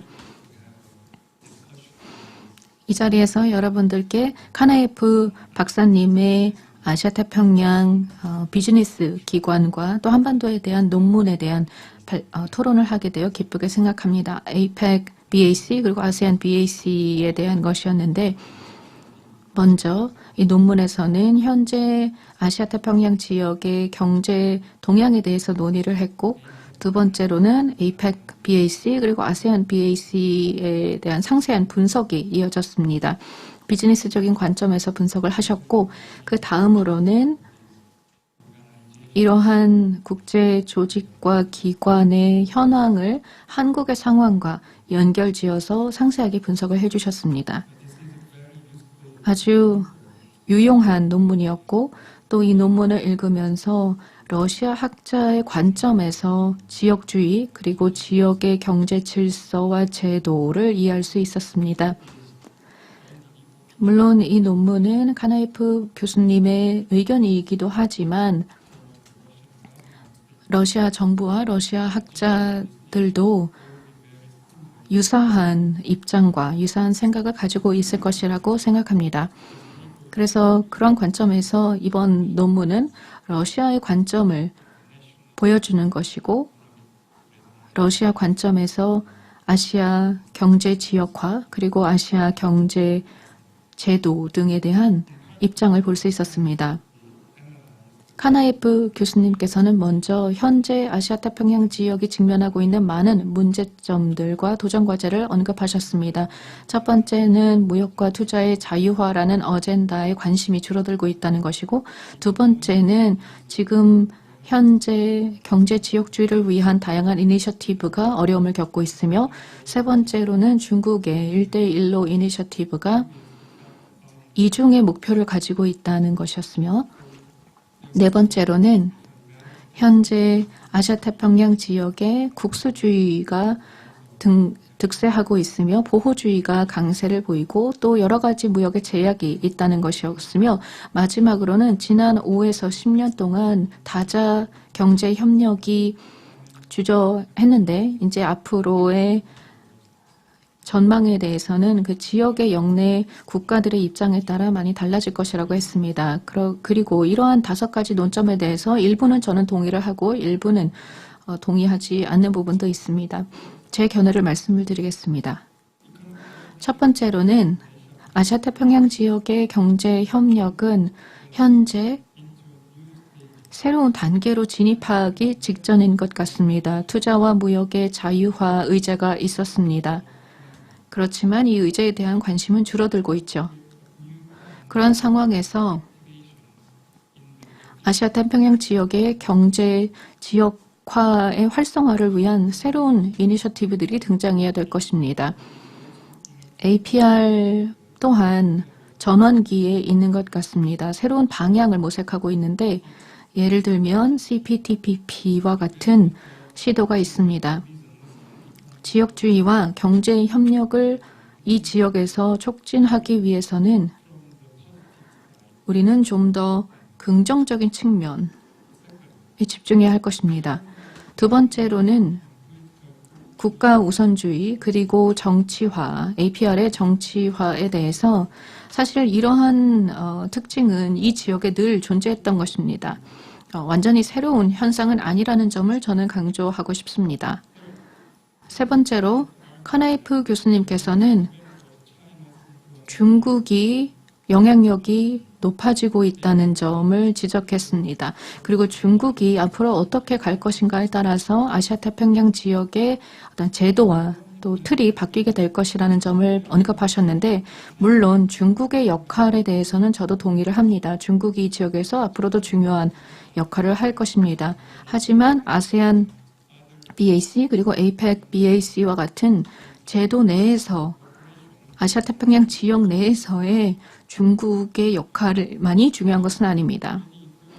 왜냐하면 중국뿐만 아니라 대지역에는 중요한 영향력을 행사하는 많은 국가들이 있습니다. 미국과 일본, 러시아, 한국 등이 포함이 됩니다.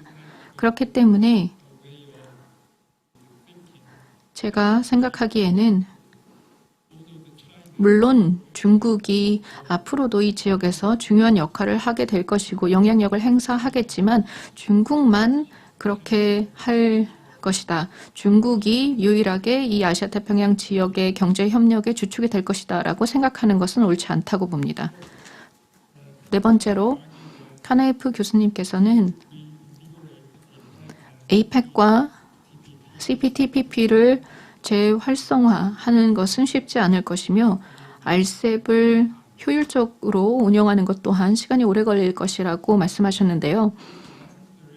제가 보기에는 너무 부정적인 측면만 볼 필요는 없다고 생각합니다. 긍정적인 측면도 있고 부정적인 측면도 있는데 RCEP과 CPTPP의 긍정적인 부분도 분명히 존재합니다. 아시아태평양 지역의 경제협력을 도모하기 위한 이러한 제도들이 존재하고 또 이것은 물론 시간이 걸릴 것입니다. RCEP과 CPTPP를 통한 그런 과정과 노력들이 있겠고 물론 쉽지는 않겠지만 이것에 긍정적인 기여도 있을 것입니다. 그리고 두 번째 부분에서 카나이프 교수님께서는 APEC BAC와 아세안 BAC에 대한 자세한 설명을 해주셨습니다. 전반적으로는 저도 카나이프 교수님의 분석 내용에 동의를 합니다. 세 번째로 카나이프 교수님께서는 APEC BAC 그리고 아세안 BAC에서의 한국의 입장에 대해서 말씀해 주셨는데요. 아주 도움이 많이 되는 부분이었습니다.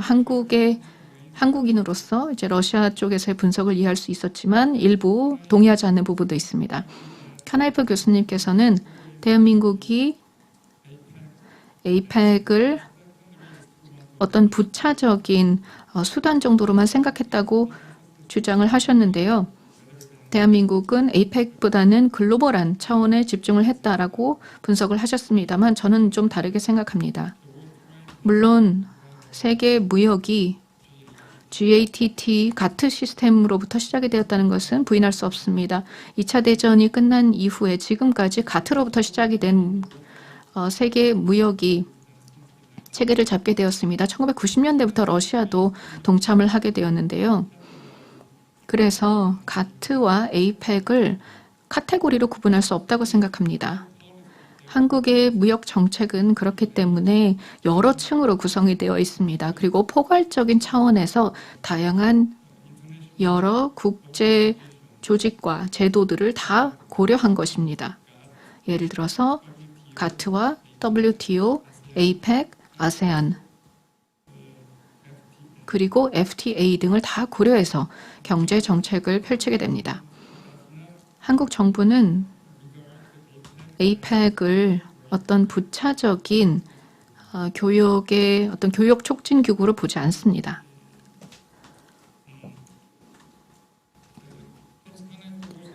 카나이프 교수님께서는 또한 한국이 아세안과의 관계를 중국, 미국, 일본, 러시아의 관계와 비슷하다고 선언했다고 지적하셨는데요. 이 부분에 대해서 문제 제기를 하고 싶습니다.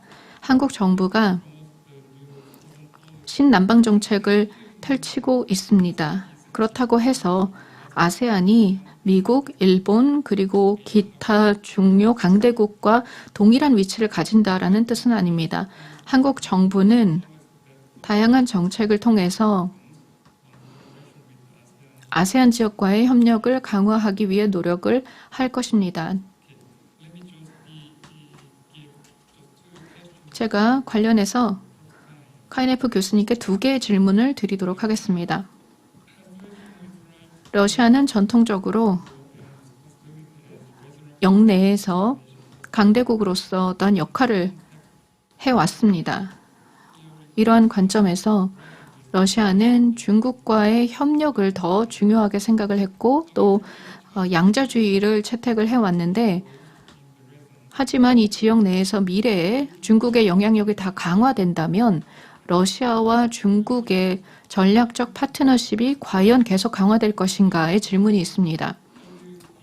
다시 말해 앞으로 이 지역에서 러시아와 중국의 협력 관계가 계속 유지가 될 것인지 궁금합니다. 특히 아시아태평양 지역에서 양국 관계가 계속 공고할 것인지 궁금합니다. 2번째 질문은 다음과 같습니다. 카네이프 교수님께서 보시기에 다자적 경제 협력이 아시아 태평양 지역에서 어떠한 위치를 차지한다고 보십니까?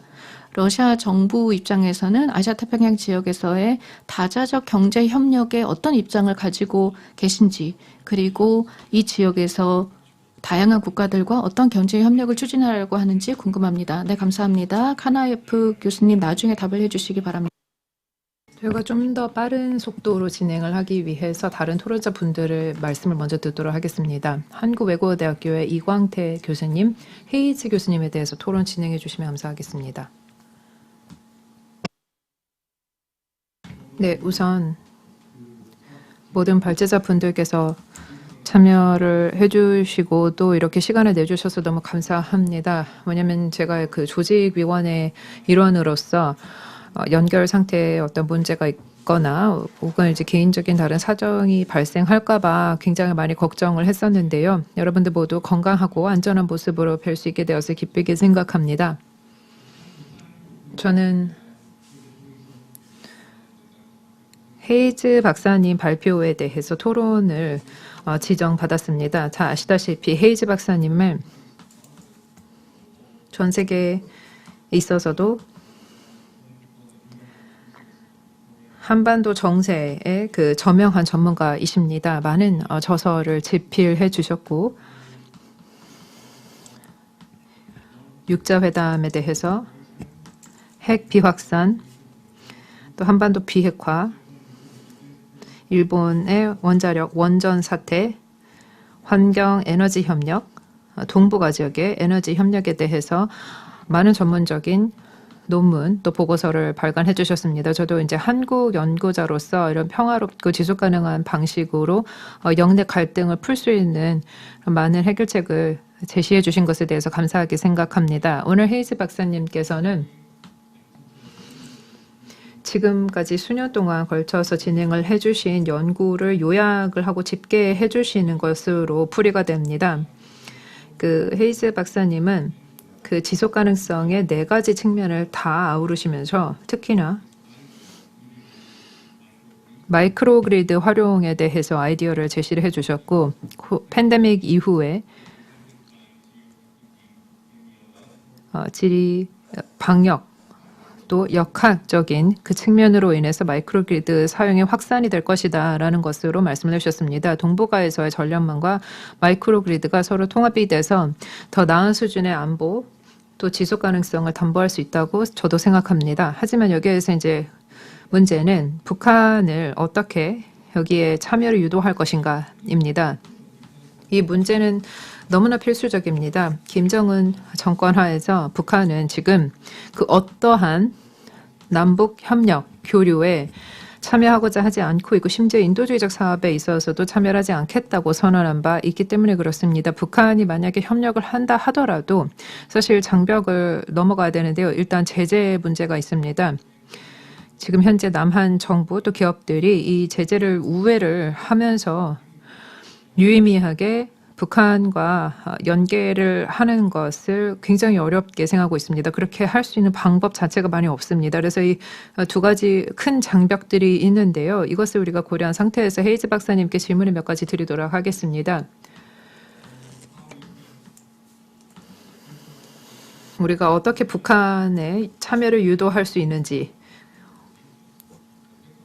제재 조치를 걱정하지 않은 수준에서 그 북한의 참여를 유도를 할 것인지에 대해서 말씀을 부탁드리고, 그리고 새로운 미 대선 이후에 미국 새로운 대통령이 바이든 정부에 있어서는 북한 정책이 어떻게 펼쳐질 것으로 예상하십니까?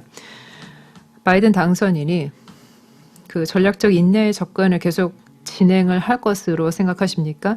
다시 말해 오바마 정부의 전략적 인내를 계속 진행할 것인지 혹은 싱가포르 합의를 계속 이행해서 트럼프에서 진행을 했던 것처럼 그런 스탠스를 취할 것으로 생각하십니까? 네, 감사합니다. 헤이즈 박사님은 정말 유명한 연구자이시기는 하지만 미래를 내다볼 수 있는 능력은 없으신데요. 네, 그럼에도 불구하고 이 질문에 대해서 어떻게 답을 해주실지 기대해 보도록 하겠습니다. 다음으로는 하와이대학교의 리스 존스 교수님의 토론을 듣도록 하겠습니다. 15분 동안 말씀해 주시죠. 네, 감사합니다. 이렇게 저를 초대해 주셔서 정말 감사합니다. 이 자리에 함께하게 되어 기쁘고 제가 KEI HK+ 행사에서 함께하는 이번 국제학술회의에 함께하게 되어 정말 기쁘게 생각합니다. 이번 학술회의에서는 한반도의 지속가능한 발전을 위한 초국적 협력을 모색하고 있습니다. 그리고 또 한국외국어대학교에서 이번 행사를 주최해 주셔서 진심으로 감사드립니다. 워낙 중요한 주제이기 때문에 이 주제를 논의하는 데에 제가 함께하게 되어 기쁘게 생각합니다. 제가 과거에 한국을 한번 방문한 적이 있었는데 정말 즐거운 시간을 가졌습니다. 앞으로 미래에 한국을 또 방문할 수 있게 되기를 바랍니다. 이번에 방문할 수 없게 되어 아쉽게 생각하지만 다음번에 기회가 된다면 직접 만나 뵙게 되기를 바랍니다. 저는 한반도에 대한 전문가는 아닙니다. 하지만 저는 현재 지정학을 다루고 있는 지오폴리틱스 학술지의 학술 편집위원장이기도 합니다. 그래서 저희 학술지에서 동아시아와 한반도와 관련된 논문들이 많이 실리고 있습니다. 그리고 이번 세션에서도 발표자분들 말씀을 들으면서 정말 많은 것을 배울 수 있었습니다. 한반도를 둘러싼 여러 지정학적인 상황에 대해서 배울 수 있었기 때문에 저 또한 정말 도움이 되는 시간이었습니다. 제가 주최 측으로부터 부탁을 받은 것은 특정 발표에 대해서 토론을 하는 것이었는데요. 다른 분들에 대한 말씀도 드리겠습니다. 카나이프 교수님께서는 아시아태평양 지역의 기업 관련된 제도들을 논의를 하고 한반도에 대한 함의를 논의하면서 구체적으로 이러한 초국적 기관들 그리고 에이펙과 아세안과 같은 이러한 구조가 코로나 상황에서 어떠한 어려움을 겪고 있는지 말씀을 해주셨는데요. 토론에서 말씀해 주신 질문에 대한 답도 기대를 하고 있습니다. 또한 피터 헤이즈 박사님께서 지정학적, 지경학적 그리고 지리 생태학적인 그리고 지리 역학적인, 제가 사실 지리 역학적이라는 부분은 이번에 처음 들은 용어인데요. 이러한 측면에서 한반도를 조망해 보고 또 지역 차원에서의 그리드, 마이크로 그리드 연결에 대한 내용을 말씀해 주셨는데 정말 흥미로웠습니다. 제가 지리학과 관련해서 고민을 해보면은 이 지역 내에서의 이제 지리적인 여러 가지 어떤 측면들이 있다고 봅니다. 그래서 피터 헤이즈 박사님의 논의가 매우 의미가 있다고 생각합니다. 하루키 이쿠미 박사님께서는 한국과 일본의 인구 변화에 대해서 말씀해 주셨습니다. 출산율이 줄어들고 있고 사실 유럽도 마찬가지입니다. 러시아도 그렇죠. 이 많은 국가에서 현재 인구 고령화와 출산 감소의 문제를 경험하고 있습니다. 이것이 보건의료와 정부 복지에도 큰 영향을 미치고 있는데 하루키 박사님께서 다양한 흥미로운 도표도 보여주셨습니다. 저는 좀 더 구체적으로 왕윈 교수님의 논문에 대해서 토론을 준비했습니다. 대만과 중국 그리고 미국의 관계가 대선 이후에 어떻게 바뀌게 될 것인가라는 논문이었는데요. 이 논문이 아주 훌륭한 내용을 담고 있었습니다. 대만과 중국의 관계를 제가 대만이라는 말을 쓰겠고 그리고 PRC 대신에 이제 중국이라는 말을 쓰겠는데 결국에는 대만과 중국의 관계를 정말 다각적으로 설명을 해주셨습니다. 그리고 2020 미국 대선의 결과 민주당의 조 바이든 후보가 당선이 되었죠. 그래서 현 트럼프 대통령이 패배를 하게 되었습니다. 그래서 이 결과가 양안관계에 어떤 영향을 미치게 될 것인지 잘 논의해 주셨습니다. 이 논문에서 왕윈 박사님은 미국의 이 위선적인 입장에 대해서 이야기를 했습니다. 공식적으로는 중국만을 인정을 합니다. 그래서 PRC가 유일한 중국 정부라고 하면서도 이와 동시에 대만에 수십억 달러의 무기를 판매하고 있습니다.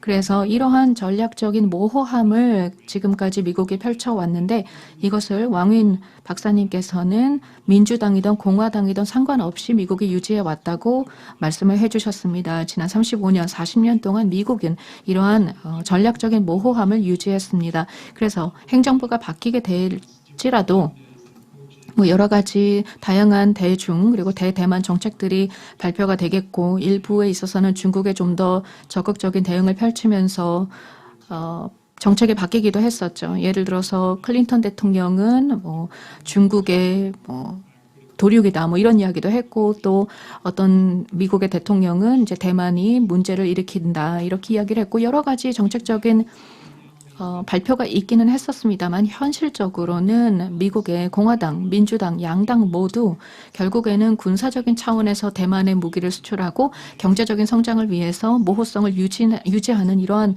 입장을 유지해 왔습니다. 다시 말해 중국과는 외교 관계를 수립을 하면서도 대만에게는 무기를 수출하는 것입니다. 미국이 최근에 미사일 그리고 레이더 관련된 것들을 대만에 보내기로 하면서 결국은 27억 달러 정도의 어떤 거래가 성사되는 등 이런 거래는 계속되고 있습니다. 바이든 당선인의 행정부도 비슷한 입장일 것이라고 생각을 합니다. 이미 오바마 행정부 시절에 부통령이었고 그리고 오바마 행정부의 경향을 보면 정말 수십억 달러의 무기를 대만에 수출을 한 바 있습니다. 그러면서 오바마 행정부는 이런 전략적인 모호함을 유지한 경험을 가지고 있습니다. 그래서 아마도 대규모의 변화는 없을 것이다 라고 봅니다. 트럼프 행정부와는 좀 다를 수가 있겠는데요. 아마도 좀 바이든 행정부의 정책은 어느 정도는 일관성이 있고 예측 가능할 것이라고 봅니다. 안정적이라고 보는데요. 정책이라는 차원에서 중국과 대만 상황이 워낙에 그렇게 크게 바뀌지는 않았기 때문에 그렇습니다. 현재 도널드 트럼프 대통령의 정책은 일관성이 결여되었고 정말 들쑥날쑥했습니다. 그리고 트럼프 대통령은 여러 다자 체제에서 탈퇴를 했죠. TPP 그리고 파리 협약에서 탈퇴를 했고 그리고 WHO에서도 탈퇴를 했습니다. 팬데믹 상황에도 불구하고 그런 결정을 내렸고 나토에서 탈퇴하겠다고 으름장을 놓았습니다. 뿐만 아니라 소통도 제대로 하지 못했습니다. 트윗을 날리기도 하고 다양한 국가에 대해서 으름장을 놓고 겁을 주며 제재를 가하겠다고 했습니다. 또한 트럼프 대통령은 김정은에 대해서 러브레터를 쓰는 것처럼 또 보이기도 했습니다. 그래서 지난 4년간 정말 예측하기 어려운 일관성이 결여된 정책들이 이어졌습니다. 상당히 어려운 상황이었습니다. 특히 트럼프 대통령은 대외 정책, 외교 정책에 있어서 심각한 일관성의 문제가 있었기 때문에 바이든 행정부에서는 아마도 좀 더 안정적이고 일관된 외교 정책을 펼칠 것이라고 예상해 볼 수 있습니다. 왕윈 박사님은 이와 관련해서 외교 정책 담당자들이 다시 복귀하게 될 것이고, 그리고 이들 중 대부분은 오바마 행정부에서 역할을 했던 사람들이기 때문이다라고 말씀해 주셨는데요. 저도 그렇게 생각을 합니다. 아마도 바이든 행정부에서의 정책 기조는 약 8년 전 오바마 행정부의 어떤 정책 기조와 상당히 유사할 것이라고 봅니다. 논문에서도 그렇고 발표에서도 왕윈 박사님께서는 아주 흥미로운 비교를 해주셨습니다. 구체적으로는 남북 관계와 양안 관계를 다각적으로 분석을 해주셨는데요. 양안 관계와 남북 관계는 상당히 큰 차이가 있습니다.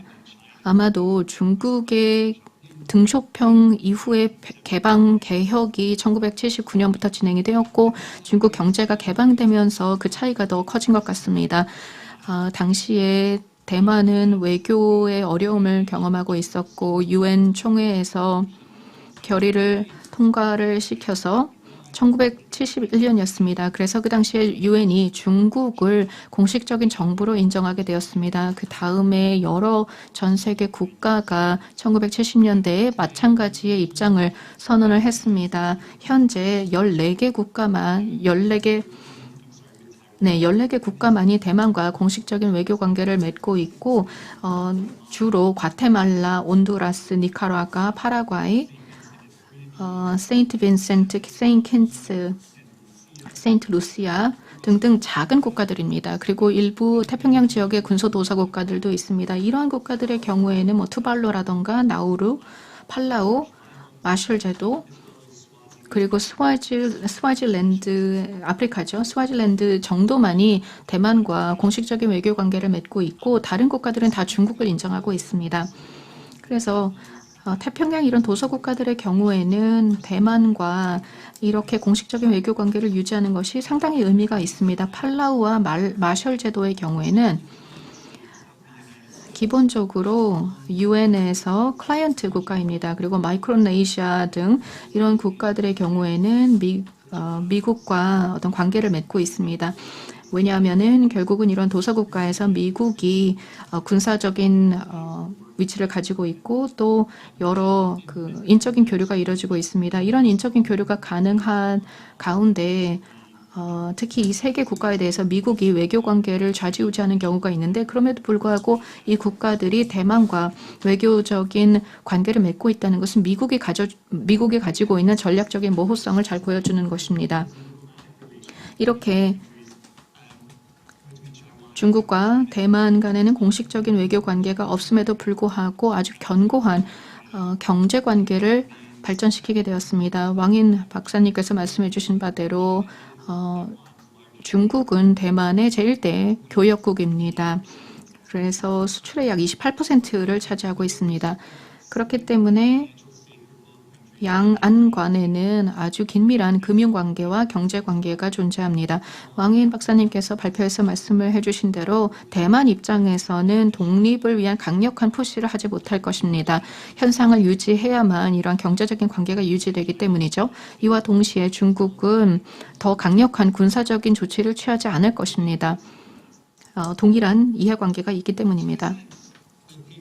그래서 그렇게 보자면 왕인 박사님의 논문에서는 미국의 행정부가 바뀌게 되었지만 그리고 지난 4년간 트럼프 행정부 하에서 정말 어려운 시기를 겪었지만 양안 관계라는 차원에서 본다면 그리고 대만과 중국의 관계와 관련해서 본다면 현재와 비슷한 양상으로 갈 가능성이 높다는 것인데요. 미국에서는 당이 바뀌더라도 양안 관계에 대해서는 입장을 어느 정도 유지해 왔다는 것을 볼 수 있습니다. 현상을 유지하는 것은 미국에도 중요합니다. 갈등이 발생하는 것을 원하지 않죠. 그뿐만 아니라 양안 관계 현상이 유지되는 것은 영내 국가들에게도 도움이 됩니다. 계속해서 평화적인 관계가 유지되는 것이 한국에 도움이 되고 또 일본과 같은 다른 영내 국가에도 도움이 됩니다.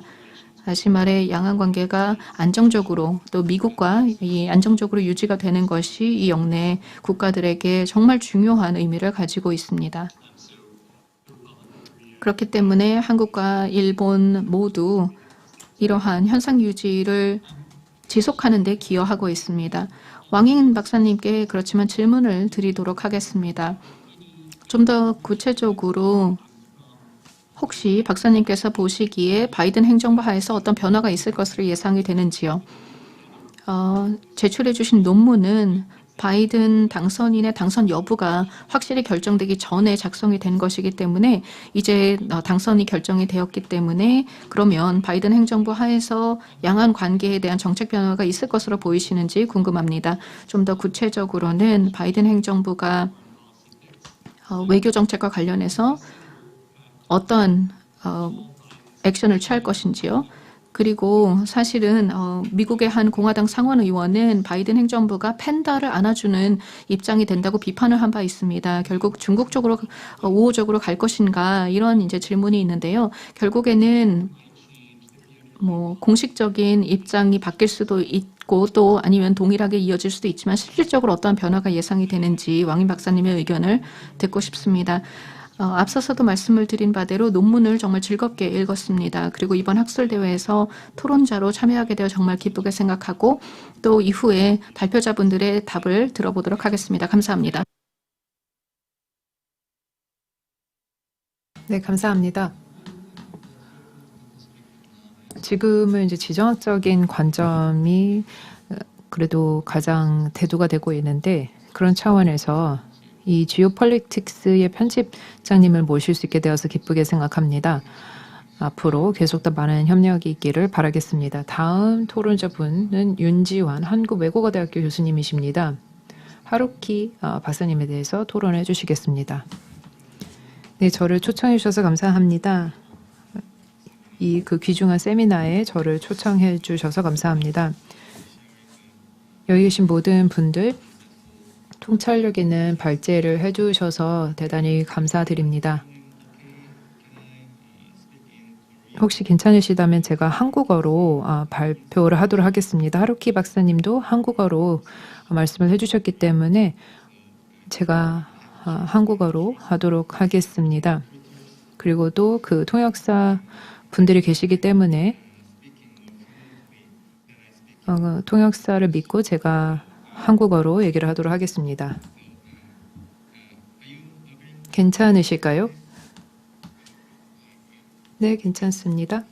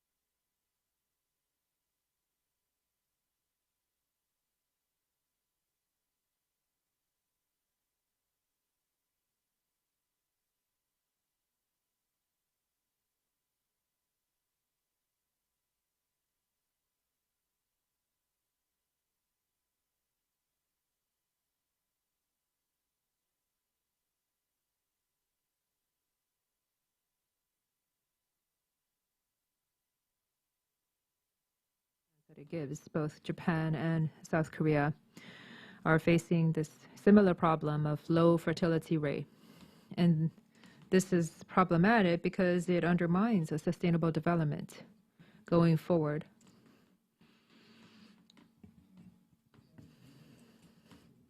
Obviously, for an economy to continue to work, there needs to be a continuous supply of working population and a consuming population. However, if this current low fertility rate situation continues on, then both Japan and South Korea, and also, as you've mentioned, the Dprk to some extent, will not be free from this problem, because we three countries are all continuously undergoing this problem of a low fertility rate, and this will hinder sustainable developments on the Korean Peninsula. And I do agree with your estimation. But it's not just those problems that we can think of. Along with low fertility rate, there is a lot of population density, concentration of a population in the metropolitan regions, and both economically and politically, a lot of the influences are being concentrated at the metropolitan level, specifically around Seoul and the neighboring cities.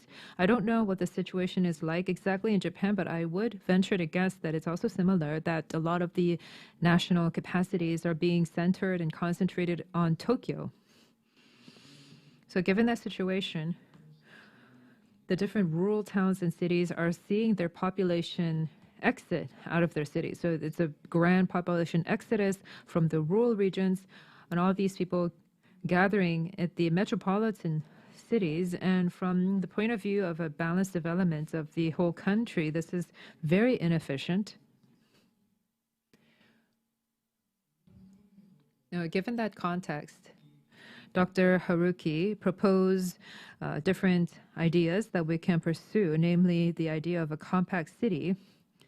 And I think that that is a very valuable suggestion that we can think about in the future. And the reason I say that is because when we consider a state or an economy, for it to develop, the cities have to function properly as they should. If the different regions and the different cities do not function as they are intended to, if they do not fulfill their economic functions, then I think that those local economies, the local societies, and local politics will not properly develop as a whole. For the cities to be able to demonstrate their proper functions, the cities should become more compact in form and substance. From the point of view of the different spaces that we're living in, these cities offer literal space where people can live in to allow for free movement. And within this everyday free movement of people, they can have exchange of ideas and engage in various industrial activities to allow for industrial development. This really is grounded on this guarantee of movement among persons. If I were to think of a U.S. city model, if we look at different American cities, the cities are very sprawled out in a very sparse way, and the people's everyday patterns revolve around their use of their own private passenger vehicles. They don't have a lot of movement or an exchange between them. But another unfortunate thing to point out here is that, as you mentioned, even in Korea, many people are focusing their lives around passenger vehicles, around their own private cars. I wonder what the situation is like in Japan. I don't know exactly what is going on in Japan, but in the case of Korea, with the government sponsoring these new city developments, we're seeing a lot of these skyrise apartment buildings shooting up everywhere around the cities and in the suburban areas. And so this is blocking these everyday passenger traffic and the free movement of people, the exchange of these ideas and a sort of industrial vibrancy that we used to see in the city center.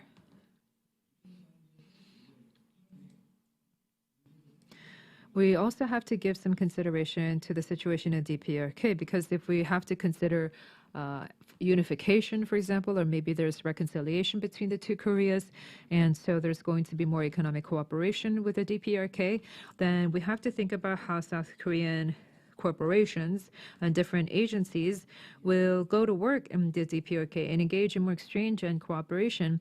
And if the cities in the DPRK are developed in a way similar to what we've seen in South Korea, then they're also going to look very similar to what we have here in South Korea, where the cities are very dense and people just use cars to go around everywhere, which means there's going to be a lack of a free movement between people, a free exchange of ideas among people. And this means that there's going to be less organic growth of the cities in North Korea as well. So we have to think about the paradigm of urban development. And it is in that regard that the compact city idea that you mentioned, I think should be more widespread in Korea. And compact cities are not something that we should foster as a way of just having more balanced developments of the rural areas, but it's a way to actually facilitate access of public services by elderly senior citizens. That social services within a city can be supplied and provided to more people on a universal basis. Even from that point of view, this perspective of a compact city would be more conducive to sustainable development rather than an urban pattern that is based on skyrise or high-rise apartment buildings and lots of passenger vehicles, because compact cities can allow for more free movement of people and more free-ranging exchange of ideas. This is going to be good for regional balanced development and also to have better designed cities in the DPRK after unification. So this has been some of my thoughts.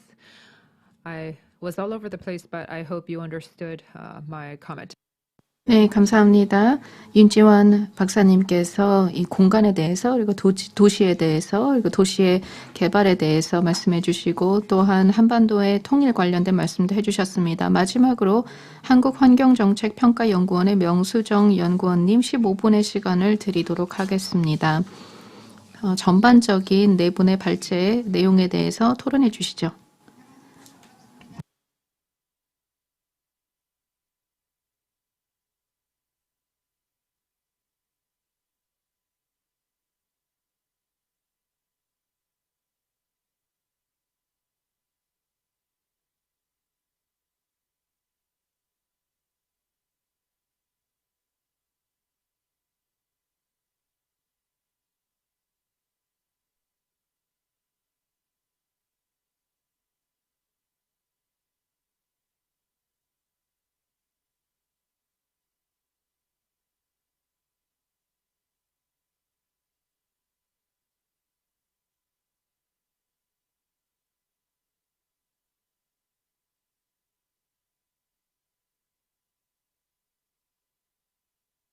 Mountains that have been deforested, and of course some of them were for the purpose of cutting down trees to burn them for energy. Because there was lack of energy supply for residents in North Korea, they would cut down trees for energy purposes. So as Mr. Hayes mentioned, taking the energy approach in promoting cooperation will also have some benefits for ecological development. And also, he talked about the grid and the microgrid development and infrastructure that is going to be needed in North Korea and this region. In addition to the energy infrastructure, we can think about telecommunications infrastructure and transportation infrastructure, which will be built when North Korea opens its doors. So when there is transport infrastructure and communication infrastructure, then from the perspective of environment, there are concerns, because if these infrastructure projects are carried out very quickly, then they may have some negative impact on the environment. So these are some of the concerns that I have, especially it has huge potential impact on the ecological health of the environment in North Korea. In South Korea, we had similar experiences. During the rapid economic development, there was some environmental degradation as a result of economic development, and these were some very unfortunate consequences of economic development. So when you think about that, in the future, when North Korea opens up, then it's not just North Korea, but the regional actors. We would have to try to strike a balance between economic and infrastructure development and environmental preservation, because these are two key priorities that we need to strike a balance between. In terms of developing the nation, we are trying to revitalize the ecological connectivity. Of course, the grids can be considered in this regard, but from the ecological perspective, we have to ensure that animals will have these ecological connectivity for their habitats to be preserved. For instance, there is a habitat A and habitat B, and from the landscape ecology, we have to create some corridors. Mr. Hayes mentions about corridors. So corridors and connected, so these connectivity have to be provided. When we develop urban areas and various regions in North Korea, we will also have to take into account whether we have these corridors, and these corridors should not be disconnected. They have to be connected so that animals can enjoy their habitats. And there are some key habitats that need to be identified in advance so that we can protect these core habitats for the animals, and we can develop areas that are not overlapping with the core habitats. And he also talked about migratory birds and biodiversity. Migratory birds are critical in Northeast Asia, and they have a lot of significance. In Northeast Asia, these migratory birds, they will fly from the north to the south, and the Korean Peninsula serves as a stopping point for them to stay and rest, and then they will start the flying again. So the Korean Peninsula is very critical for these birds. And the Korean Peninsula is also a home for biodiversity. And many of these migratory birds will even fly all the way down to Australia, New Zealand, and the Antarctica. We keep on monitoring these birds, and by doing so, we can understand the quality of ecology or quality of the ecological systems in various countries. And where do they stay? They usually stay in the wetlands, especially in the western coast of Korea. So there's this wet sea between China and Korea, and there are many wetlands that provide a habitat for these migratory birds.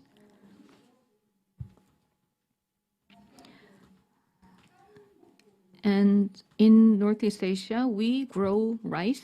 So there are many rice paddies that serve as wetlands. And these are the areas where migratory birds and many other bird species live. But when development occurs, especially these rice paddies are quickly destroyed. And that has happened in South Korea as well as in other countries. So I want to say that we need to protect the wetlands. We need to appreciate the value of the wetlands, and we need to preserve them for the benefit of biodiversity. We need to be able to identify hotspots for biodiversity, and we have to identify them in advance, and then we have to make efforts to preserve these areas so that in Northeast Asia, when development accelerates in the future, especially when it comes to the time for development in Northeast Asia, in North Korea, we have to really take the eco-friendly approach. And at the same time, I would like to mention that we need some kind of guidelines at the global level. In promoting development, there is something called environmental impact assessment, and environment and environment and society protection guidelines are available. So I would say that in developing the society and economy in North Korea, we need to follow these international guidelines. For instance, the World Bank has a set of guidelines when they provide assistance for development, because we have witnessed some ecological destruction in the process of economic development. And in the future, when we develop North Korea, there will be a lot of private money as well. And we have to really do some study in advance to understand all these environmental aspects. Otherwise, when we embark on economic development of North Korea, we may not take into account environmental aspects fully. So this is something that we need to do in preparation. North Korea is, of course, a socialist country. So we may have to put more emphasis on environment, and environment safeguard will be critical. And moving on to the demographic changes presented by Haruki Ikumi, environmental cooperation can be helpful for addressing population issues. In North Korea, they have high mortality of children, and one of the reasons is malnutrition, but another reason is about waterborne diseases because of poor water quality.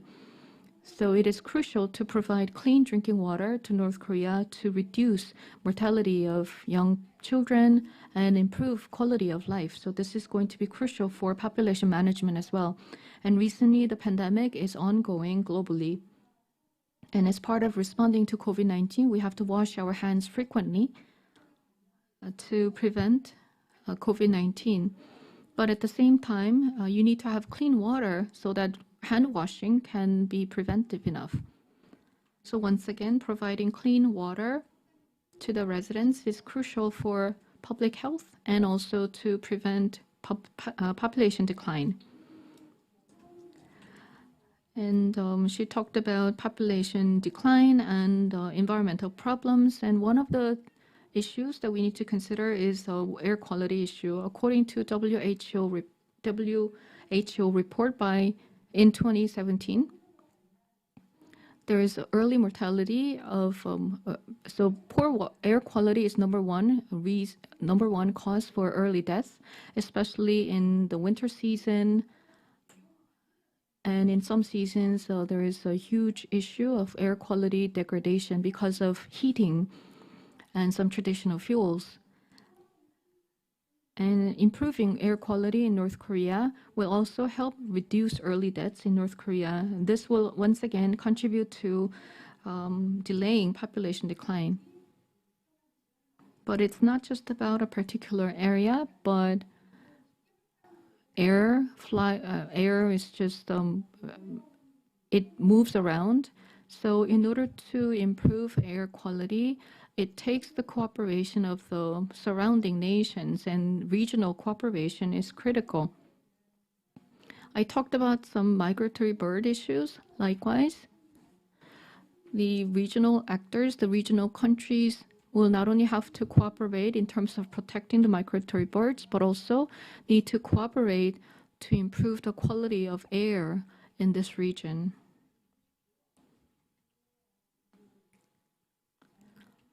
So in short,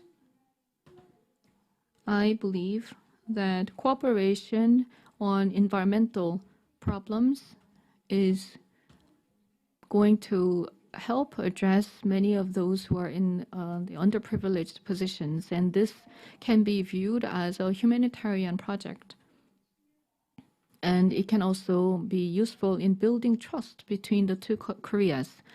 So working on environmental problems can provide us with some momentum for further cooperation.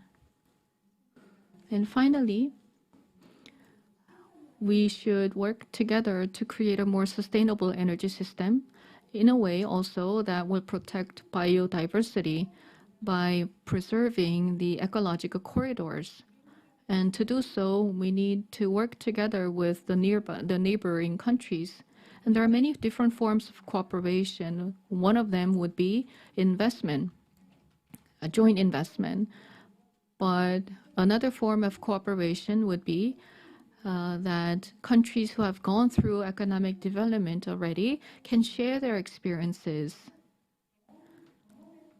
So sharing the experience of development and what to avoid and what to do, what next, all these things will be very valuable.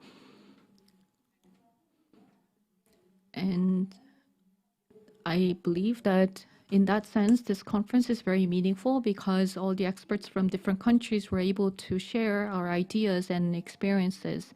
Now, we want to promote sustainable development of the Korean Peninsula.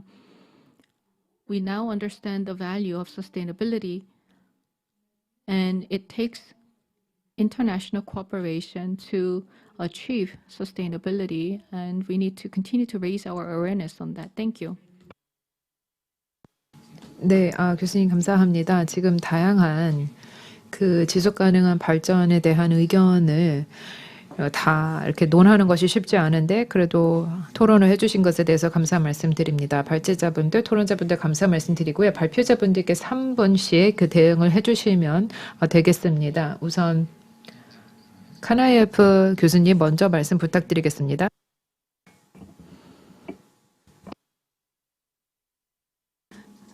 네, 대단히 감사합니다. 먼저 이 자리를 빌어서 유니콘 박사님의 토론 말씀 진심으로 감사를 드립니다. 윤 박사님께서는 정말 제 논문을 잘 평가해 주신 것 같습니다. 그리고 질문에 대해서 말씀을 드려보자면 러시아가 중국에 대해서 어떠한 관점을 가지게 될 것인가에 대해서 질문해 주셨는데요. 러시아는 중국과 긴밀한 관계를 유지하고 있는데 여러분들께서 아시겠지만 러시아와 중국은 유라시아 경제 공동체 그리고 여러 영내의 이해관계를 공유하고 있습니다. 그래서 중국의 1대1로 이니셔티브와 같이 연계하는 것이 중요합니다. 그래서 러시아 입장에서는 중국의 접근 방법과 함께 시너지를 창출하려고 노력하고 있습니다. 중국의 1대1로를 강하게 추진하고 있는 가운데 러시아 입장에서는 중국을 그대로 믿고 진행을 하는 것보다 좀 더 적극적으로 조율을 하고 또 접근 방법을 조율하고 있습니다. 왜냐하면 중국은 주변에 있는 인도나 파키스탄과 같은 여러 국가들과 현재 갈등을 벌이고 있는데 이에 대해서 러시아가 만약에 입장을 보이게 된다면 또는 중국의 편을 들게 된다면 이것이 지역의 불안정으로 이어질 수 있기 때문에 러시아는 그런 어떤 갈등 상황에서 중국의 편을 적극적으로 들지 않는 것을 입장으로 하고 있습니다. 또한 아시아태평양 지역의 다자 관계에 대해서 말씀을 드리자면 러시아는 지금 현재 아시아태평양 지역 정책을 유라시아 파트너십과 통합하기 위해 노력하고 있습니다.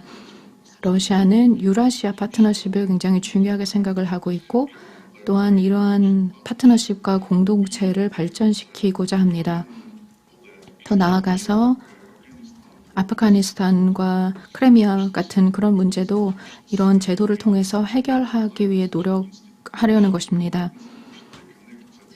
제도적으로 유라시아라는 어떤 지역 내에서의 연결성을 강화하고자 하는 것입니다. 아시아태평양 지역과도 이렇게 연계가 되어 있는 그런 지역이기도 합니다. 그리고 중국과 관련해서 저희는 또 새로운 이니셔티브들을 추진하고 있고 그리고 더 어떤 큰 규모의 유라시아 파트너십으로서 중국을 포함시키며 그리고 더 나아가서 아시아태평양 국가들이 유라시아라는 어떤 지역 차원에서의 파트너십으로 포함이 될 수 있도록 하고 있습니다. 그렇게 쉬운 상황은 아니지만 이제 그런 방향으로 러시아가 가고 있다는 입장을 말씀을 드리고 또 좀 실용적인 차원에서 말씀을 드리자면 러시아는 디지털 규제, 즉 국가 간의 디지털 교류의 규제에 대해서 많은 관심을 가지고 있습니다. 아시아 태평양 지역에서 디지털 판매를 할 때 디지털 공간에서의 광고라던가 기업 활동 또 100% 디지털 온라인 기업이라는 이런 개념은 과거의 기업 개념과는 완전히 다른 것입니다. 그렇기 때문에 이러한 디지털 기업들 또한 디지털 기업 활동들을 어떻게 규제할 것인가에 대한 관심이 정말 많고 이와 관련해서 러시아는 다양한 시도를 하고 있고 또 아시아 태평양 지역의 다자 협의에 드리고 또 윤희준 박사님의 토론에 진심으로 감사드립니다. 모든 분들의 말씀을 경청했습니다. 감사합니다. 카나에프 박사님 감사합니다. 저희가 시간을 더 드릴 수 없어서 죄송하게 생각합니다. 다음으로는 헤이즈 박사님. 네, 감사합니다. 몇 가지 그 질문이 제기되는데요. 이것을 제가 좀 통합해서 한꺼번에 다 답변을 드리도록 하겠습니다. 우선 첫 번째는 그 마이크로그리드 면에 있어서 북한의 참여를 어떻게 유도하는지입니다. 우선은 그 북한을 이제 정말 인간 대 인간으로 해서 대응을 하는 것입니다. 이걸 저희가 작년에 울란바토르에서 했던 것인데요. 울란바토르 회의에서는 사실 저희가 국무부와 상무부 또 백악관의 모든 허가와 어떤 필요한 절차를 다 밟고 나서 진행을 했던 회의였습니다. 물론 복잡했지만 그렇게 할 수밖에 없었습니다. 미국 일방적인 제재 또 UN 안보리 제재가 이미 있었기 때문에 그만큼 저희가 그 북한 전문가들 담당자분들에게 어떤 교육 훈련을 제공할 수 있는지가 굉장히 제한적이었고 저희가 어떤 특정 소프트웨어 같은 것을 지급을 할 수가 없었습니다. 마이크로그리드 분석을 위해서 소프트웨어를 제공을 할 수가 없었습니다. 특정 물품, 특정 물건을 제공을 할 수 없었죠. 과거에는 인도주의적 제한 상에서 저희가 그러한 교육 훈련을 쉽게 할 수 있었고 그리고 장거리 계획 소프트웨어와도 같은 이 소프트웨어를 원래는 제공을 했었습니다. 그게 이후에 그 북한에서 번역을 해서 에너지 계획에 이미 그 소프트웨어를 많이 사용을 하고 있는 것으로 알고 있습니다. 사실 그 북한에서는 어느 정도 기술적인 필요한 물품과 재료가 충분히 있어서 마이크로 그리드가 그 지역 차원에서 어떻게 작동할 것인지에 대해서 어느 정도 숙지를 하고 계신다고 생각합니다. 그리고 여기 관련된 논문이 한 20개 정도가 나왔는데요. 저희 홈페이지 이미 수록이 돼 있습니다. 중국 측에서 또 새로운 논문이 발표될 예정이고 말씀드렸지만 그리고 북한 측에서도 논문이 곧 나올 예정입니다. 여기서 이제 그 다음 단계는 그 북한 담당자들이 전 세계를 다니면서 연수를 가는 것이죠. 스위스나 인도네시아, 베트남에 가서 마이크로그리드를 실제 현장에서 연구를 하는 것입니다. 그 다음에 시범 사업을 통해서 에너지 효율과 가정용 에너지 공급에 대해서 실증을 해보는 것이고 그리고 병원, 의원, 요양소 등에 대해서 마이크로그리드가 실제 실증이 되는 것인지를 보는 것입니다. 한 1억 불 정도가 투자가 된다면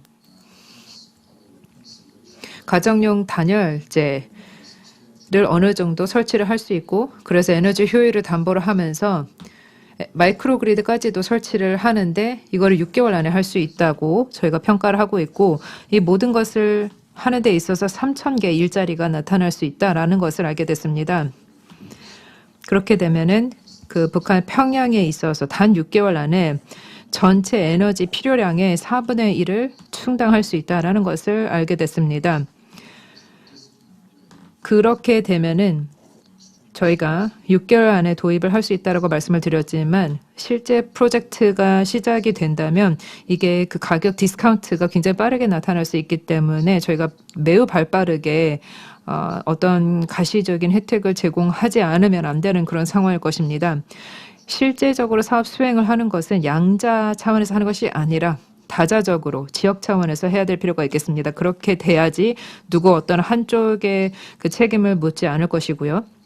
그리고 최대한 다자적으로 하면서 과학에 기반한 전문적으로 진행을 해야 될 필요가 있습니다. 지금 제재 조치로 인해서 제재 국면에 있기 때문에 하드웨어를 제공을 한다거나 기술을 제공하는 것은 아주 어려울 것으로 보입니다. 앞으로 장기적으로 수년 동안에 이제 제재 국면 때문에 어려울 것이지만 보건의료 그리고 공공시설 인프라 같은 경우는 인도주의적 면제를 받아서 특히 팬데믹에 대응을 한다라는 목적의식을 가지면 가능할 수도 있을 것입니다. 팬데믹에 대해서는 사실 북한과 허심탄회하게 얘기를 하는 것이 굉장히 어렵습니다. 왜냐하면 이게 북한 입장에서는 약점이라고 생각을 할 수 있기 때문에 우리가 팬데믹에 대해서 제대로 대응을 못한다라고 그렇게 얘기를 한다라고 하면은 본인들이 약점이 노출된다라고 생각을 할 수 있어서 팬데믹 측면으로 보는 것이 아니라 뭐 표준을 조화를 한다든가 백신의 공조를 한다든가 팬데믹의 조기 경보 시스템을 도입을 한다라든지의 그 각도로 접근을 해야 되겠습니다. 그 동아시아의 그 조류, 철새, 그 두만강의 그 습지를 통해서 이런 철새의 그 코리도를 개설을 한다든지 그 두만강에 있어서 사실 이 조류 독감을 패턴을 파악하는 것이 매우 중요합니다. 러시아와 또 중국, 베트남, 호주까지도 이 철새들의 이동 경로가 있기 때문에 이게 물론 아름다운 철새들의 이동을 보는 것도 중요하지만 이게 그 조류 독감 을 이동을 시키는 그런 원인이 되지 않을지도 봐야 될 필요가 있습니다. 이런 공중보건 차원에서 접근을 할 수도 있다는 말씀을 드리겠고요. 그렇게 하게 된다면 한국은 미국이 주도할 수 있도록 그렇게 여지를 남겨야 되겠습니다. 미국이 직접 북한과 협력을 할 수 있도록 그런 가능성을 열어줘야 되고 무조건 대한민국이 다 주도를 해야 된다. 직접 그 남북한 교류가 있어야 된다라고 주장을 하지 말고 컨소시엄을 통해서 북한에게 필요한 지원을 할 수 있도록 하는 것이 중요하다고 하겠습니다. 여기에 대해서 제가 한 가지 코멘트를 더 드리겠습니다. 그 팬데믹 관련해서 지리학자분들이 재구조화 혹은 재공간화라고 부르는 것이 있습니다. 이 정도 규모의 재공간화가 발생했을 것, 이렇게 모든 다양한 측면에 있어서 모든 다양한 부문에 있어서의 재공간화가 마지막 나타났을 때는 유럽의 제국주의가 나타났을 때 그리고 각종 시민지가 나타났을 때였습니다. 그리고 2차 세계대전 이후에 세계가 양극으로 나뉘어졌을 때 마지막으로 대대적인 재공간화가 나타났었는데요. 이번이 또 다른 제2차의 재공간화가 나타난 것 같습니다. 팬데믹 때문에 지금 변화의 속도가 굉장히 빨라지고 있고 이미 이런 변화들이 있었는데 거의 구조적인 변화가 이미 나타나고 있었는데 이것이 이제 가속화되고 있고 새로운 세계 질서로 나아가고 있는데 이 새로운 세계 질서가 어떤 모습으로 출현되는지에 대해서는 우리는 아직도 모르고 있습니다. 팬데믹의 터널이 아직 끝나지 않았고 향후 또 새로운 팬데믹이 계속해서 나타날 것이다라는 것을 우리가 고려할 때 어떻게 이 새로운 재공간화가 나타날 것인지에 대해서는 우리가 아직 모릅니다. 아주 간략하게 바이든의 북한 정책에 대해서는 이미 저도 사실 어떻게 예언을 할 수가 없는 입장이지만 ABT라는 약자 트럼프가 아니라면 뭐가 됐든 좋다라는 그런 대안을 생각을 할 수 있을 것 같습니다. 다시 말해 동맹 우선주의 그리고 봉쇄가 아닌 제재를 축소시키는 것이 아니라 제재가 더욱더 증가될 수 있다는 것을 의미를 하고요. 그리고 아마 이란이 더욱더 우선시 되지 않을까. 북한을 제치고 이란을 우선시하는 것이 나타날 수 있을 것 같습니다. 하지만 바이든의 국가안보팀은 민주주의를 향해 나가는 데 있어서 이게 양날의 검이 있다는 것을 잘 알고 있는 것 같습니다. 물론 이제 제재나 군사 압박을 가하는 한쪽이 있지만 이게 우리가 가위를 생각한다면 날이 두 개가 있어야 제대로 기능할 수 있습니다. 다시 말해 포용 정책도 어느 정도 같이 펼쳐야 한다는 것을 의미합니다. 그래야지 상대국의 그 태도 변화를 제대로 읽어낼 수 있다는 것을 의미합니다. 제가 예상을 한다면 바이든 정부의 국가안보 팀은 다자주의를 매우 적극적으로 피력할 것이라고 생각합니다. 그래야지만 미국의 리더십이 다시 회복될 수 있을 것이고 사실 미국 자체도 다자주의를 통해서만 회복할 수 있습니다. 그것은 즉 미중 간에 어느 정도 공조가 있어야 다시 말해 가장 강한 강대국이 상호 보완적으로 기능을 해야 그나마 백신을 전 세계인들에게 향후 한 2, 3년 안에 보급이 될 수 있다는 것을 의미합니다. 그래야지만 저희가 지금 이 바이러스 퇴치를 해서 지금 이 지역 차원에서 세계 경제를 모두 마비시키고 있는 바이러스를 충분히 퇴치할 수 있을 것입니다. 다시 말해 WHO에 대해서 단순히 투자를 조금 더 한다고 해서 이 문제가 해결되는 것이 아니라 강대국 차원에 있어서 위대한 공조를 해야지만 팬데믹 대응을 성공리에 할 수 있을 것입니다. 그렇게 만약에 할 수가 있다면 그러면 영내 공중보건 프레임워크를 생각을 할 수 있을 것이고 그것을 통해서 북한을 직접 관여를 시킬 수 있을 것이고 또 간접적으로도 관여시킬 수 있을 것입니다. 그런 차원에 있어서는 바이든의 새로운 국가안보팀, 특히 블링컨, 설리번이 단지 오바마 시대의 잔재만이 아니라 잔류가 아니라 실질적으로 명확한 생각이 있고 명백한 어떤 개념이 있어서 본인들의 철학에 따라서 미국의 미래를 담보할 것이고 동맹국, 우호국의 미래를 담보할 것입니다. 헤이즈 박사님 감사합니다. 말씀해 주신 내용에 저도 동의를 합니다. 인류를 위해서라도 우리는 미국과 중국의 협력과 공조가 필요하고 이를 통해서 팬데믹을 이겨낼 수 있을 것입니다. 다음으로는 왕윈 박사님 간단하게 말씀해 주시죠. 감사합니다. 네, 감사합니다. 존스 박사님께서 제 논문에 대해서 요약도 해주시고 또 토론도 해주셨는데요. 질문에 대해서 답을 해드리자면은 바이든 당선자가 팬다 허거인가에 대해서 어떻게 보면 그렇다고 볼 수도 있습니다. 팬다가 예쁘기는 하지만 그리고 모든 사람들이 팬다를 안아보고 싶어합니다. 그런데 지금 현재의 이슈는 이 팬다가 이 외부적인 이미지를 자꾸 바꾸고 있다는 것입니다.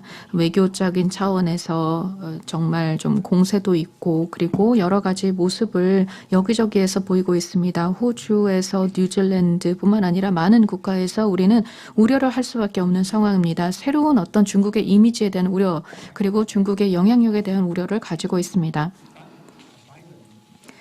그렇기 때문에 바이든 당선인이 팬다를 안아주는 사람이라 할지라도 계속해서 많은 사람들이 중국에 대한 우려를 하고 있고 또 중국의 외교 정책에 대한 우려를 하고 있는 상황입니다. 그래서 미국 행정부는 어느 정도는 이러한 우려에 대응할 필요가 있습니다. 저는 개인적으로 아마도 대북 문제가 이 새로운 정책과 관련된 핵심이 될 것이라고 봅니다. 과거를 한번 생각해 보면 오바마 행정부에서는 그리고 트럼프 행정부도 비슷하기는 한데 기본적인 것은 미국과 한국은 중국의 협조가 있어야만 북한을 움직일 수 있다라고 생각을 했습니다. 그런데 지난 10년 동안 어땠습니까? 그러한 접근 방법이 효과가 별로 없었습니다. 그뿐만 아니라 중국의 영향력은 우리가 생각했던 것보다 크지 않은 것 같습니다. 그래서 앞으로는 중국과 관련해서 중국이 아마 그렇게 협조를 하지 않을 수도 있다라는 가정을 해야 될 것입니다. 그럴 경우에 아마도 바이든 당선인은 외교 정책을 새로운 관점에서 접근을 해야 될 것이고 그리고 북한을 상대를 하면서 어떠한 금융의 위기라던가 팬데믹이라던가 여러 가지 이슈를 적극적으로 다루어야 할 것이고 그 상황에서 어쩔 수 없이 중국의 역할은 필요할 것입니다. 그래서 간단히 말씀을 드리자면 답은 그렇다입니다만 과연 이 모든 어젠다를 추구하는데 중국에 의존할 것인가? 반드시 그러지는 못할 것입니다. 미국 행정부는 좀 다른 접근 방법도 고민해 볼 필요가 있다고 생각합니다. 간단한 질문 해주셨는데 제가 길게 답을 한 것 같습니다. 여기서 마치겠습니다.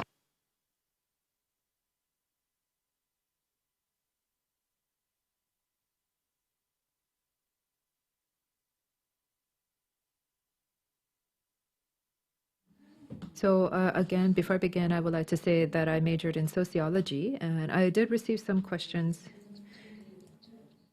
Yes, the population of Japan is really concentrated in Tokyo, but recently a lot of the people living in Tokyo have left for these suburbs. So there are many different patterns. I think it's been about 10 years since this change started to happen, but then many people are now returning back to Tokyo, back to the big cities.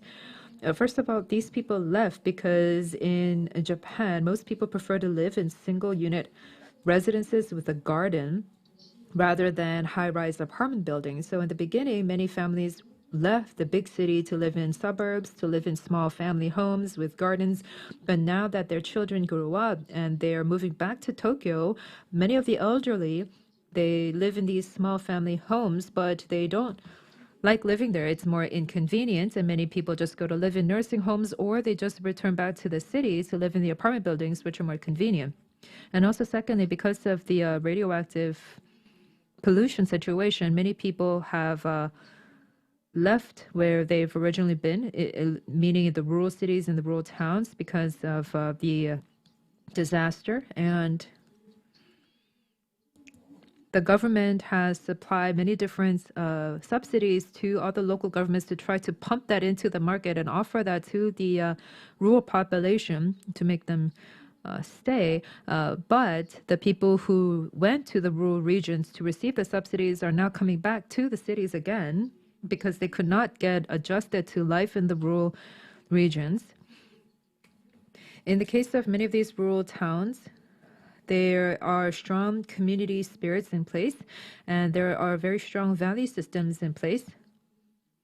And so many of these city dwellers could not get adjusted to that kind of a community life in the rural areas, so they would come back to the cities. And then now this has all been compounded by COVID-19.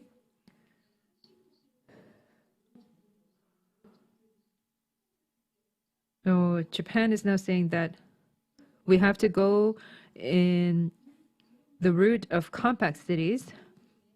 The Japanese government wanted to try to have these smaller cities across Japan, but now that many people have come back to Tokyo and because of COVID-19, it's just very difficult for people to social distance. So now what we're seeing is that in Japan, from January to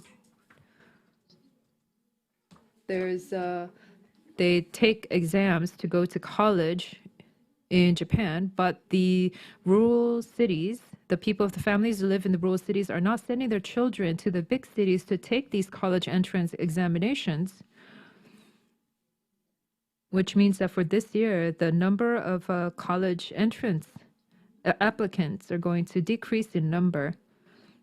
Next year, the plan is to host the Tokyo Summer Olympics, but the Japanese people don't want that. In fact, I also feel personally I want to leave Japan if we host the Summer Olympics. So I don't know what's going to happen with the Compact Cities initiative because of COVID-19. I mentioned that that compact cities can be a viable alternative to environmental problems. And they've said that there's going to be, in 2012, they passed an act to try to foster and promote compact cities, which is why many local governments have tried to encourage compact cities more. Some cities have been successful in implementing this. Some cities have not been as successful. We have to understand and contrast these two cases to try to see what kind of implications we can get from that. However, we have to live together in a more compact way because we have to prevent these lonely deaths. Many people seem to think that when we consider lonely deaths, it is mostly senior citizens. But in Japan, the lonely deaths of single men in their 50s is really increasing. In Japan, there's a lot of typhoons and earthquakes. And which is why people have to live compactly in a cityscape, or else they might not be able to evacuate safely. Recently, many regional provinces and prefectures have been destroying bridges and removing unnecessary bridges, and they're not allowing for new sewage pipes, the waterworks pipes, to be installed, and they're not signing off on more expansion projects. They are trying to shrink their cities and minimize their cities. I think that the situation in Japan is going to be. 네, 감사합니다. 참석자 여러분, 이번 세션은 정말 유익한 세션이었고 지속가능한 한반도의 발전을 위한 다양한 의견이 논의되었습니다. 생태학자, 지리학자, 사회학자, 정치학자 등 다양한 학문 분야의 전문가분들께서 함께 참여해 주셨습니다. 이렇게 다양한 학문 분야의 융합이 이루어졌는데요. 이번 자리를 빌어서 한국환경정책평가연구원 윤재용 원장님, 그리고 한국외국어대학교 국제지역연구센터 HK+국가전략사업단 강준영 단장님께 진심으로 감사의 말씀을 드리고 싶습니다. 그뿐만 아니라 함께 수고해 주신 통역사분들께 감사의 말씀을 드립니다. 이주연 선생님, 김현정 선생님께서 이번 국제학술대회를 더 빛나게 해주셨습니다. 지금 현재 이런 장치를 끼고 또 마스크를 끼고 행사를 진행을 했는데 조만간 이러한 불편함 없이 동일한 또 중요한 주제에 대해서 다시 한번 만날 수 있게 되기를 진심으로 바랍니다. 현재 상황이 상당히 어렵습니다. 하지만 그럼에도 불구하고 이번 학술회의에 함께해 주신 분들 진심으로 감사드립니다. 여러분들 모두의 참여가 큰 도움이 되었습니다. 앞으로도 계속해서 우리가 논의를 진행하기를 바랍니다. 또 그리고 다 화면에 지금 아직 나가지 마시고요. 같이 단체 기념 촬영을 하도록 하겠습니다.